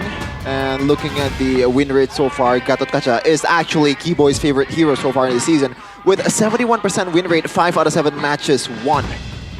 This is interesting. They're gonna bank on the Rage, Dewa United. Yeah, for Dewa, it's a scaling game. Waiting for the Kimmy to get to the item power spikes. Granger doing the same thing here, but they do have a Fredrin, Cho, and Glue. Good control early on, secure neutral objectives. And for Onyx, I think it'll really be up to mid-game, where they have Joy, Farsa, and Beatrix all.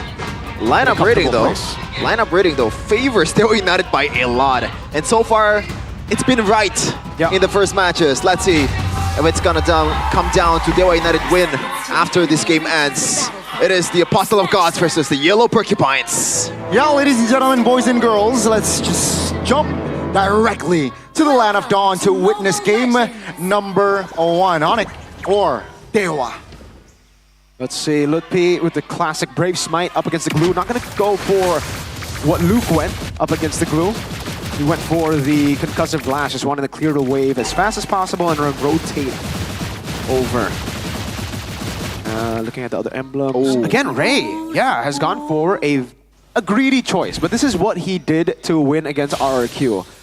Impure Rage on the Fredrin instead of the Concussive Blast. You clear faster with the Concussive Blast, but you do more damage overall then because of the Impure Rage.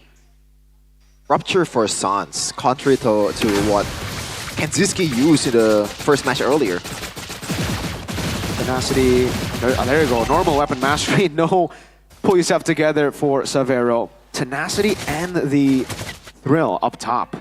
By the way, this is gonna be, I think, an Itoshi Kesu match. Because looking at the composition from Onyx, there's 0 Purify. And for, I guess, a good reason too, like you can't really bring out a Purify for Savero. And Sans, I don't know, man. Does he still got it? I think he does. We've seen many times that he... Yeah, it's still very greedy though, I'll be honest with you, up against a Cho to go for Purify. And a Glue. It is and Sans. a Fred. That's a lot of lockdown. It all kind of comes down to the micro mechanics of the one of the best to ever do it in ID. Sans. This name has been feared for a long time, but maybe the fear factor right now is gone for Dewa United. Definitely the best Indonesian mid laner of all time. Fighting the first turtle should be advantages towards Dewa. Chorizo, chunk to half though, alongside Spencer. Let's see here, can Dewa commit to this turtle or no? Chorizo now getting jumped on. Good dodge here. Misses the whiff, and Ray actually finds a Retribution Classic. That's gonna be Sans though, pulling up the Feather Airstrike, flickers out of danger. Kyrie mounted, low HP. Keyboy now distracted. So actually jumping back in. That's gonna be first blood, easy. Ray finds it. That's gonna be a Teray Lutfi. Was targeted. And that's gonna be Ray for Keyboy. Kyrie survived that one. I'm surprised it was as close as it was right now, but shout out to Chorizo, man. That dodge pretty much changed everything. But looking at the talent prediction right now by Gope, man, has this ever happened before? Whoa, that's practically a solo kill. Feathered Airstrike just blasted Spencer down, and now that's gonna be maybe under the turret. Going down as well. On it.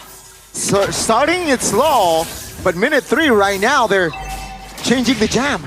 I gotta stop complimenting teams, man. The Caster's Jinx is real. No. Your Jinx is real. Dude, okay, Sheffin, they did well. They did well in the early game. What you said wasn't wrong. It's just they're not transitioning into the mid lane properly. Again, no respect for the Farsa.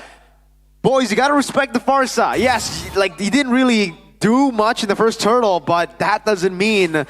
Oh, good steal from Itoshi. He just walks up and punches the green camp. But that doesn't mean it doesn't do damage. Especially for Maybe and Spencer. They both gotta respect that.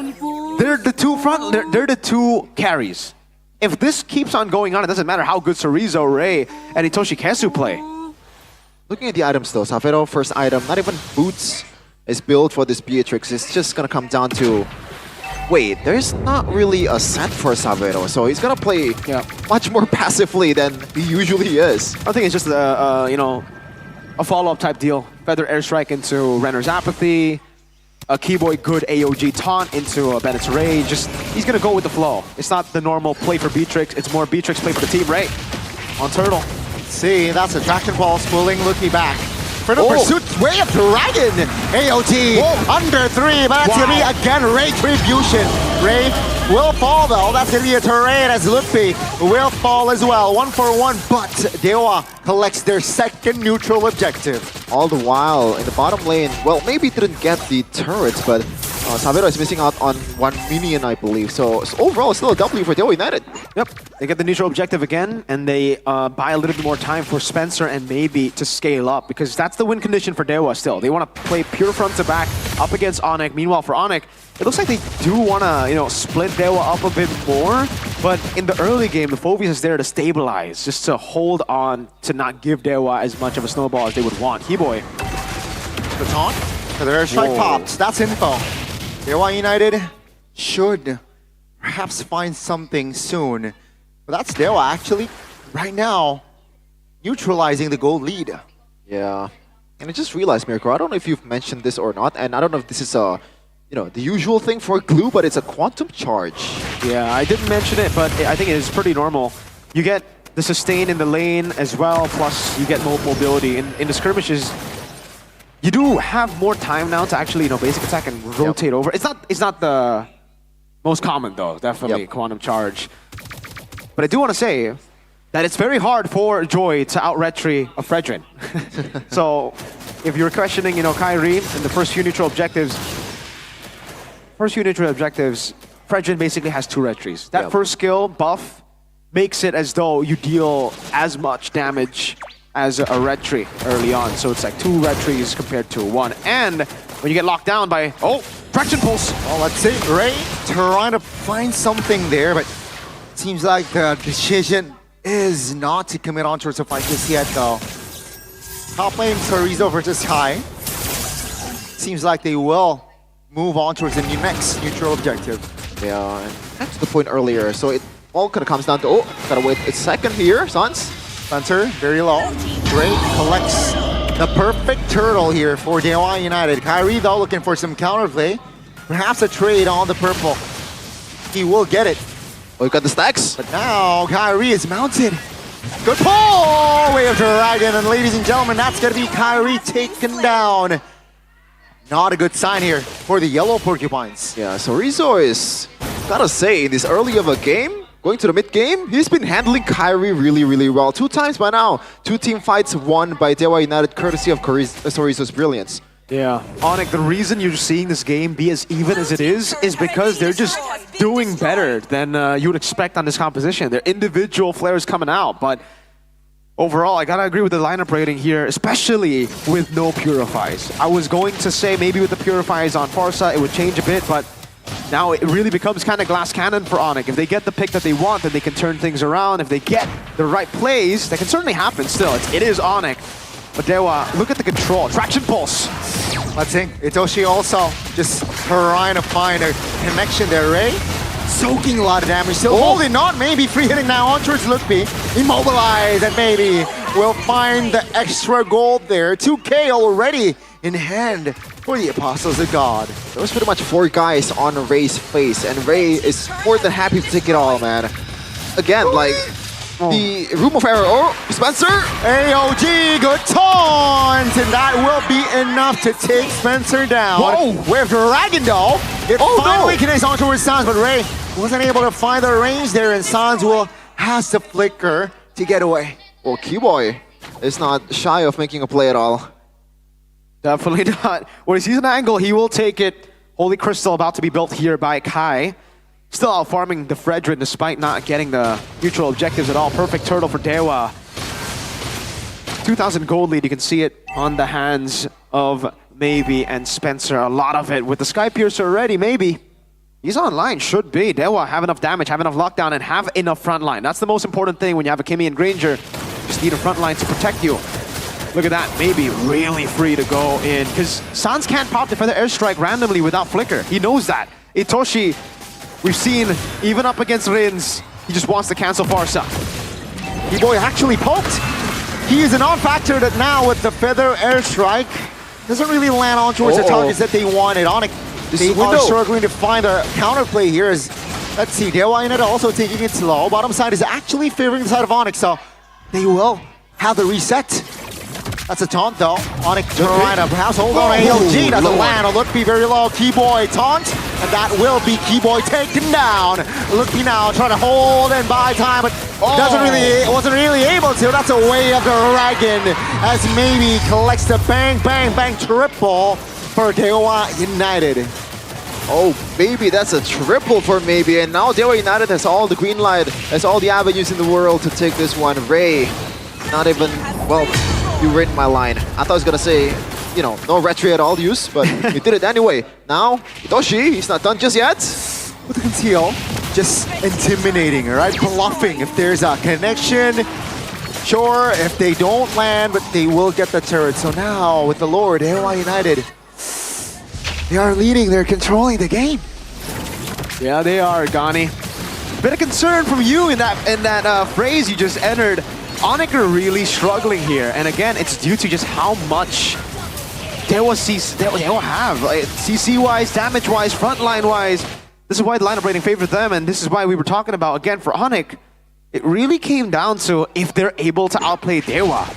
I thought they would be, but maybe is doing a bit too much damage for Severo to be comfortable. Ray is a bit too tanky for the rest of Onyx to be comfortable. Let's see. Keyboy now again. Oh, Very man. low! That's a duo kill. The Ray and maybe Yikes. connection right there. Taking Keyboy down. Well, if it's a battle of a frontliner, like, Onyx loses out not just 9 times out of 10, 10 times out of 10. Yeah, they do. Oh man, this is gonna be really tough for Onyx. I don't know if they even still have it in them. They don't really have gap closer. Ludwig can walk up, I guess. But look at that. It comes down to really like low margins here. Like Onyx need to get the perfect fight. And the perfect fight is for them to be able to isolate Ray and Cerezo from Maybe and Spencer. If Onyx can somehow get Lutpi, Sans, and some... Oh, hold on. Keyboy, That's a tank! Oh, my. the last big Gatot Kacha. It's hard now. That's gonna be a connection onto it. Severo has the flicker, but that's gonna be Sans. Vulnerable, taken down, mid turret, number 1 falls, bottom side, very low as well. Onyx, they defend with 3. Keyboy will come in 10 seconds, but is it enough time? They are now entering the main base, and they have another wave coming. Onyx, they should be able to clear for now, but that's just the damage already. Keyboy AOJ doesn't land, luckily for Dewa United. That's a good taunt though. Keyboy will fall again right after his respawn time. Onyx now again just holding on, just clear, and they have the reset. 2 base turrets at the end will fall. At this point, Keyboy is just giving out Sky Piercer stacks to Maybe, man. At the same time, that AOG that he did, he had to do it. He had no other choice in the matter. And now it gets from bad to worse, really, for Onyx. Not only do they have to deal with the front line, that crazy damage, Spencer and Maybe are almost at full items, ladies and gentlemen. This is a massive lead on the frontliners. Divine Glaive already. Rose Gold too for Maybe. Lord. Oh, we might have to see game number 2 for Onyx here, because in game number 1, with all the winning conditions already set and Winter Crown, not even the Glass Cannon, Spencer not gonna go the greedy route. Will choose to play it safer. Maybe has gotten ridiculous amounts of stacks. This is gonna be free. Onyx are forced to just turtle in their base. Yeah. Showing off his non-existent jawline there, Doshikes. Now, 9k gold lead for Dewa United. This is looking really bad for Onyx, man. This is a very unfamiliar territory, especially after all the casters predicted that it's gonna go 2-0. Hey, I'm not really used to social media handling and anything like that, but you got a really easy meme to come out. Definitely. Dewa United, they did it for Papulung. Usually, you know, when Dewa gets the win, he's the only guy who predicts Dewa. Now they can go, they don't even need talent predictions. Gani, what's going on here? Lord marching in slowly but surely. They do have wave clear. Where's Keyboy But going? let's say they do clear this wave. What's the plan? Oh, Ray has Winter Crown too. Uh-oh. Interesting position from Keyboy right now. He has trying to flank like a Tigreal. Let's see. They have all the flickers. Yeah, the last base turret officially has been taken down. Taunt. Keyboy with the conceal, looking for a taunt.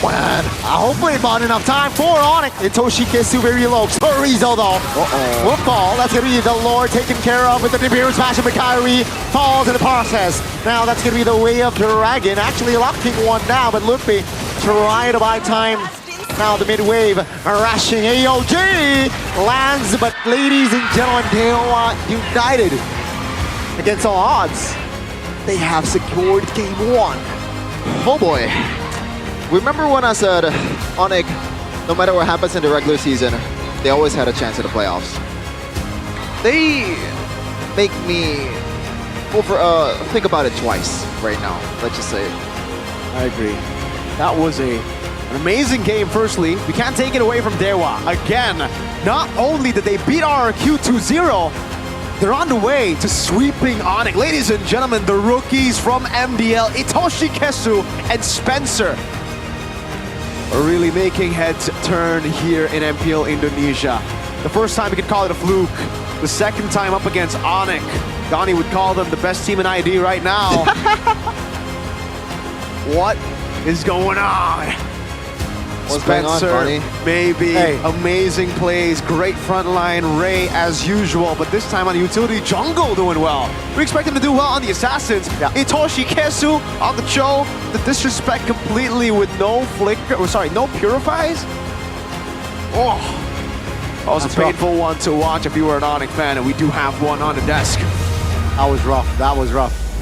This is why I hate Fredrins, man. He's a rock. Yeah. He is a rock.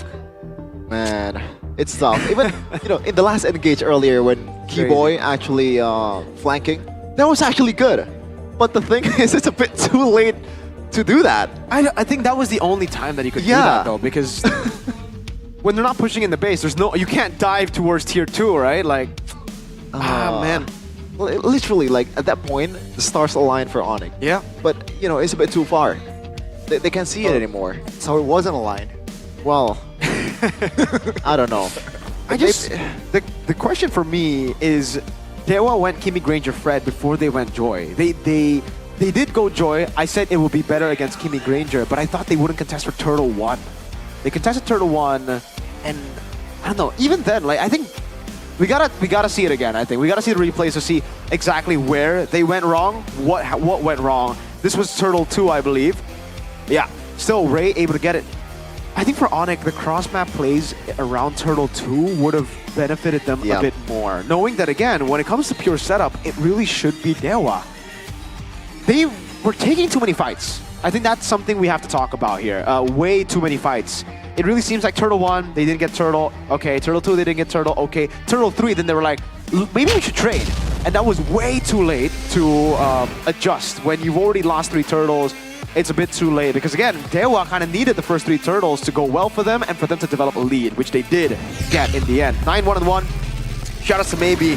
This guy will definitely be a star in the future for Dewa United and MPL ID. But to go back to it, Turtle 1 was secured. So Riza was able to set up for it. They got a little bit of a comeback here, which is great, by the way. Getting Maybe and getting Spencer. But they never really got to capitalize on it fully. They instead kept on fighting for neutral objectives. Banking on the red tree that, again, could have gone Kyrie's way, but against a Fredrin, it's pretty ambitious to go for it. And against Ray, known for his retribution. I mean, do you think this is also a sign to what CW said earlier about it? All the other teams are improving instead of Onyx, just degrading. Because, well, this is also an example of Onyx degrading. They, for some reason, have lost track completely of what their composition was supposed to do, right? But hasn't they been doing the same thing when they're dominant? Just rely on the micros of the players? Yes, but not like this. They're not just relying on micro. They're relying on micro and fighting every single fight. To a point, right? Especially in the early game, it's somehow Onyx, they're disrespecting the potential for sure of the composition from Dewa, and they got punished for it. They got punished hard for it. Again, this was a stomp, ladies and gentlemen. This wasn't right like Onyx actually fighting back.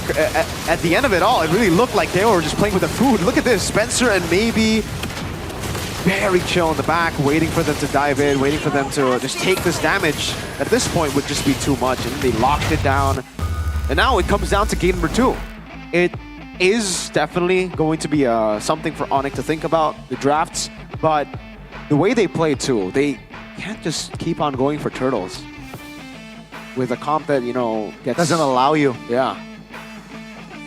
Looking at the items here, still, I guess there's not many peculiar things that we can talk about from the items. It's still the normal, usual build, maybe except Gatot Kacha from Keyboy is not really building the boots to the full build. But yeah, this is, I don't know, man. It's gonna start with the draft, right? And by the way, the lineup rating has been on fire today. It predicted the future. Yeah, I mean, It's been 100% accurate today. I don't like the draft from Onyx as well, right? Especially that, okay, technically, not a lot of options. That last big value that usually Yeb. And do you think like the Beatrix pick was a bit too early? Or maybe even the Farsa pick was a bit too early?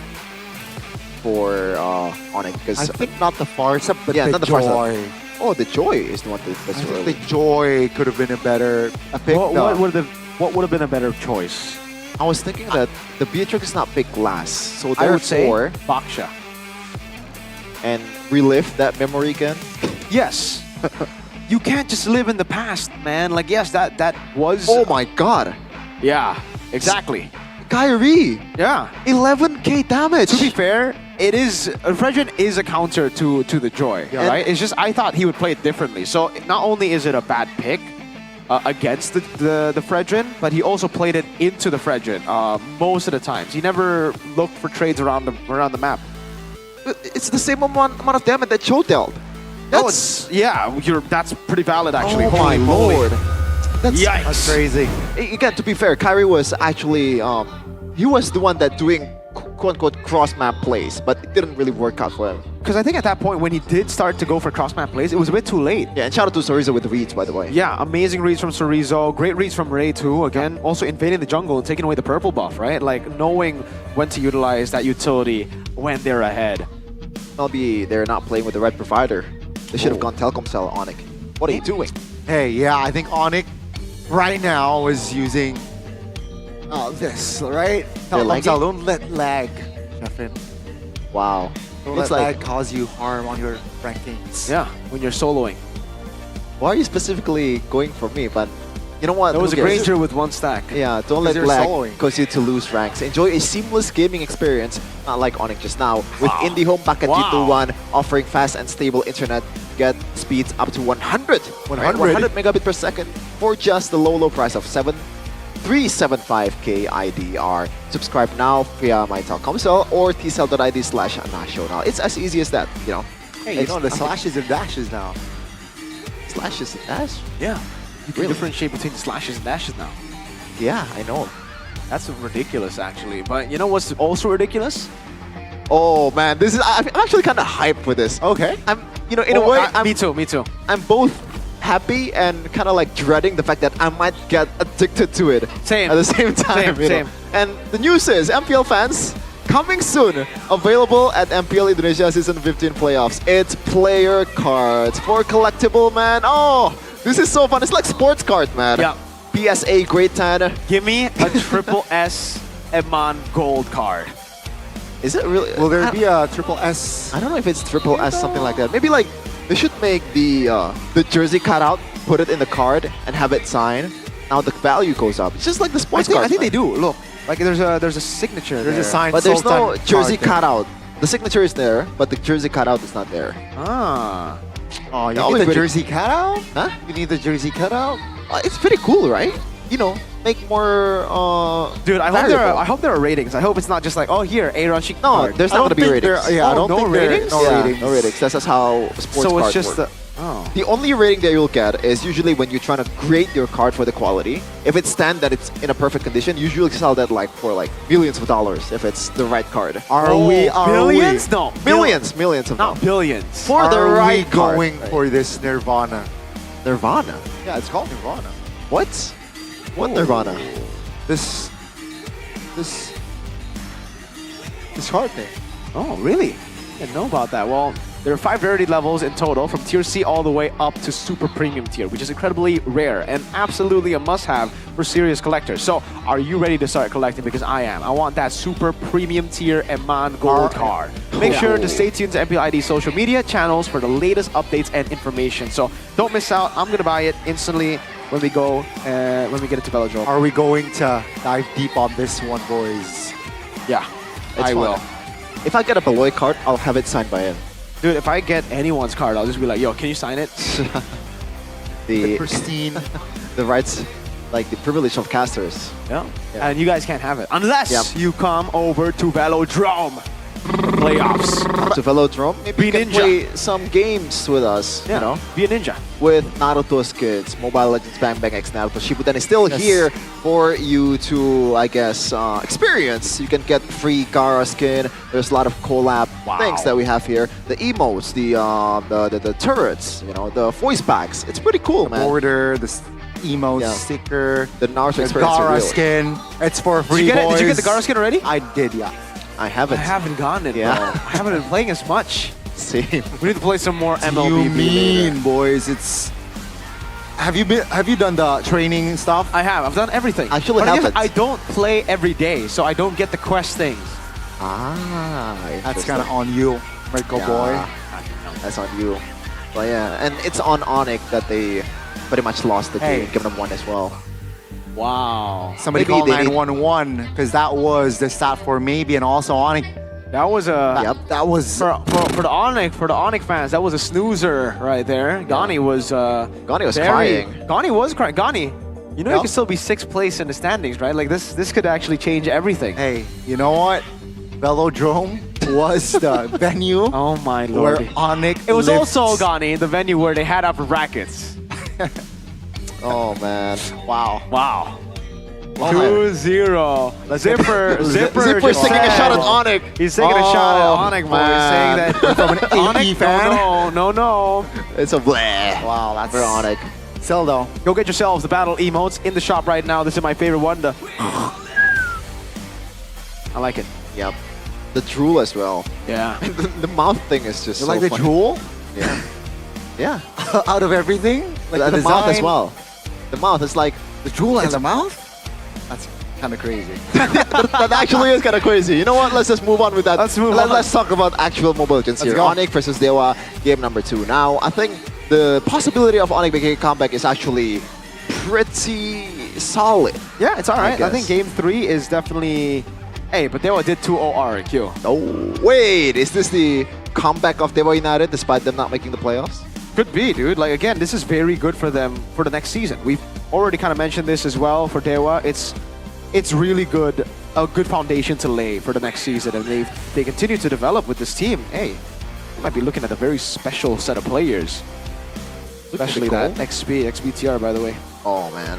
Sorizo? Every time. Yep. Every time. Look at the gold here. Spencer winning it out against Sans. Even Reyes of Fredrid has, had more gold than Kyrie as a proper jungle that can actually jungle and enjoy. Looking at the win rate though, first pick selection still for Dewa United. Wait, is it still? Were they second? Yeah. And they're going to stay on the same sides. Ladies and yeah, gentlemen, you're right. Onyx have chosen red despite losing on red. I think now Chip, Kalea, Juicin. Did they let go of the Juicin? Yep. Yeah? Surely that's gonna now be the case. Kimmy? Kimmy was... Do you think it's Kimmy? I or think do they want let to go go the to Kim Sin route? and Chip. I don't think you want to let go of Chip. Onyx have not been good on Chip at all. He's neglected though. No consideration towards the... Itoshi Kesu plays a pretty okay Chip. It's pretty okay enough to get a dub though. I think so. Onyx aren't really the best at going up against that kind of hero, you know? Like, Right. they want to make individual plays, and Chip loves it when you want to go individual plays. Yeah, they play more active than reactive on it. That's been the history for this team. And that's why Keyboy is very iconic with his Keyboy moments. But let's see though. The picks like Mathildas are not out of the question. By the way, why is Mathilda not getting any love here this week? We haven't been seeing Mathilda for a while now, ladies. Again, Chip, as expected, still though, same old for Dewa, Badang, and Haya. Will be the Fanny last band too, I believe now. And then it really comes down to Onyx. What do they leave Seal's open? been itching for a real fight. Juicin ban. I think that's what they have to change. Change the Juicin to Kimmy, What's your Ranger, command? Your team is something of the sorts. What's good about the Kimmy, by the way, Time is to the... drop the beat of Whoa. the flash. Your team is Okay, so they want Suyo. Yeah. Or they want the Fred. Yeah. But no, if they want the Fred, I think they'll be okay with the Your Joy. team is picking. Kimmy picked up. Let's see, Onyx, what's the response here? Last time it was Farsa and Phoveus. Is it going to be the same thing, or do they take the Granger away now? Yeah, I think Farsa, you can kind of slot it to the third pick, right? It's Yep. not as important as To the jungle. you There you thought. go. Gonna be the Granger. The second one, maybe right away towards the Suyo. There Oh, it's you gonna be a go. Basha. They're gonna counter the utility with utility. Now, for Dewa United, Granger is taken away. They can still play the Fredrid, but I feel like that's literally what Onyx is trying to do. Yeah. I think it still can be okay, though. Like, you just want to play front to back for your backliner. Oh, what do you go when you're up against Baksha though? The Kimi is already kind of... Huh. Yeah, the Baksha has been a big problem now for a lot of teams. Yeah. They go Lunox, but... I just hope this is not a Baksha roam, Gani. Yeah? Please. No, what I'm trying to say is... I mean, either way, it still brings PTSD to Onyx fans. Especially that mid push there. Oh man, that's a good answer. A signature pick too. That's a signature pick for Sorizo XBTR, by the way. Wow, CC. And Gani. It's guaranteed that it's guaranteed that Onyx will have 3 frontliners, right? Though, Yeah. so the value is actually be big. Matilda can actually be picked up right here, right now. I don't think so. I don't think you want Matilda Baksha. With Baksha. Yeah, Matilda the Baksha is Baksha up Shield for- Unity. Just right. go. I had a pick in mind. Do they want to just go Farsa? Yeah. Again. Wait. Yeah, I mean, Ranger Farsa, you already have a proper front line. This Who do is you go- BTR. Just go BTR draft. and playing front to back against a Gimme. Now you have a Granger, yes, but is it gonna be Farsa Granger? Enough burst, enough the execute too, and then you have front line. Planes exists the Eve? equilibrium. Oh, it's Eve and Baksha. This is the composition. Oh, you're right. They should have gone Claude. You're right, you're right. Oh man, this is giving me a lot of PTSD. I was casting that game in Manila, Philippines. Oh boy. Bad memories. Right after that, the Eve just popped the ult. Yeah, Just for a second. and then- oh, Terizla, please, please. Oh my lord. Nah, they're not gonna pick Terizla against Hey. CC, right? Come on. Yeah. Oh man. Just for the vibes? Just for the vibes? I don't think you want to relive that vibe, bro. Whoa, they're not really convinced that Kyrie's gonna take the Baksha here, and it's for a good reason. But the Hanzo ban, huh? Interesting. They really think that Kyrie has PTSD. And I won't blame him, yeah, because Baksha, that... Come on, Dexter. Oh, they banned the Claude. Okay, they're like, no, we're not gonna... They can hear us. They can hear us, truly. Okay, Hanzo ban, Dewa. What are they gonna ban now? Trying to think like another... surely this is gonna be a Baksha jungler, right? Or, I don't know, actually. Huh. Man, what will really give Onyx PTSD is a Dewa Brody pick. It's not gonna happen. That's not gonna happen, but oh man, imagine. Imagine, Chapin, imagine. Just imagine, man. Yeah, I'm imagining it right now. Ling is getting banned. They really want the Baksha to go jungle. They're really forcing it. Oh, that's Yev's wife. It's Mrs. Miranda. For EXP lane, I mean, pretty much almost anything is a bad matchup against a CC, but you might want to go. Oh! Wow! Oh! Wow! Alexa played Despacito! Wait! Bang, bang, bang! We are throwing it back, man! This is Lutpi Paquito? Lutpi! No one else does this in MPL ID currently. Debut pick for the Paquito.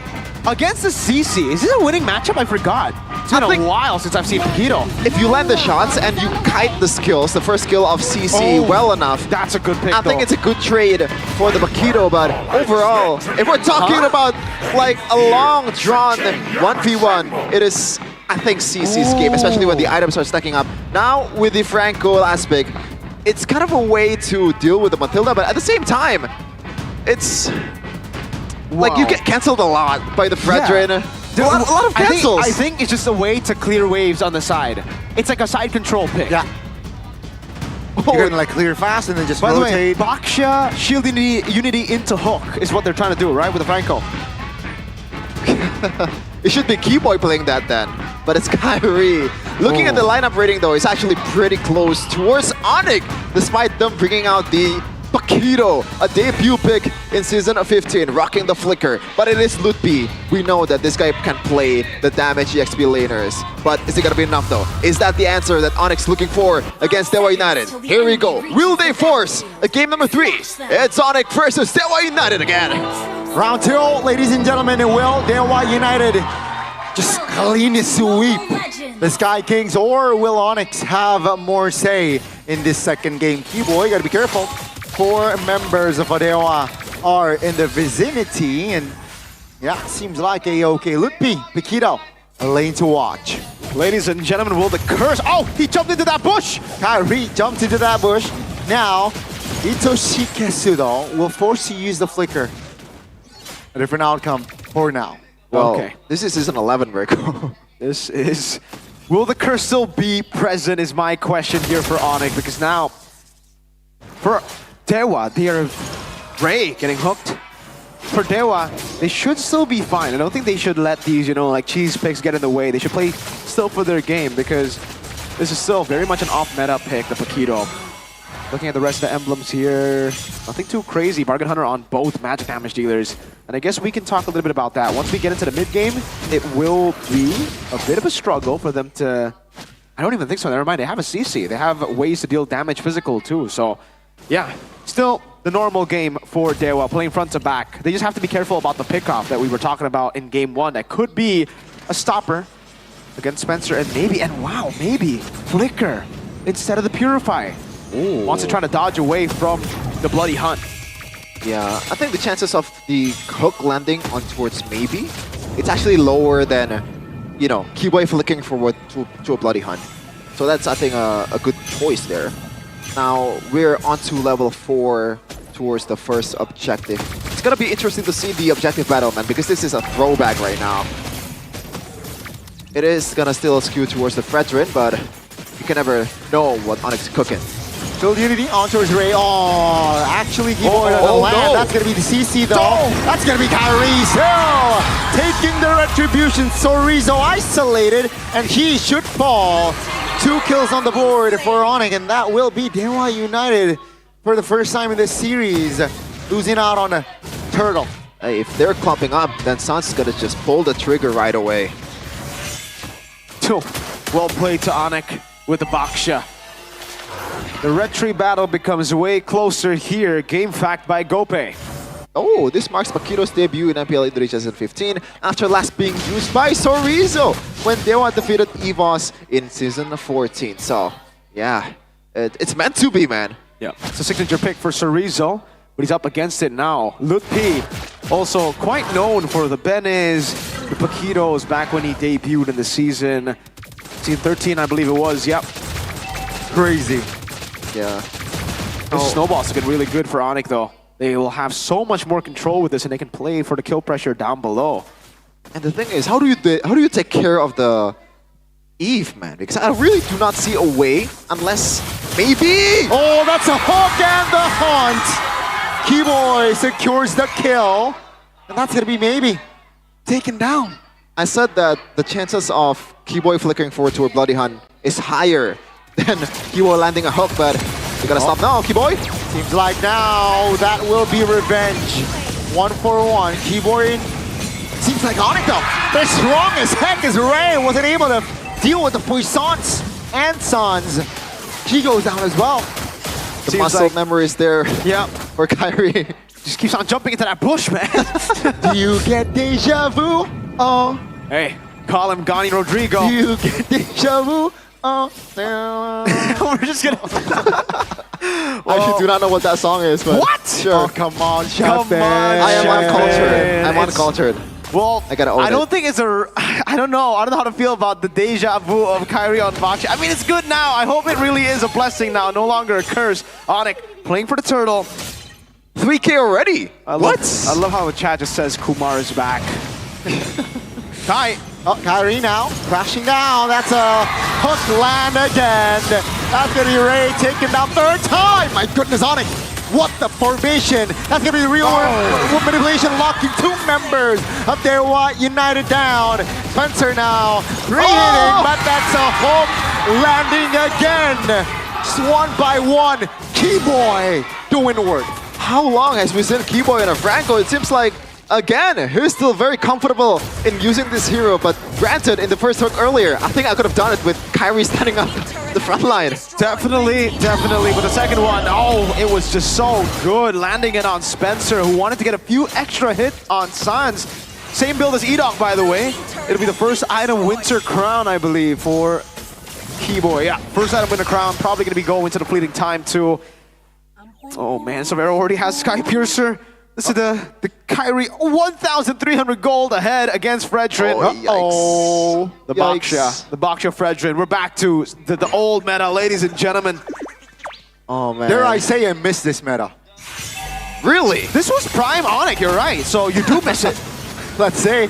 Circling Eagle lands on towards Wait a two. That's a second. taunt. Keyboy taking a lot of aggros, but he will follow alongside Kyrie. Real world manipulation wasn't able to assist, but Lookpay is in the area to deal some damage.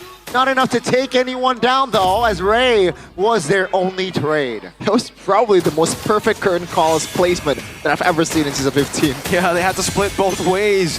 One going to the other side. And this is where you get kind of scared here, Gani, because remember the M5 Grand Finals, they were actually winning for a while with the Baksha pick and the Eve.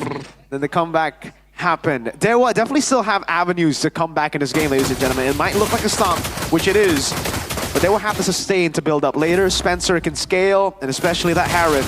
That Harith could be a real problem in the later stage of the game if Keyboy doesn't get the right hooks, if they don't get the right plays. Radiant Armor, first item for Kyrie. That's a good one.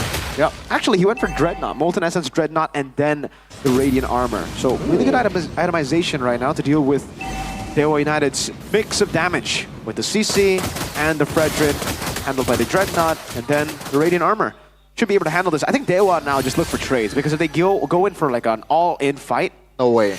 Yeah, no way. The front to back's too clean for Onyx. But Onyx, will they let it happen actually? Oh, Ray! Oh, whoa. Close. That was close.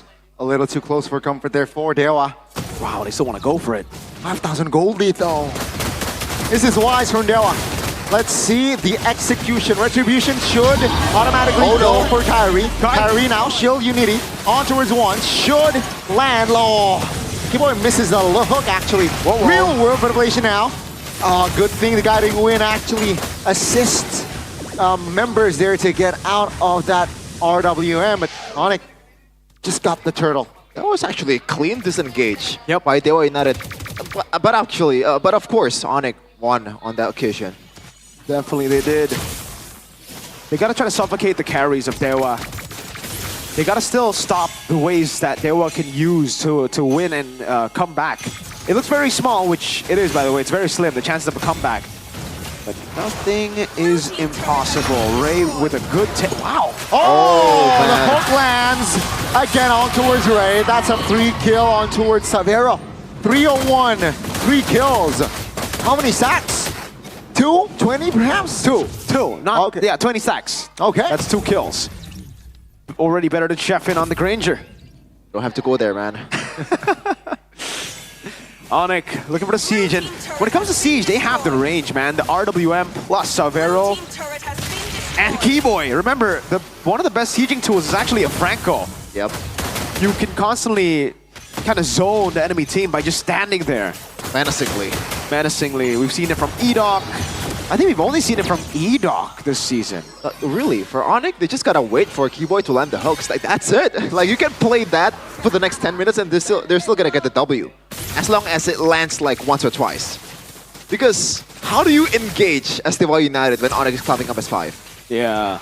It's gonna be really tough, especially considering the front line is not really frontlining right now. They're very squishy. Onyx frontline, on the other hand, oh my god. Kyrie's a tanky boy this time, and you guys can watch them live in Jakarta, in the Jakarta International Velodrome for playoffs. Go buy your tickets now. It's for sale. Yep. Don't forget, there's a basketball court in front of the Velodrome. Yep. So if you want to play with me. Are you gonna play basketball, Chefin? Yes! And right now, Onyx is just playing with Dewa United. 8K gold lead. Yep. Dunking, everything. Alley-oop 360 over the shoulder and head. East Bay. Head and shoulders. Okay. MCCT2 will be live for you guys from May 23rd to 25th. Rule the board. Roar. No, they're not a playoffs, Gandhi. It's like Onyx is ruling Dewa United. Man, oh man, looking at the items right now though, it looks like Lutpi is just going full on damage here. I actually noticed that Lutpi bought the conceal earlier and then cancelled it for dire hit. Yeah, because obviously that's not what you want to go for. Lutpi, you might want to check out the doctor. Maybe you're a bit colorblind. Hey, maybe he wants to conceal. Maybe they because Keyboy doesn't have conceal, and like sometimes the XP lane actually does go for conceal. Okay.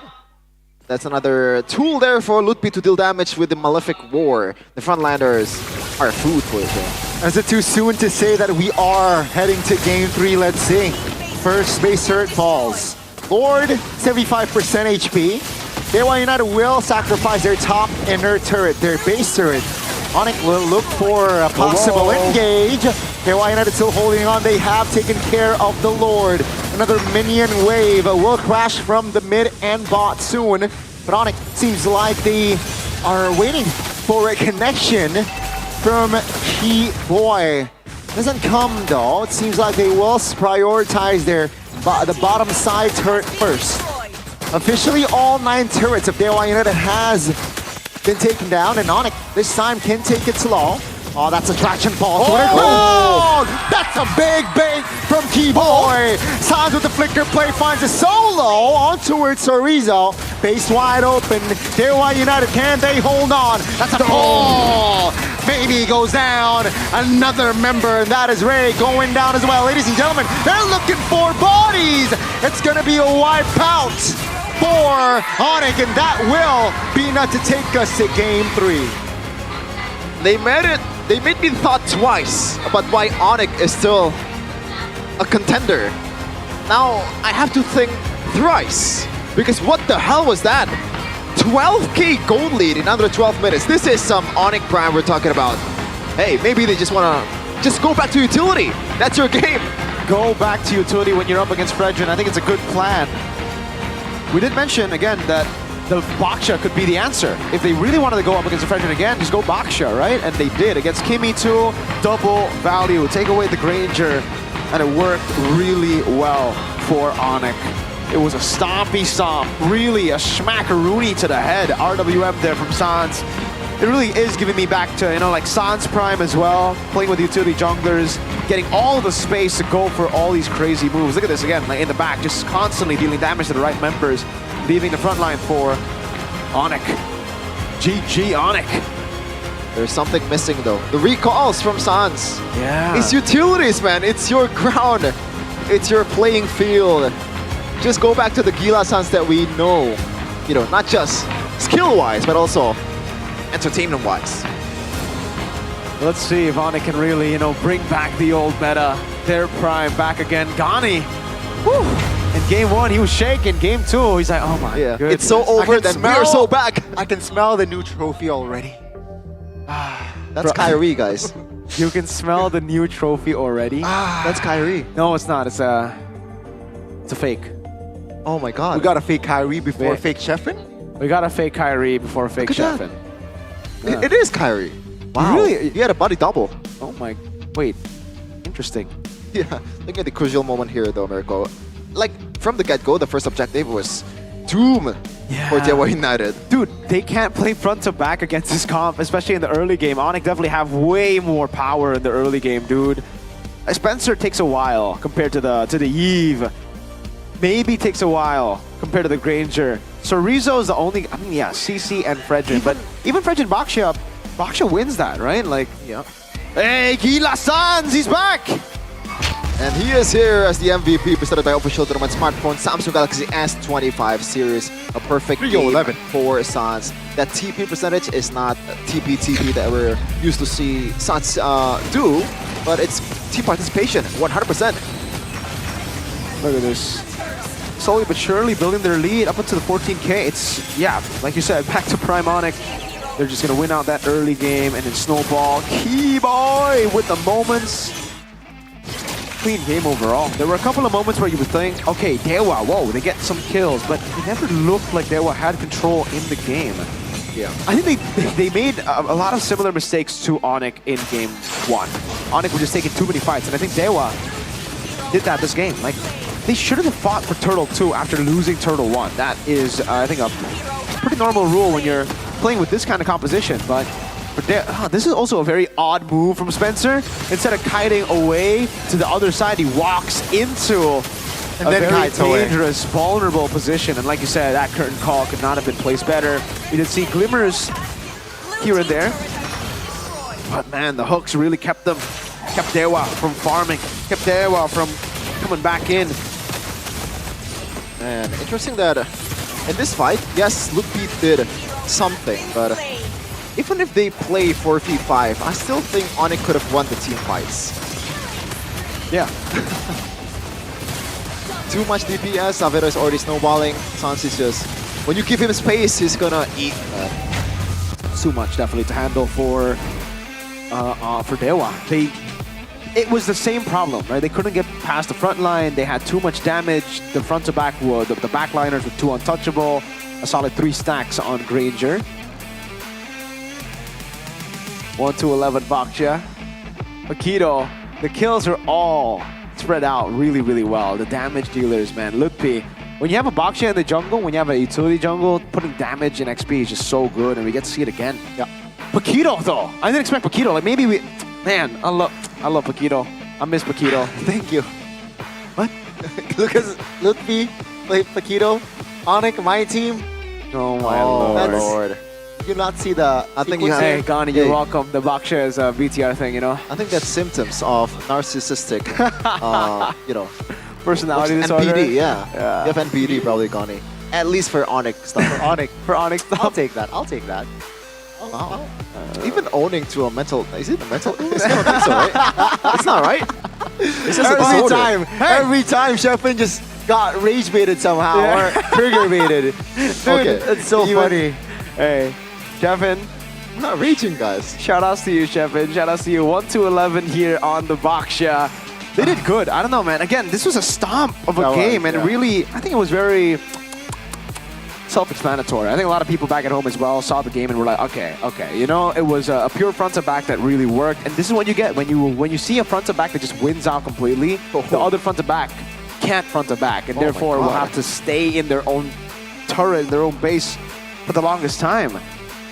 Wow, yeah, full turrets, no turrets. This, if you give me a screenshot of this, I would probably think, okay, this was like Season 12 Onyx, right?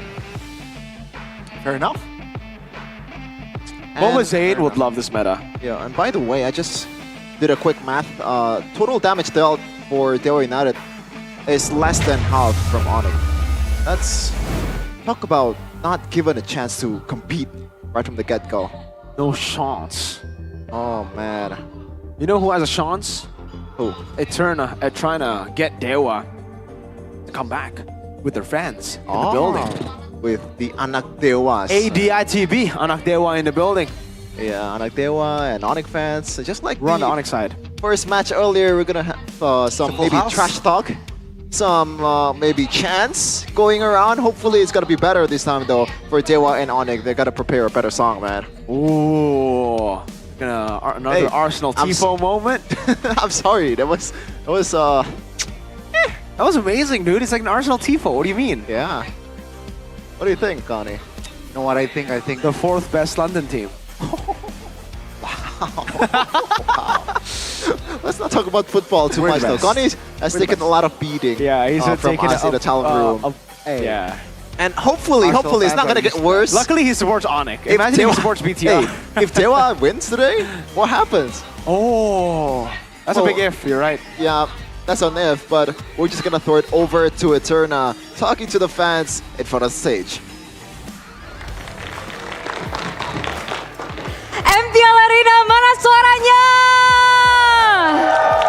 1-1 untuk kedua tim di match yang terakhir di hari ini. Dan sekarang Eternal lagi ada di audience nih. Nah, dan kita pengen ngobrol-ngobrol. Coba kita ke sisi kanan kali ya.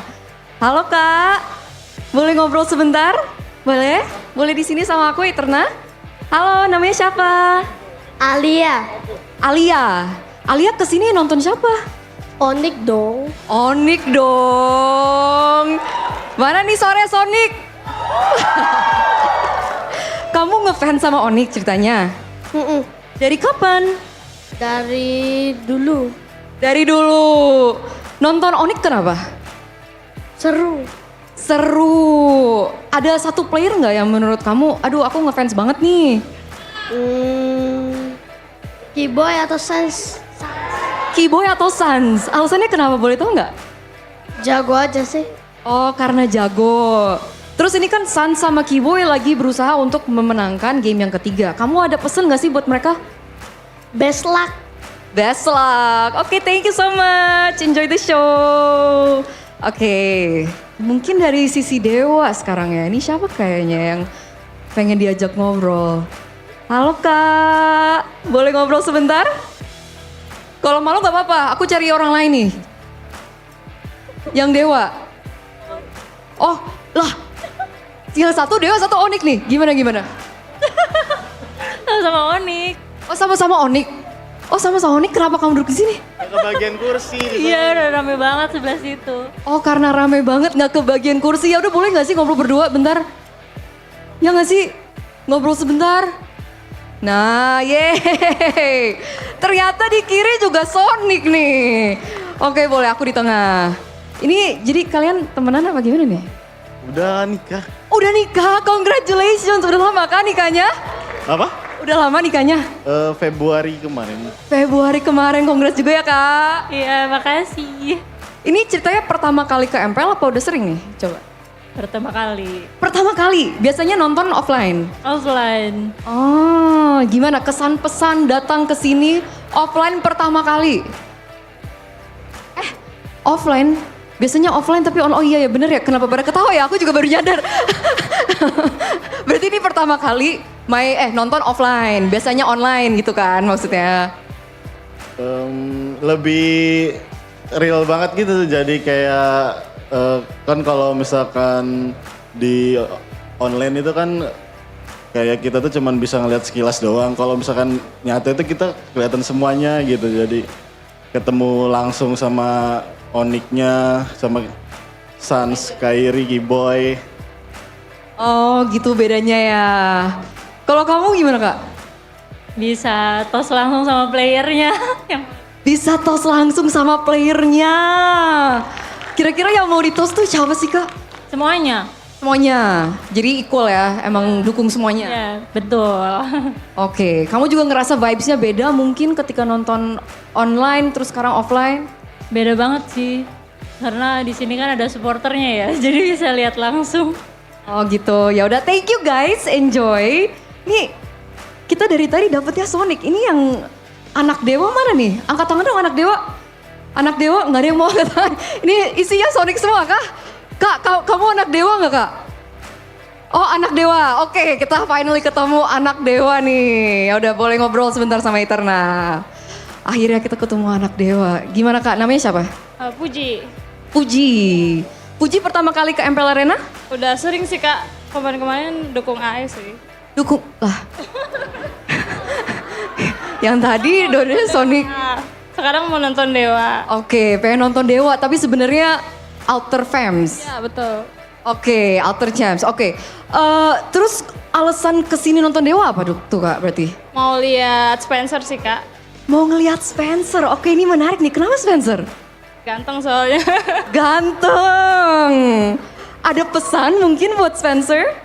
Semangat di week-week terakhirnya. Semoga menghasilkan yang terbaik. Tetap menghasilkan yang terbaik. Gitu Spencer. Semoga kamu lagi nonton ya di backstage ya. Ya udah kalau gitu, thank you so much Kak. Oke, ada lagi yang pengen diajak ngobrol mungkin? Nih yang di ujung kayaknya ini banget ya, tulisannya apa sih itu? From Kediri, dari Kediri. Wow, ini apa? Jiayu Onyx, Sonic Palembang. Ya udah boleh Kak, yuk ngobrol bentar yuk. Oke, ini kakak siapa nih? Ria dari Palembang. Iya. Tinggalnya di Palembang? Iya, terbang ke sini khusus nonton MPL. Wow, tepuk tangan dulu dong. Dia terbang khusus ke sini dari Palembang untuk nonton Onyx. Ngefans sama Onyx dari kapan? Kenal Onyx karena cowokku sih. Terus sebenarnya mau lihat si Z juga tapi nggak datang. Iya, kok nggak datang ya? Coba nanti tanya Kairi kali ya. Oke, kita nanti tanya Kairi. Ini kenal Onyx karena cowoknya mana? Di Taiwan. Di Taiwan, LDR dong Kak? Ya.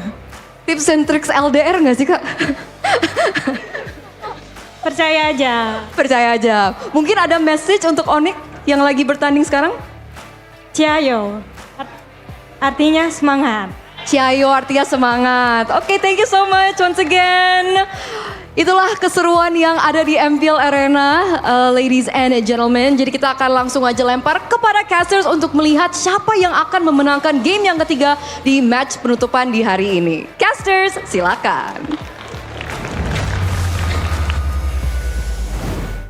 Wow, those are actually some actual real fans, man. Thank you. Hey, the first person that Sonics, man.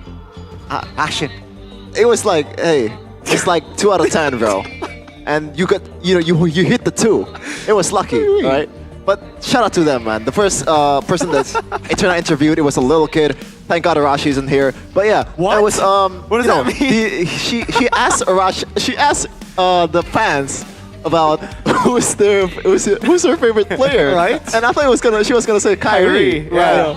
She said Kiwa and Sans. Yeah. She knows ball. And the second one, I don't know which team she's supporting, but she said Ultra Champs, but she went here to see Spencer out of all people. Yeah.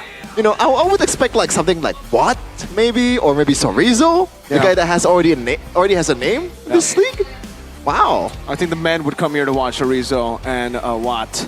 But Spencer, he definitely is on the good-looking side, man. You're gonna get a lot of female fans there. Okay. Just like the entire Onyx fan base, it seems, man. I mean, it's not their fault they're good-looking, right? Like the Onyx players. Yeah. By that I mean Kyrie. What? What? And Keyboy. It's not Sure. their fault that they're good looking and gods at the game. And gods at the game. Oh, okay.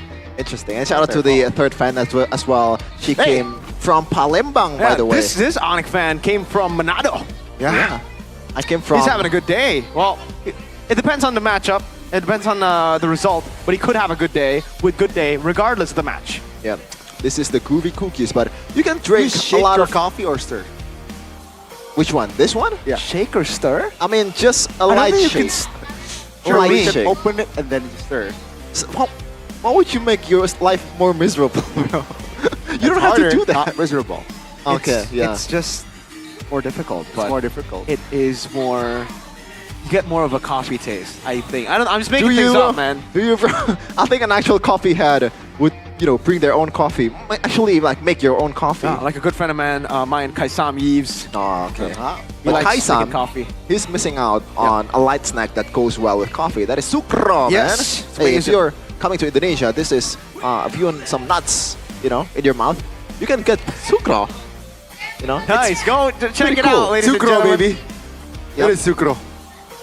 Sucro is a bunch of nuts that's coated in some, whatchamacallit? It's not a dough, right? What's the term? I mean, it's a snack, Yeah, it's a it's a crunchy finger food snack. Just convenient when you're gaming, chilling, hanging out with buddies, or all of the above. But Hitoshi Kesu, man, What? I'm surprised. Surprised by how good he is? Yeah. Ah. He was able to be an impact in game 1. Game 2, it was a different story, but that's Spencer right there, checking him. He has a smack. How about Sorizo, though? Look at the gains. Yeah. He's a muscle man, man. Yeah. Man's been. Well, to be fair, he's got a free gym in the Daewoo facility. Now, that's a facility. Do you prefer, an actual facility like that, or just a gachoan type? Oh, bro. No. I'm not mentioning teams, Kevin, bro. No. I'm not mentioning teams. No. Ladies and gentlemen. Oh, Keyboy seems to be having a blast. Keyboy, He almost just spat water. I think Maybe he heard your joke. Yeah? Yeah. Ah. Heard your joke. Yeah. It's pretty cool. Now, game Who's number cool? 3. All of you guys. Oh, thank you. I love you and all you guys. Thank Now, you. going to game number 3, bro. This is interesting, right? Because 2 games in a row, it's a stomp. Stompy stomp, just like Mirko said.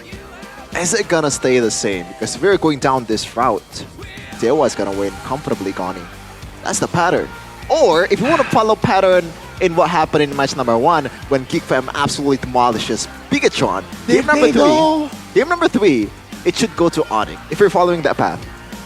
Absolutely destroy. If you call that absolutely destroy. Yeah. And BTR disintegrated, stomped on Geek Fam like 1. I mean, yeah, cool. That's pretty cool. What's your upper bracket? Hey, don't worry, we'll show you in the playoffs, man. We're gonna have a good time here. And this is Spencer, by the way, in case you're wondering, Chefin. Ah, look at that. Better jawline than Itoshi Kesu. Why do you have beef with Itoshi Kesu? No, man? like earlier. Why? I was just trying to make a joke. I'm sorry, Itoshi. Okay. Itoshi, I What saw. about Sans? What about Sans here? Oh, Sans is awesome. Oh, Look at the wink. The wins. Rate Sans 1 to 10 gameplay wise. At least 11. I can take that. Yeah, on his prime, it's like a 12, you know? Okay. Because he exceeds human right now- standard. Yeah, he's down a point. He's down a point.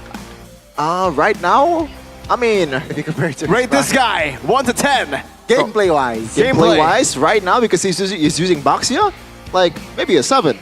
Wow. Nah, just kidding. He's at least an 8.5 in that game. Okay, what about Sorizo? Why are you guys interrogating me? I don't know. You've I been don't know, going- it's a segment. You've been going with it, so this is the segment, right? Okay. Sorizo. So Rizzo, that game with the CC, like a 4. Okay, Like Lutpi. a 4. Lutpi, he was nowhere to be found, but to be honest, you know, it doesn't matter. They got the W. It's like 6, I guess. So he's like the new Boots. You just don't see him, and then he plays Paquito, Heavenly Fist. Remember? He didn't die. 11. Interesting. We're on to the third game draft here, presented by Samsung Galaxy S25 series. Let's go. It's been a pretty entertaining draft, especially in the second game. A lot of surprises. And now Onyx once again is on the second phase, as they usually are. All right.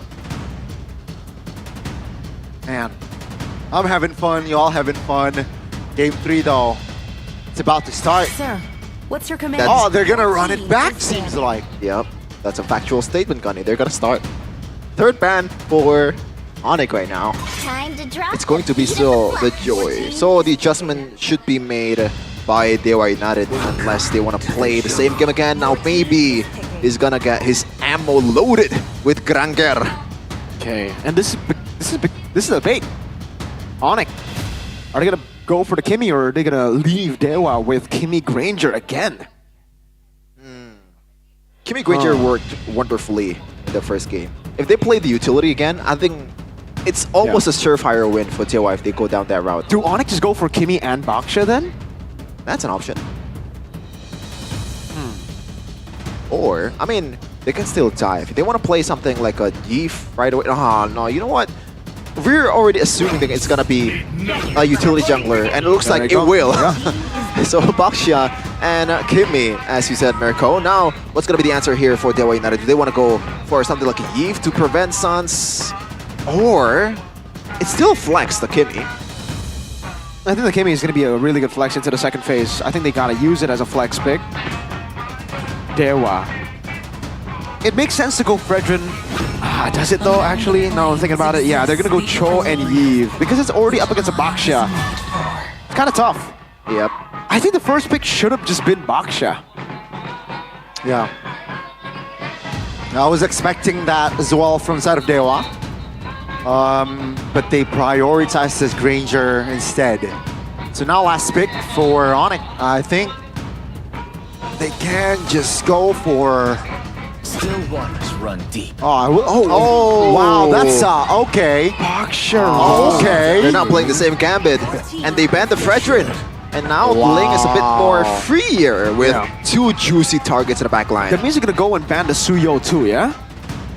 For Onyx. Yeah, because Dewa can still go for the Suyo. Up against the Ling is pretty good. The Kimmy Baksha, now that's where you sort of struggle. I was wondering, like, is there any other utility jungler that could be brought out aside from the Fredrin Baxia right now? There are also shadows. Something that fits the X-Borg against the Baksha, but not against Ling and Kimmy. Akai if you... Oh, I don't know. Akai. Oh, that's a good one, actually. I don't know about the clear, though. For Dewa? No, just like a utility jungle outside of Baksha Fredrin. Mobazane would definitely pick him up, Akai. What do we think about the Bane, boys? Oh, no? Bane. I don't like it. You get run down to the ground by the Baksha. Right. So the option is limited here for Dewa United. Yeah. They gotta play through both Spencer, Spencer and maybe. Dude, that's why they picked up the Ling. They picked up Baksha, they pick up Ling, so that's 2 jungle denies. They've already banned Joy, that's 3. 4 or 5 with the Fredrin and Suyo, 6 with the Haya, 7 with the Fanny. Now it's like, what does Ray even play? Hanzo, does he? Against a Ling? Yeah. Against a Baksha too. I don't even think you can dive in. Baksha's just gonna tank up all that damage. Facts. At least they ban out all the heroes that can. Lucas? Naruto? I don't like it. But their options There's are no limited. Valen. Their options are limited. Who says there's no Valen? There's no Valen yet. Yeah. Onyx can definitely take the Valen though, yeah. Up against the Yve could be a really good pick. Just pick up EXP here, right? Pick an EXP. Well, okay, let me ask you guys a question. Kimi, better in mid or gold? I personally like it in mid. Yeah, I agree, and that's why they go Claude, and now there's no Valen, unless they go XP Valen, which can still come up, to be fair, to be honest with you. Oh man, this was a trap right from the get-go after the Kimi Baksha. Do they go Phoveus, Lucas?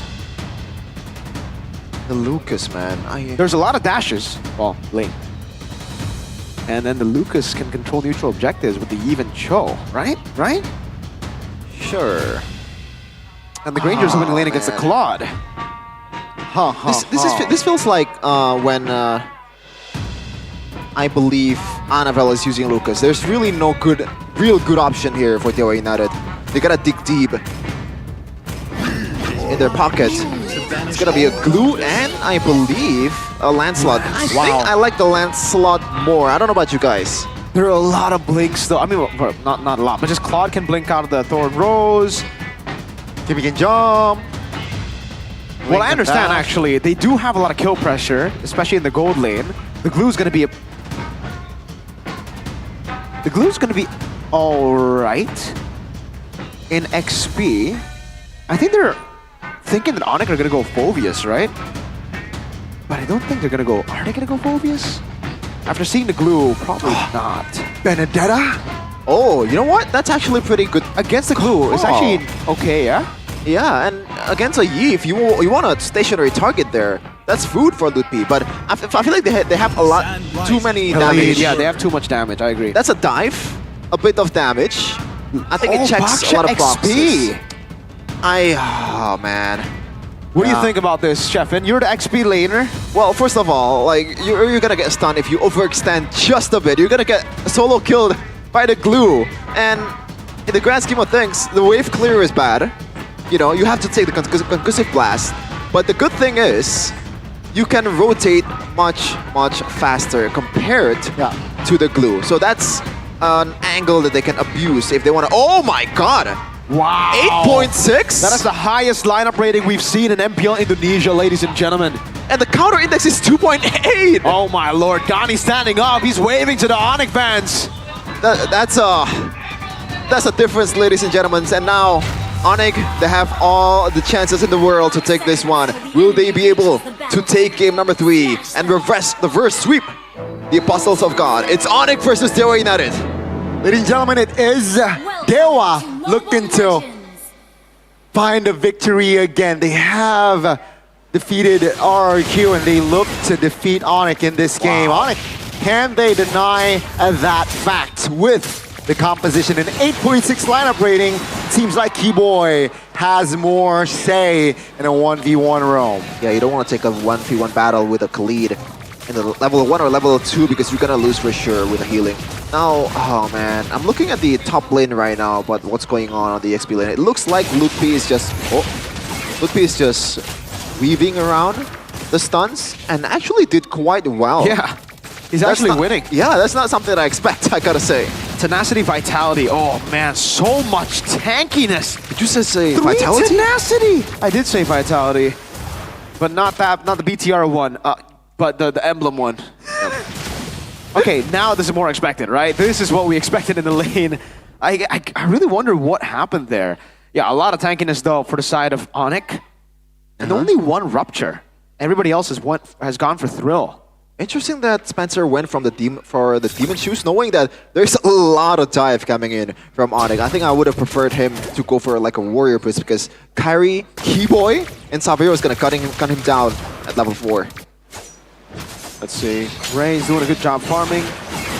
And it does seem like right now we're just definitely going to see like a chiller game up until the first neutral objective. Ooh. I'm trying to think about it. Savero's actually doing an amazing job in the lane here up against the Granger. Yep. Who wins Turtle 1? I think it really comes down to the XP, doesn't it? Well, first of all, I think they will actually have a better composition for Turtle 1. Especially it's a Lancelot. This is a hero that excels at taking objectives. As Torizo and Spencer's gonna be level 4 in a second. Itoshi starts to get the Lord to Dewa's side, but looks like Kai and also Ray will just take the buff before they want to battle it out in the pit. Yeah, both junglers. They're not even going there. Interesting. I don't know if Ray is aware of this, but Kai wants to invade. Yeah. Ray knows. Ray knows that. Oh, wait. Onyx are on the turtle already. They're going to go for it without Kai. Yeah, they got the Kimmy. And seems like they're out with the info. Kyrie, though, jumps back. That's going to be Kyrie picking up the first turtle. Tempest of Blade, Itoshi Kesu.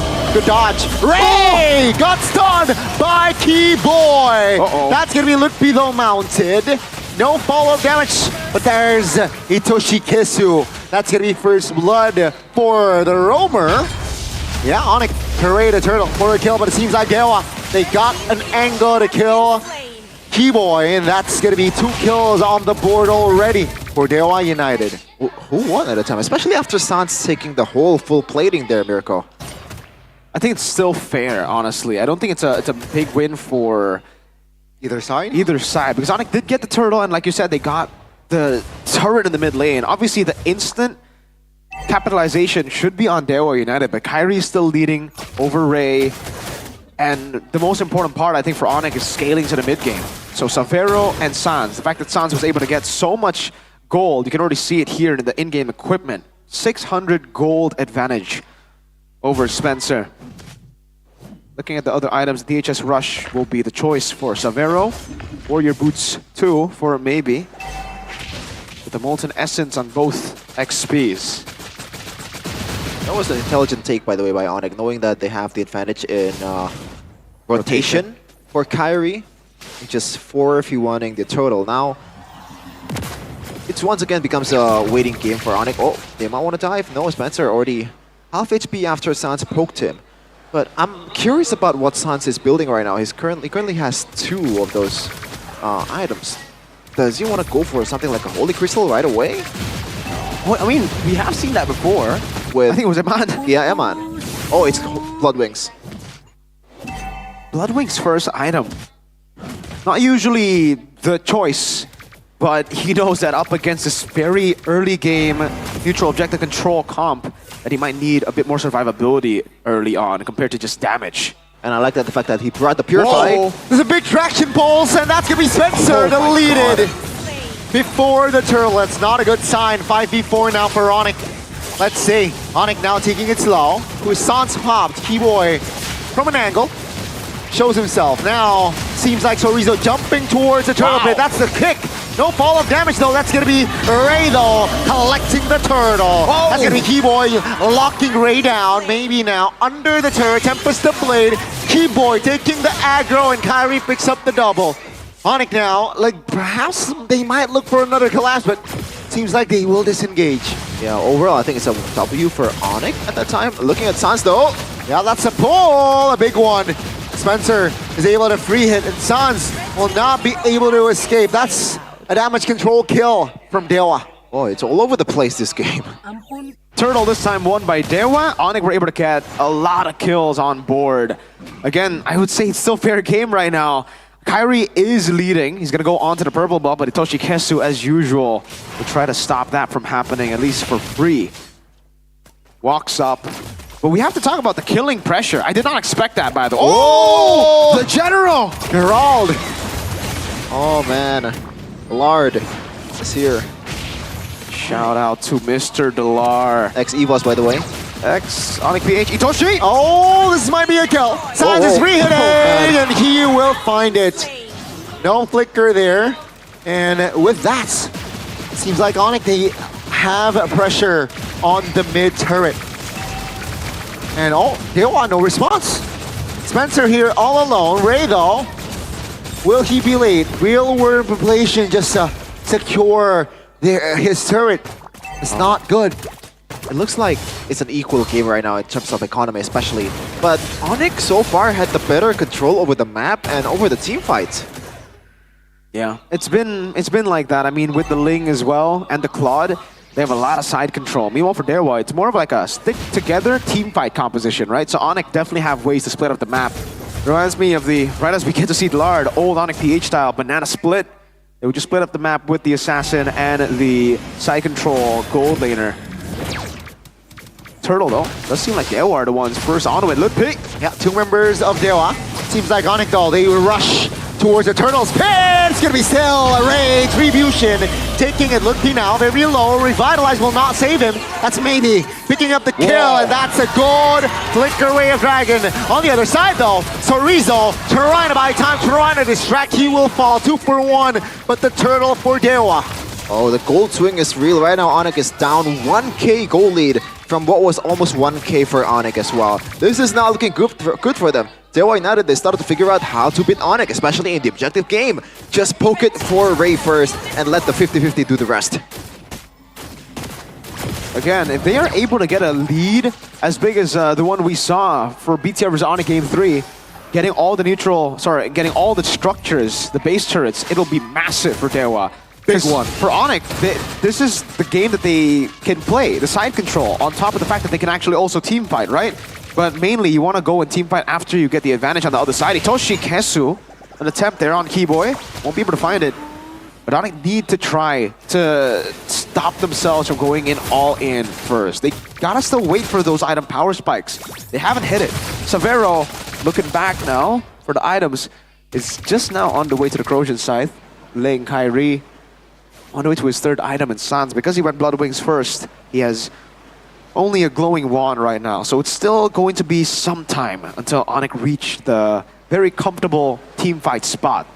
Meanwhile, the Foray, I think he is more than comfortable to take a team fight right now, especially with Sans, Savero. They're rocking the Purify. It's gonna make the job easier for this Lancelot instead of taking the Flicker. And he's already stacking up the items, Mirko.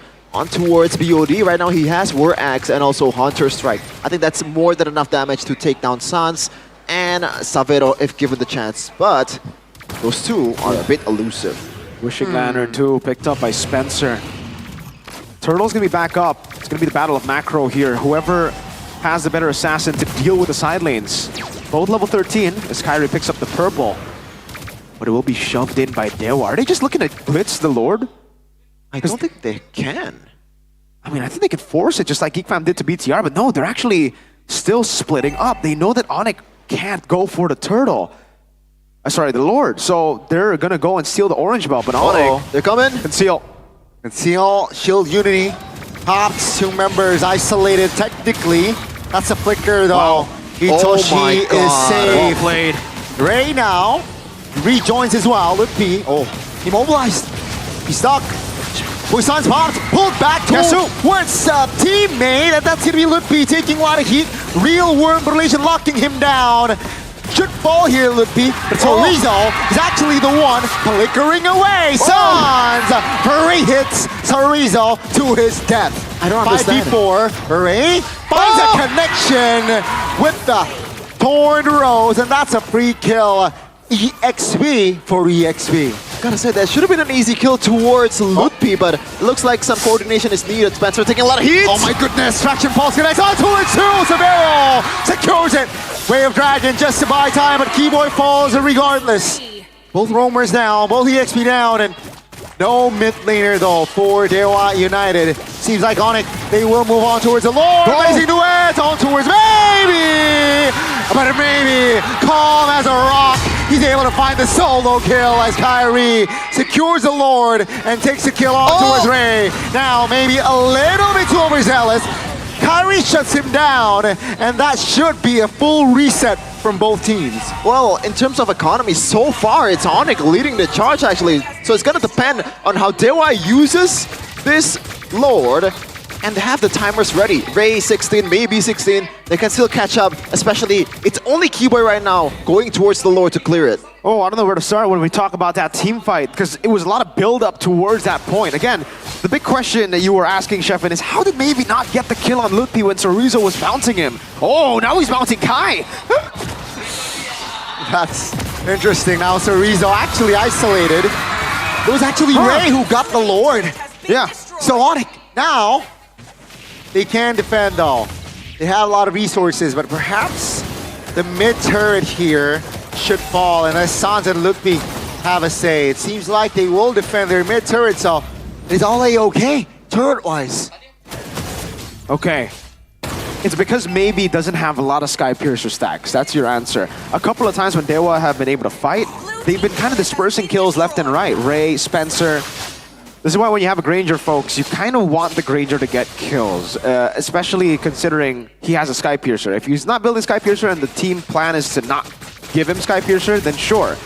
But for the most part, when you have a Granger, try to funnel the kills into the Granger. Spencer taking a few of those kills in the early game when it could have been given over to maybe has turned a bit of these team fights to a more like fightable situation.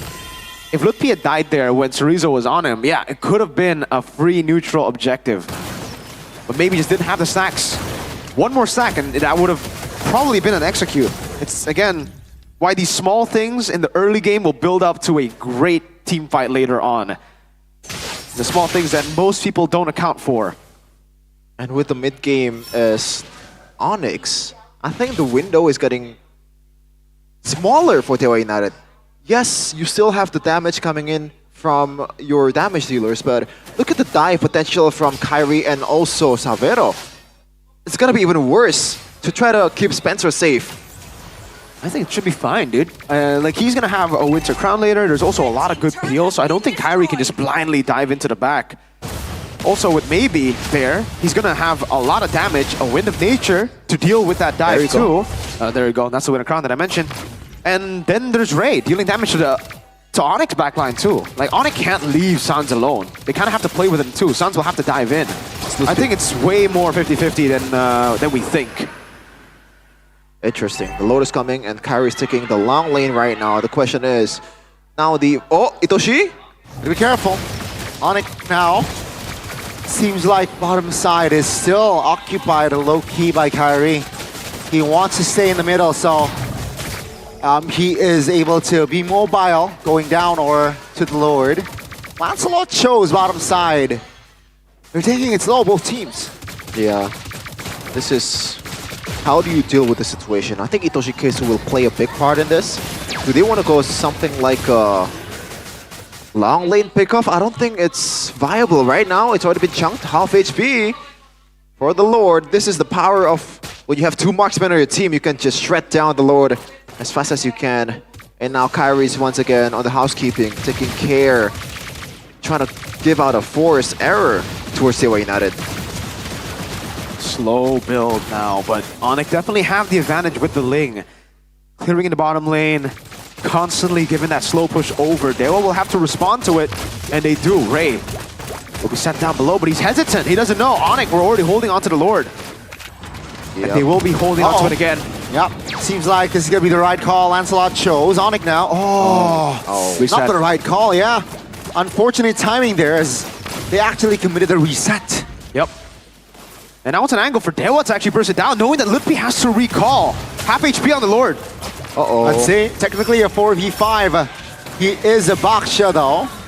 Let's see, Dewa taking it slow, 14,000 HP on the Lord. Sorizo. Lutpi jumping in towards the back. Kyrie plays the Lord! Now the big fight. Kyrie picks up one. That's gonna be Itoshi Kesu out of place. Will be punished alongside Spencer! Sans, with the Wind of Nature, actually able to lock members down. And one by one, only Maybe is the one left standing. Wind of Nature, pre-fire! But that's the Tempest of Blade, locking him in place as Kyrie, the god in the jungle, picks up the godlike. That's the experience for you. That's the experience of the world stage from Onyx. Calm and composed. Great 50-50. It's not even a 50-50. It was a 30-70 for Kai. And he executed the right way. Onyx takes the series. Amazing reverse sweep. Amazing ending for the yellow Porcupines. Quality over quantity. It was Ray who won the Turtles, Lords for the most part, but the one Lord that mattered, it was Kyrie who got it. Now, Onyx with a 2-1 reverse sweep victory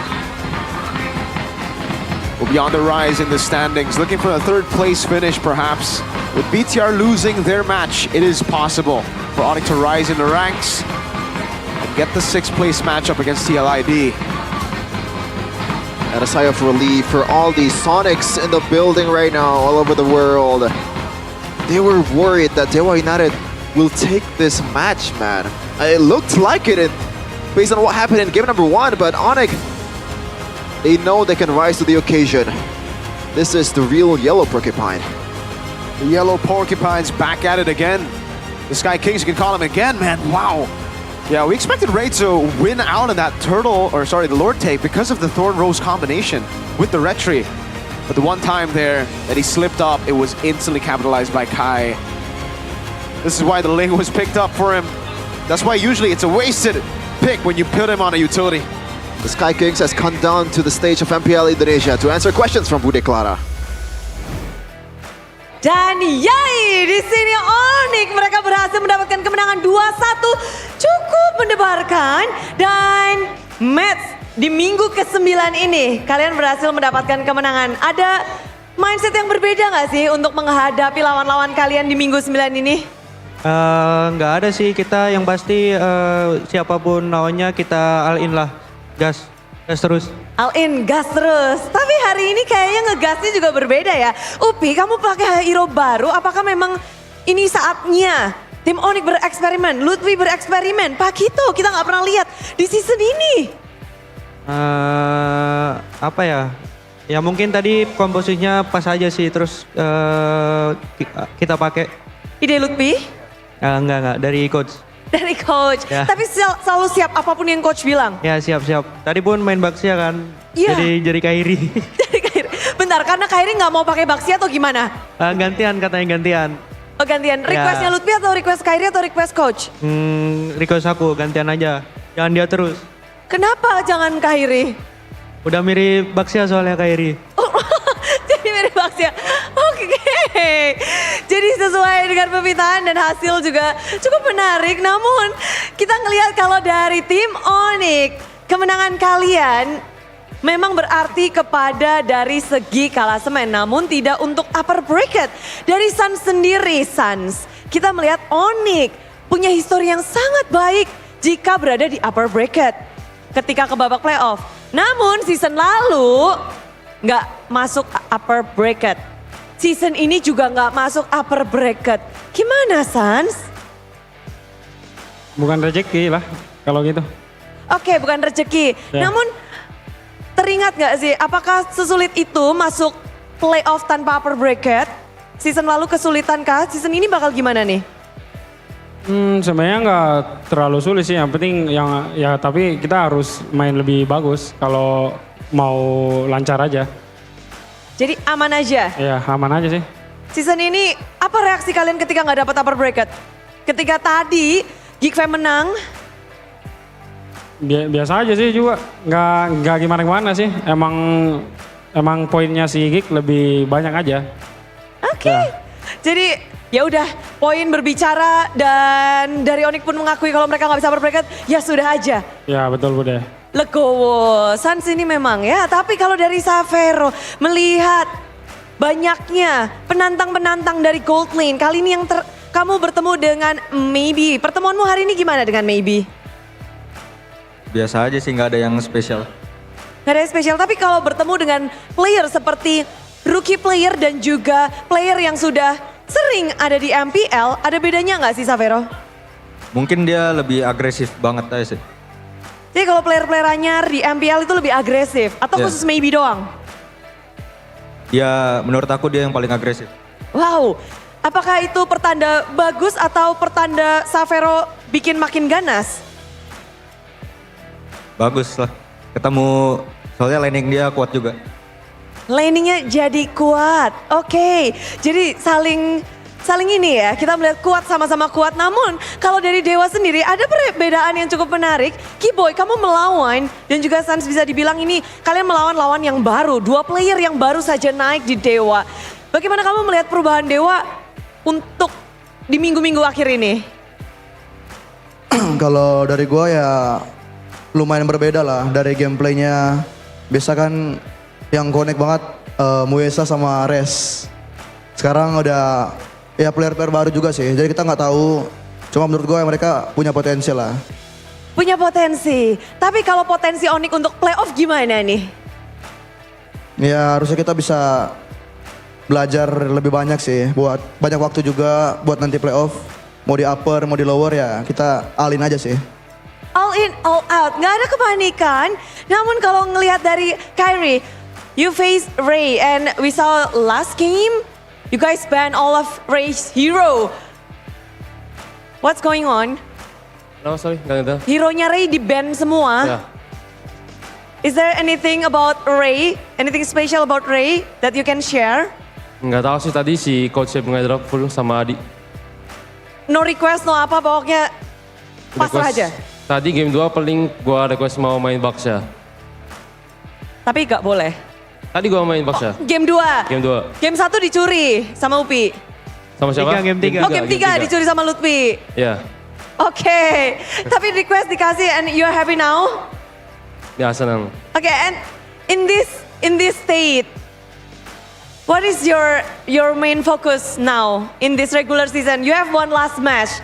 Is there anything you want to do on your last match? Apa ya?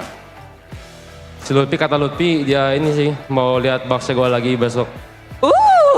Baksha lagi. Oke, ini akan jadi menarik. Namun, kemenangan hari ini mungkin, is there anything you want to say for this win, Kyrie? Ke siapa? For anyone? Gak ada sih. Oh Sonic, buat Sonic paling. Terima kasih Sonic yang selalu dukung kita. Ya terus, jangan lupa dukung kita di playoffs. Playoffs di depan mata, walaupun mereka bukan di upper bracket, namun mereka terus mendapatkan kemenangan demi kemenangan. So, Sonic, sambutlah kemenangan dari tim Onyx.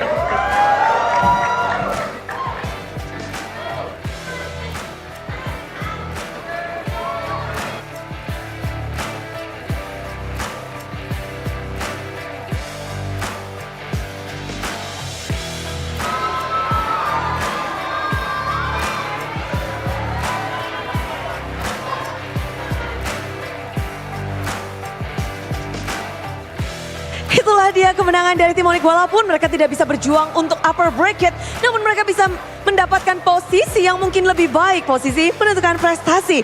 Dan maka dari itu Bude mau ingetin buat kalian kalau jangan lupa, jangan sampai kalian ketinggalan kelewatan tiket playoff. Karena tim Onyx ternyata mereka akan berjuang dari hari yang pertama.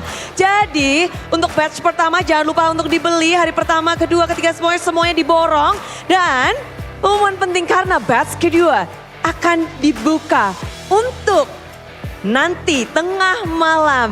Jadi buat kalian yang penasaran, ini untuk final lower bracket, untuk grand final, kapan tiketnya dijual. Dan malam ini, di tengah malam, kalian harus bor untuk mendapatkannya. Dan Bude yakin banget kalian akan bersiap dan kalian udah gak sabar untuk mendapatkannya. Karena batch 1 udah 2 minggu nih.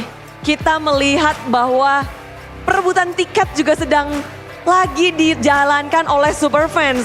Dan ngebahas tentang lower bracket finals dan juga final, grand final. Kalian juga yang udah bertanya-tanya, jawabannya adalah hari ini, malam ini dibuka. Jadi siapkan diri kalian, jangan lupa alarm, jangan lupa ajakin teman-teman untuk war tiket di batch kedua ini. Karena kalian harus datang banget ke Velodrome. Di sana kita akan seru-seruan bareng, rame-ramean bareng. Ditambah lagi nanti bakal ada MPL Festival Land of Wine. Di sana akan ada watch party, lalu ada meet and greet, ditambah juga ada performance, dan ditambah lagi Pokoknya banyak banget ditambah. Semuanya akan berkumpul bersama. Nggak hanya di dalam Velodrome namun juga ada di luar di MPL Festival. Dan pastikan kalian juga datang karena untuk yang pencinta Magic Chess khususnya ya. Ada yang spesial karena MCNC Season 3 akan segera hadir di MPL Festival. Pemain MCGG pasti lagi nge-share ini. Karena Magic Chess setelah beralih ke Magic Chess Go-Go, rupanya kompetisi semakin tinggi. Semua player semakin kompetitif. Di Velodrome waktu itu juga rame banget. Bahkan sampai kita sudah selesai angkat piala, turnamen Magic Chess masih berlangsung dengan antusiasme yang lebih besar lagi. Pasti kita akan merangkul semua pemain Magic Chess. Dan di Magic Chess Go-Go pastikan kalian juga berkompetisi di tentu saja di Velodrome. Dan pastikan dapatkan batch 1, batch 2, semuanya kalian harus punya. Karena kita tahu kita akan seru-seruan bareng, ditambah tim-tim akan beradu dari hari yang pertama, kedua, ketiga, keempat, kelima. Kita nggak akan tahu siapa yang akan bertanding. Namun pemain-pemain atau tim-tim yang berada di posisi 4-6 mereka akan bertanding di hari yang pertama. Jadi jangan sampai lewatkan. Dan kita juga nggak mau kelewatan informasi apa yang bisa dikasih tahu ke kita. Karena kita pengen tahu gimana cara tim Onyx mendapatkan kemenangan di game yang ketiga. Baksya berada di tangan EXP Laner dan seperti apa langsung saja para caster break it down.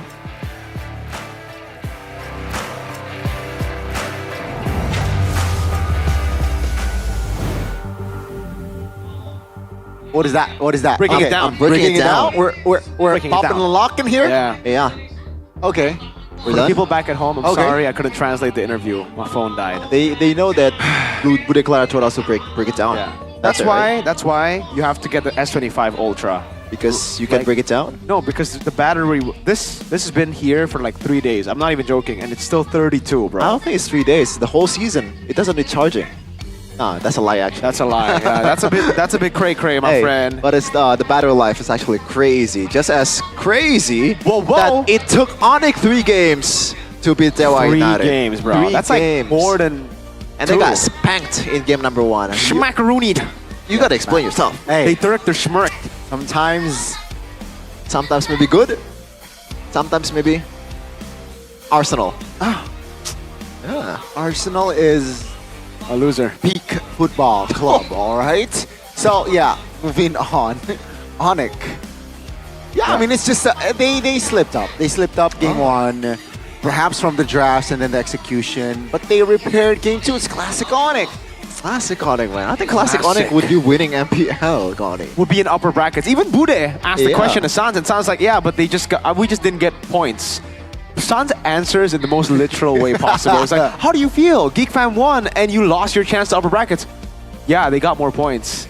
It's like, dude, I gotta give props to Bude because factual, man. Imagine having to interview Onyx for like 3 whole seasons. Every single match they play. It's like, not fun. Holy moly. I mean, to be fair, for Onyx part, winning is fun. The interview over and over again, probably not. We gotta see the crucial moment though. 1 out of 13 interviews for Onyx is fun. And then there are the 12 others where they just, we got lucky. Here, Keyboy, have the mic. But it's so different when, like, they're just the opposite of what they are in the interviews. In the game, they're fun. They're entertaining. They're amazing. They got passion. They show passion with the individual flares. See, Sans, if he played the way he answers interview questions, he would just stand there in the back and shoot as a Kimmy.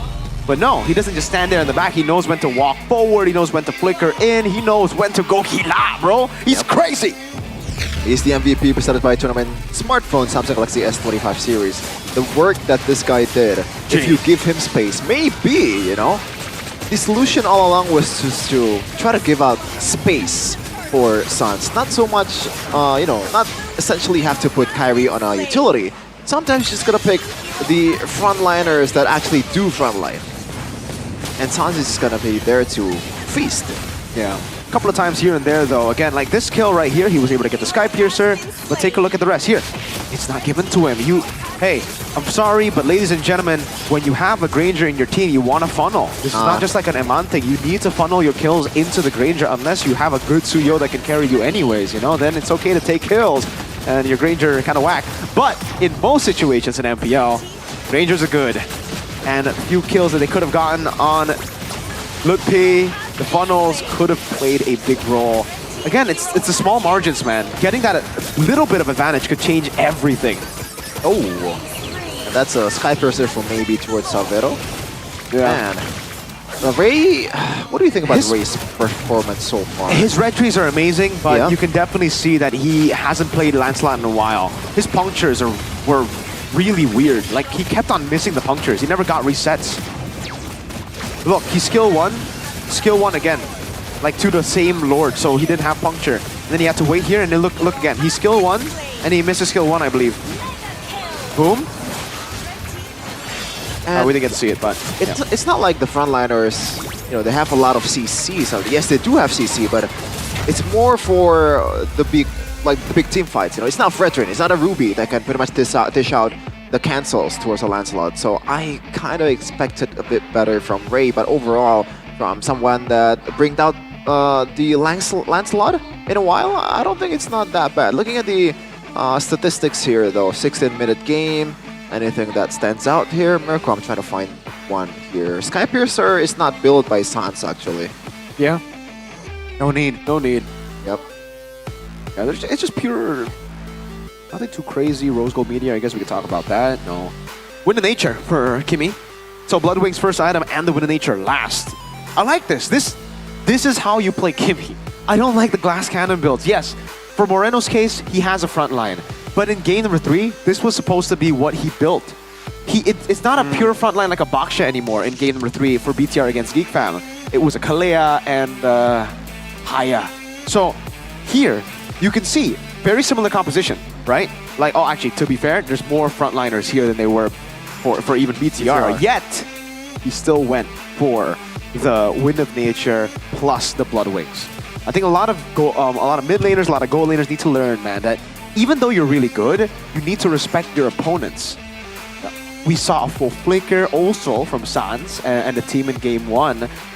Doesn't work Purify, bro. Like, it's not cringe to go Purify. I don't know why a lot of teams now seem to be allergic. They're like, oh, you're a nerd if you go Purify. Like, ew, you live in the streets if you go Purify. I said, no, it's not, guys. It's to win the game. I think the worst offenders of this issue is TLID. They will just never go Purify. And why? Doesn't make sense. Stubbornness. They go up against Tigreal and Gatot and they're like, these guys are not gonna land skills. It's like they're playing against epics, man. They're playing against same level players in MPL. Just go Purify. It ain't a crime, guys. People back at home, please. But the don't go Vengeance Juicin. Or Sprint. Vengeance Juicin? Who the hell does that? One of our fellow casters away. Arashi goes Sprint Juicin, Vengeance Juicin against an Atlas. To his defense, it's more mobile. And he what do you likes mean it more elusive. mobile? He likes it elusive, you know. Is that elusive? I don't know, Like maybe. silent, suddenly. No, swift, elusive, deadly. Sprint to sin. I don't want to respond. I don't know if that's a rage bait or like you're just being weird. Now he's paranoid. I feel like I got rage baited already. Off cam, Gani has rage baited Shefet so much that now he's paranoid. Man, oh man. Oh, it's so funny. But looking my God. at the standings right now, wow, there's a change. Onic, number 4. Instead of Alter Ego. Oh, look at the start. So there's a chance we will get 3rd place, BTR. Yeah, if Bigatron lose to Alter Ego and Onic win their last match, there's a chance we might swap. And BTR will be going up against Alter Ego. Right now, we don't know who's number 5 or number 6. And I honestly feel like who would you want to meet, Gani, in the playoffs if it's between BTR, Alter Ego, and TL? This current form, I'd rather them meet TL. TL. But exactly. For me, but which RRQ? RRQ will be with 6 and 3 or 6 and 3. Okay. Up top. So RRQ will be 6 and 3. Okay. See, that changes a lot now. Do you want top 3? Okay. Looking at the tomorrow's schedule though, first game it's the movable wall versus the stoppable force. EVOS versus Navi. Then TLID versus RRQ, the rematch of last Grand season's Finals. Grand Finals, and Onyx versus Alter Ego. Now this match has a lot of stakes. Even TLID, man, against RRQ, they need to win that one if they want to get a better seeding. Yeah, and Onyx need to win this one, Gani, if they want to have a shot at third place. But the question is, do you even want third place now? It's either upper brackets or let's avoid RRQ. Isn't it weird that TLID needs to play RRQ to avoid RRQ? They don't need to win that. I think it's fine. Because like if they go, oh, you're right, they need to win. They need to be 4-5 to avoid RRQ. Man, they need some precision. They gotta pray that it's Chen in jungle and Sutsujin in XP or something, some off-roll stuff. That is a possibility, just like the possibility of you dying in the road after getting smacked in a traffic accident if you don't wear your helmet. That's fatal, how do you true. prevent that? Dark. Thankfully, you can buy RSV helmet. Okay. And with some swag also, you can get the collab of all the teams, except a few, of MPL Indonesia collabing with this helmet. So if you're an EVOS fan, you know, I'm sorry for you, but you can still buy the RSV helmet right now. Yeah. Have you ever gotten into a motorcycle accident? I have. You know what the worst part is? What? It's a non-contact accident. You just fell. You just So slipped. the thing is, That's pretty embarrassing. Yeah. no. It's even worse. I was turning left, you know, and in my head, you watch Cars? Cars 1? Yes. You know Hudson Hornet turn? Yeah. You tried. In my head, I tried to you do tried that. to drift. Yeah. And it was, it was pretty I'm bad. not proud of that. Okay, but the point is, if he didn't have the RSV helmet, he'd probably have some brain injuries. Injuries. I mean, I already kind of have one anyway, but MPL ID Superfans League right now is here for you. And if you are a Superfans, then what better way for you to kind of participate, quote unquote, Are you for your good at team, video you know? games? This competition serves as a platform to prove which team community is the best and most united across Indonesia, while also giving Superfans a stage to compete, unite, and show their pride for their favorite team. I'm trying to see. Let's take a look at the standings here, though, because you're going to be shocked. Yeah. You might think that quantity is actually a good thing. Whoa! Dude, I got troopers! Hey, Sonic Royal Makassar doing work. Sonic Kocak siap. Not bad. Right second. Hey. Look at the kingdom, though. I'm sorry, RRQ, but you got like 20 billion fans out there in Indonesia. And these are the best for the super. That's crazy. Surely you can find better 5 than this. What about the Geek Slayers, though? Wow. Hey, we are mid-table with Geek Osiris. I mean, as long as they got to the playoffs. Oh man, both the kingdoms, 8th and 9th. Color contrast to what the team is doing right now. Yeah, this is pretty accurate though. Dragon Troopers and Sonic Royal Makassar. Just like in the English talent pool, the Onyx fan and the BTR fan are the best at the game. Sure. Then there are all you guys. Sure. You know what? I don't have an counter right now because I'm actually kind of washed at this point. Like seriously. And the others don't play. Oh my god. Hey, I don't think I'm the worst yet. You know, let's put it that way. I don't think you're the worst. You're the third best. Who do you think is the worst right now? Who do you think is the worst? I mean, we can battle it out in the Velodrome Jakarta to settle things out 11th to 15th of June 2025. Oh my goodness. And Gani can, you know, he has a lot of memories. Oh yeah, that was the season. Remind me again, Gani. What season? What was the Velodrome known guys, for? all right. Okay. EVOS, okay. Miracle Run. EVOS are not even Almost. there, so it's already gonna be different, Gani, right? Right? Exactly, but so okay, that's it. And Onyx are not upper bracket, so it's different already. Oh, it's not gonna happen. Oh man, we're gonna close it out though. It has been a fun day. It will happen tomorrow again. It will happen it's again. gonna be even better. MPL Indonesia Season 15 is here for you to watch. The realization. Me, Sheffin, Mirko, and Gani signing out. See you for more matches of MPL Indonesia in the next weeks. And also, don't forget to come to Jakarta International Velodrome for the playoffs. Tomorrow, stellar Playoffs. matches again. We still have Onyx tomorrow, in case you're wondering. Onyx versus Alter Ego battle for top 3. Oh, okay. There's been some miscommunication. I was gonna close it out there, but apparently we're not done just yet. You wanna talk about something? Ranger Amas. You wanna? I wanna share a cringe story. Huh? I wanna share a cringe story. Sure. Back then in high school, I was a socially inept teenager. So one of my friends' Relatable. dad passed away, Okay. I tried to send her a message. Oh, no. Instead of saying, I'm sorry or my condolences, I sent her in all caps, keep your spirits up, with 3 fire emojis in the back. Do you think that's cringe? I don't think so. Really? Yeah, I think it's pretty, like, it's all right. It's a bit too high. It's positive. Yeah, but I mean, I'm trying to be positive, but we have a lot more positive things to look forward to in Season 15. And that is why you gotta watch or wait for the next matches to come, because it's gotta be much better than this. Goodbye.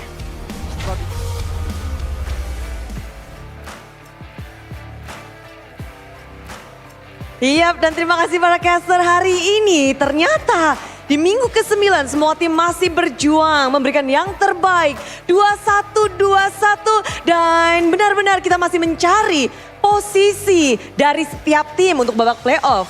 Upper bracket sudah disecure oleh tim RRQ dan juga tim GeekFam. Namun bagaimana halnya dengan 4-6?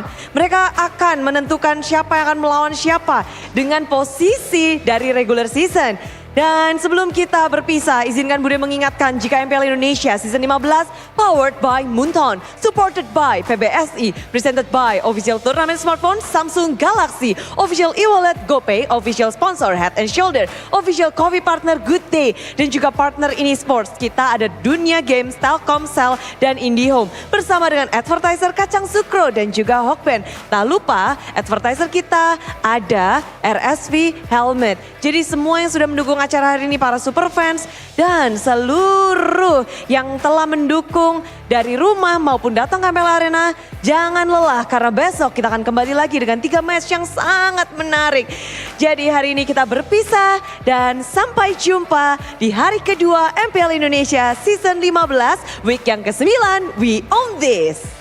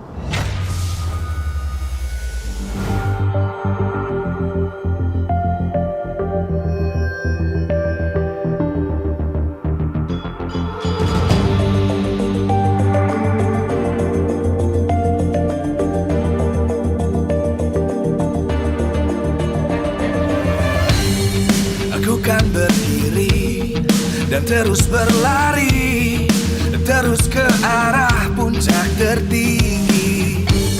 Ku takkan berhenti hanya sampai di sini.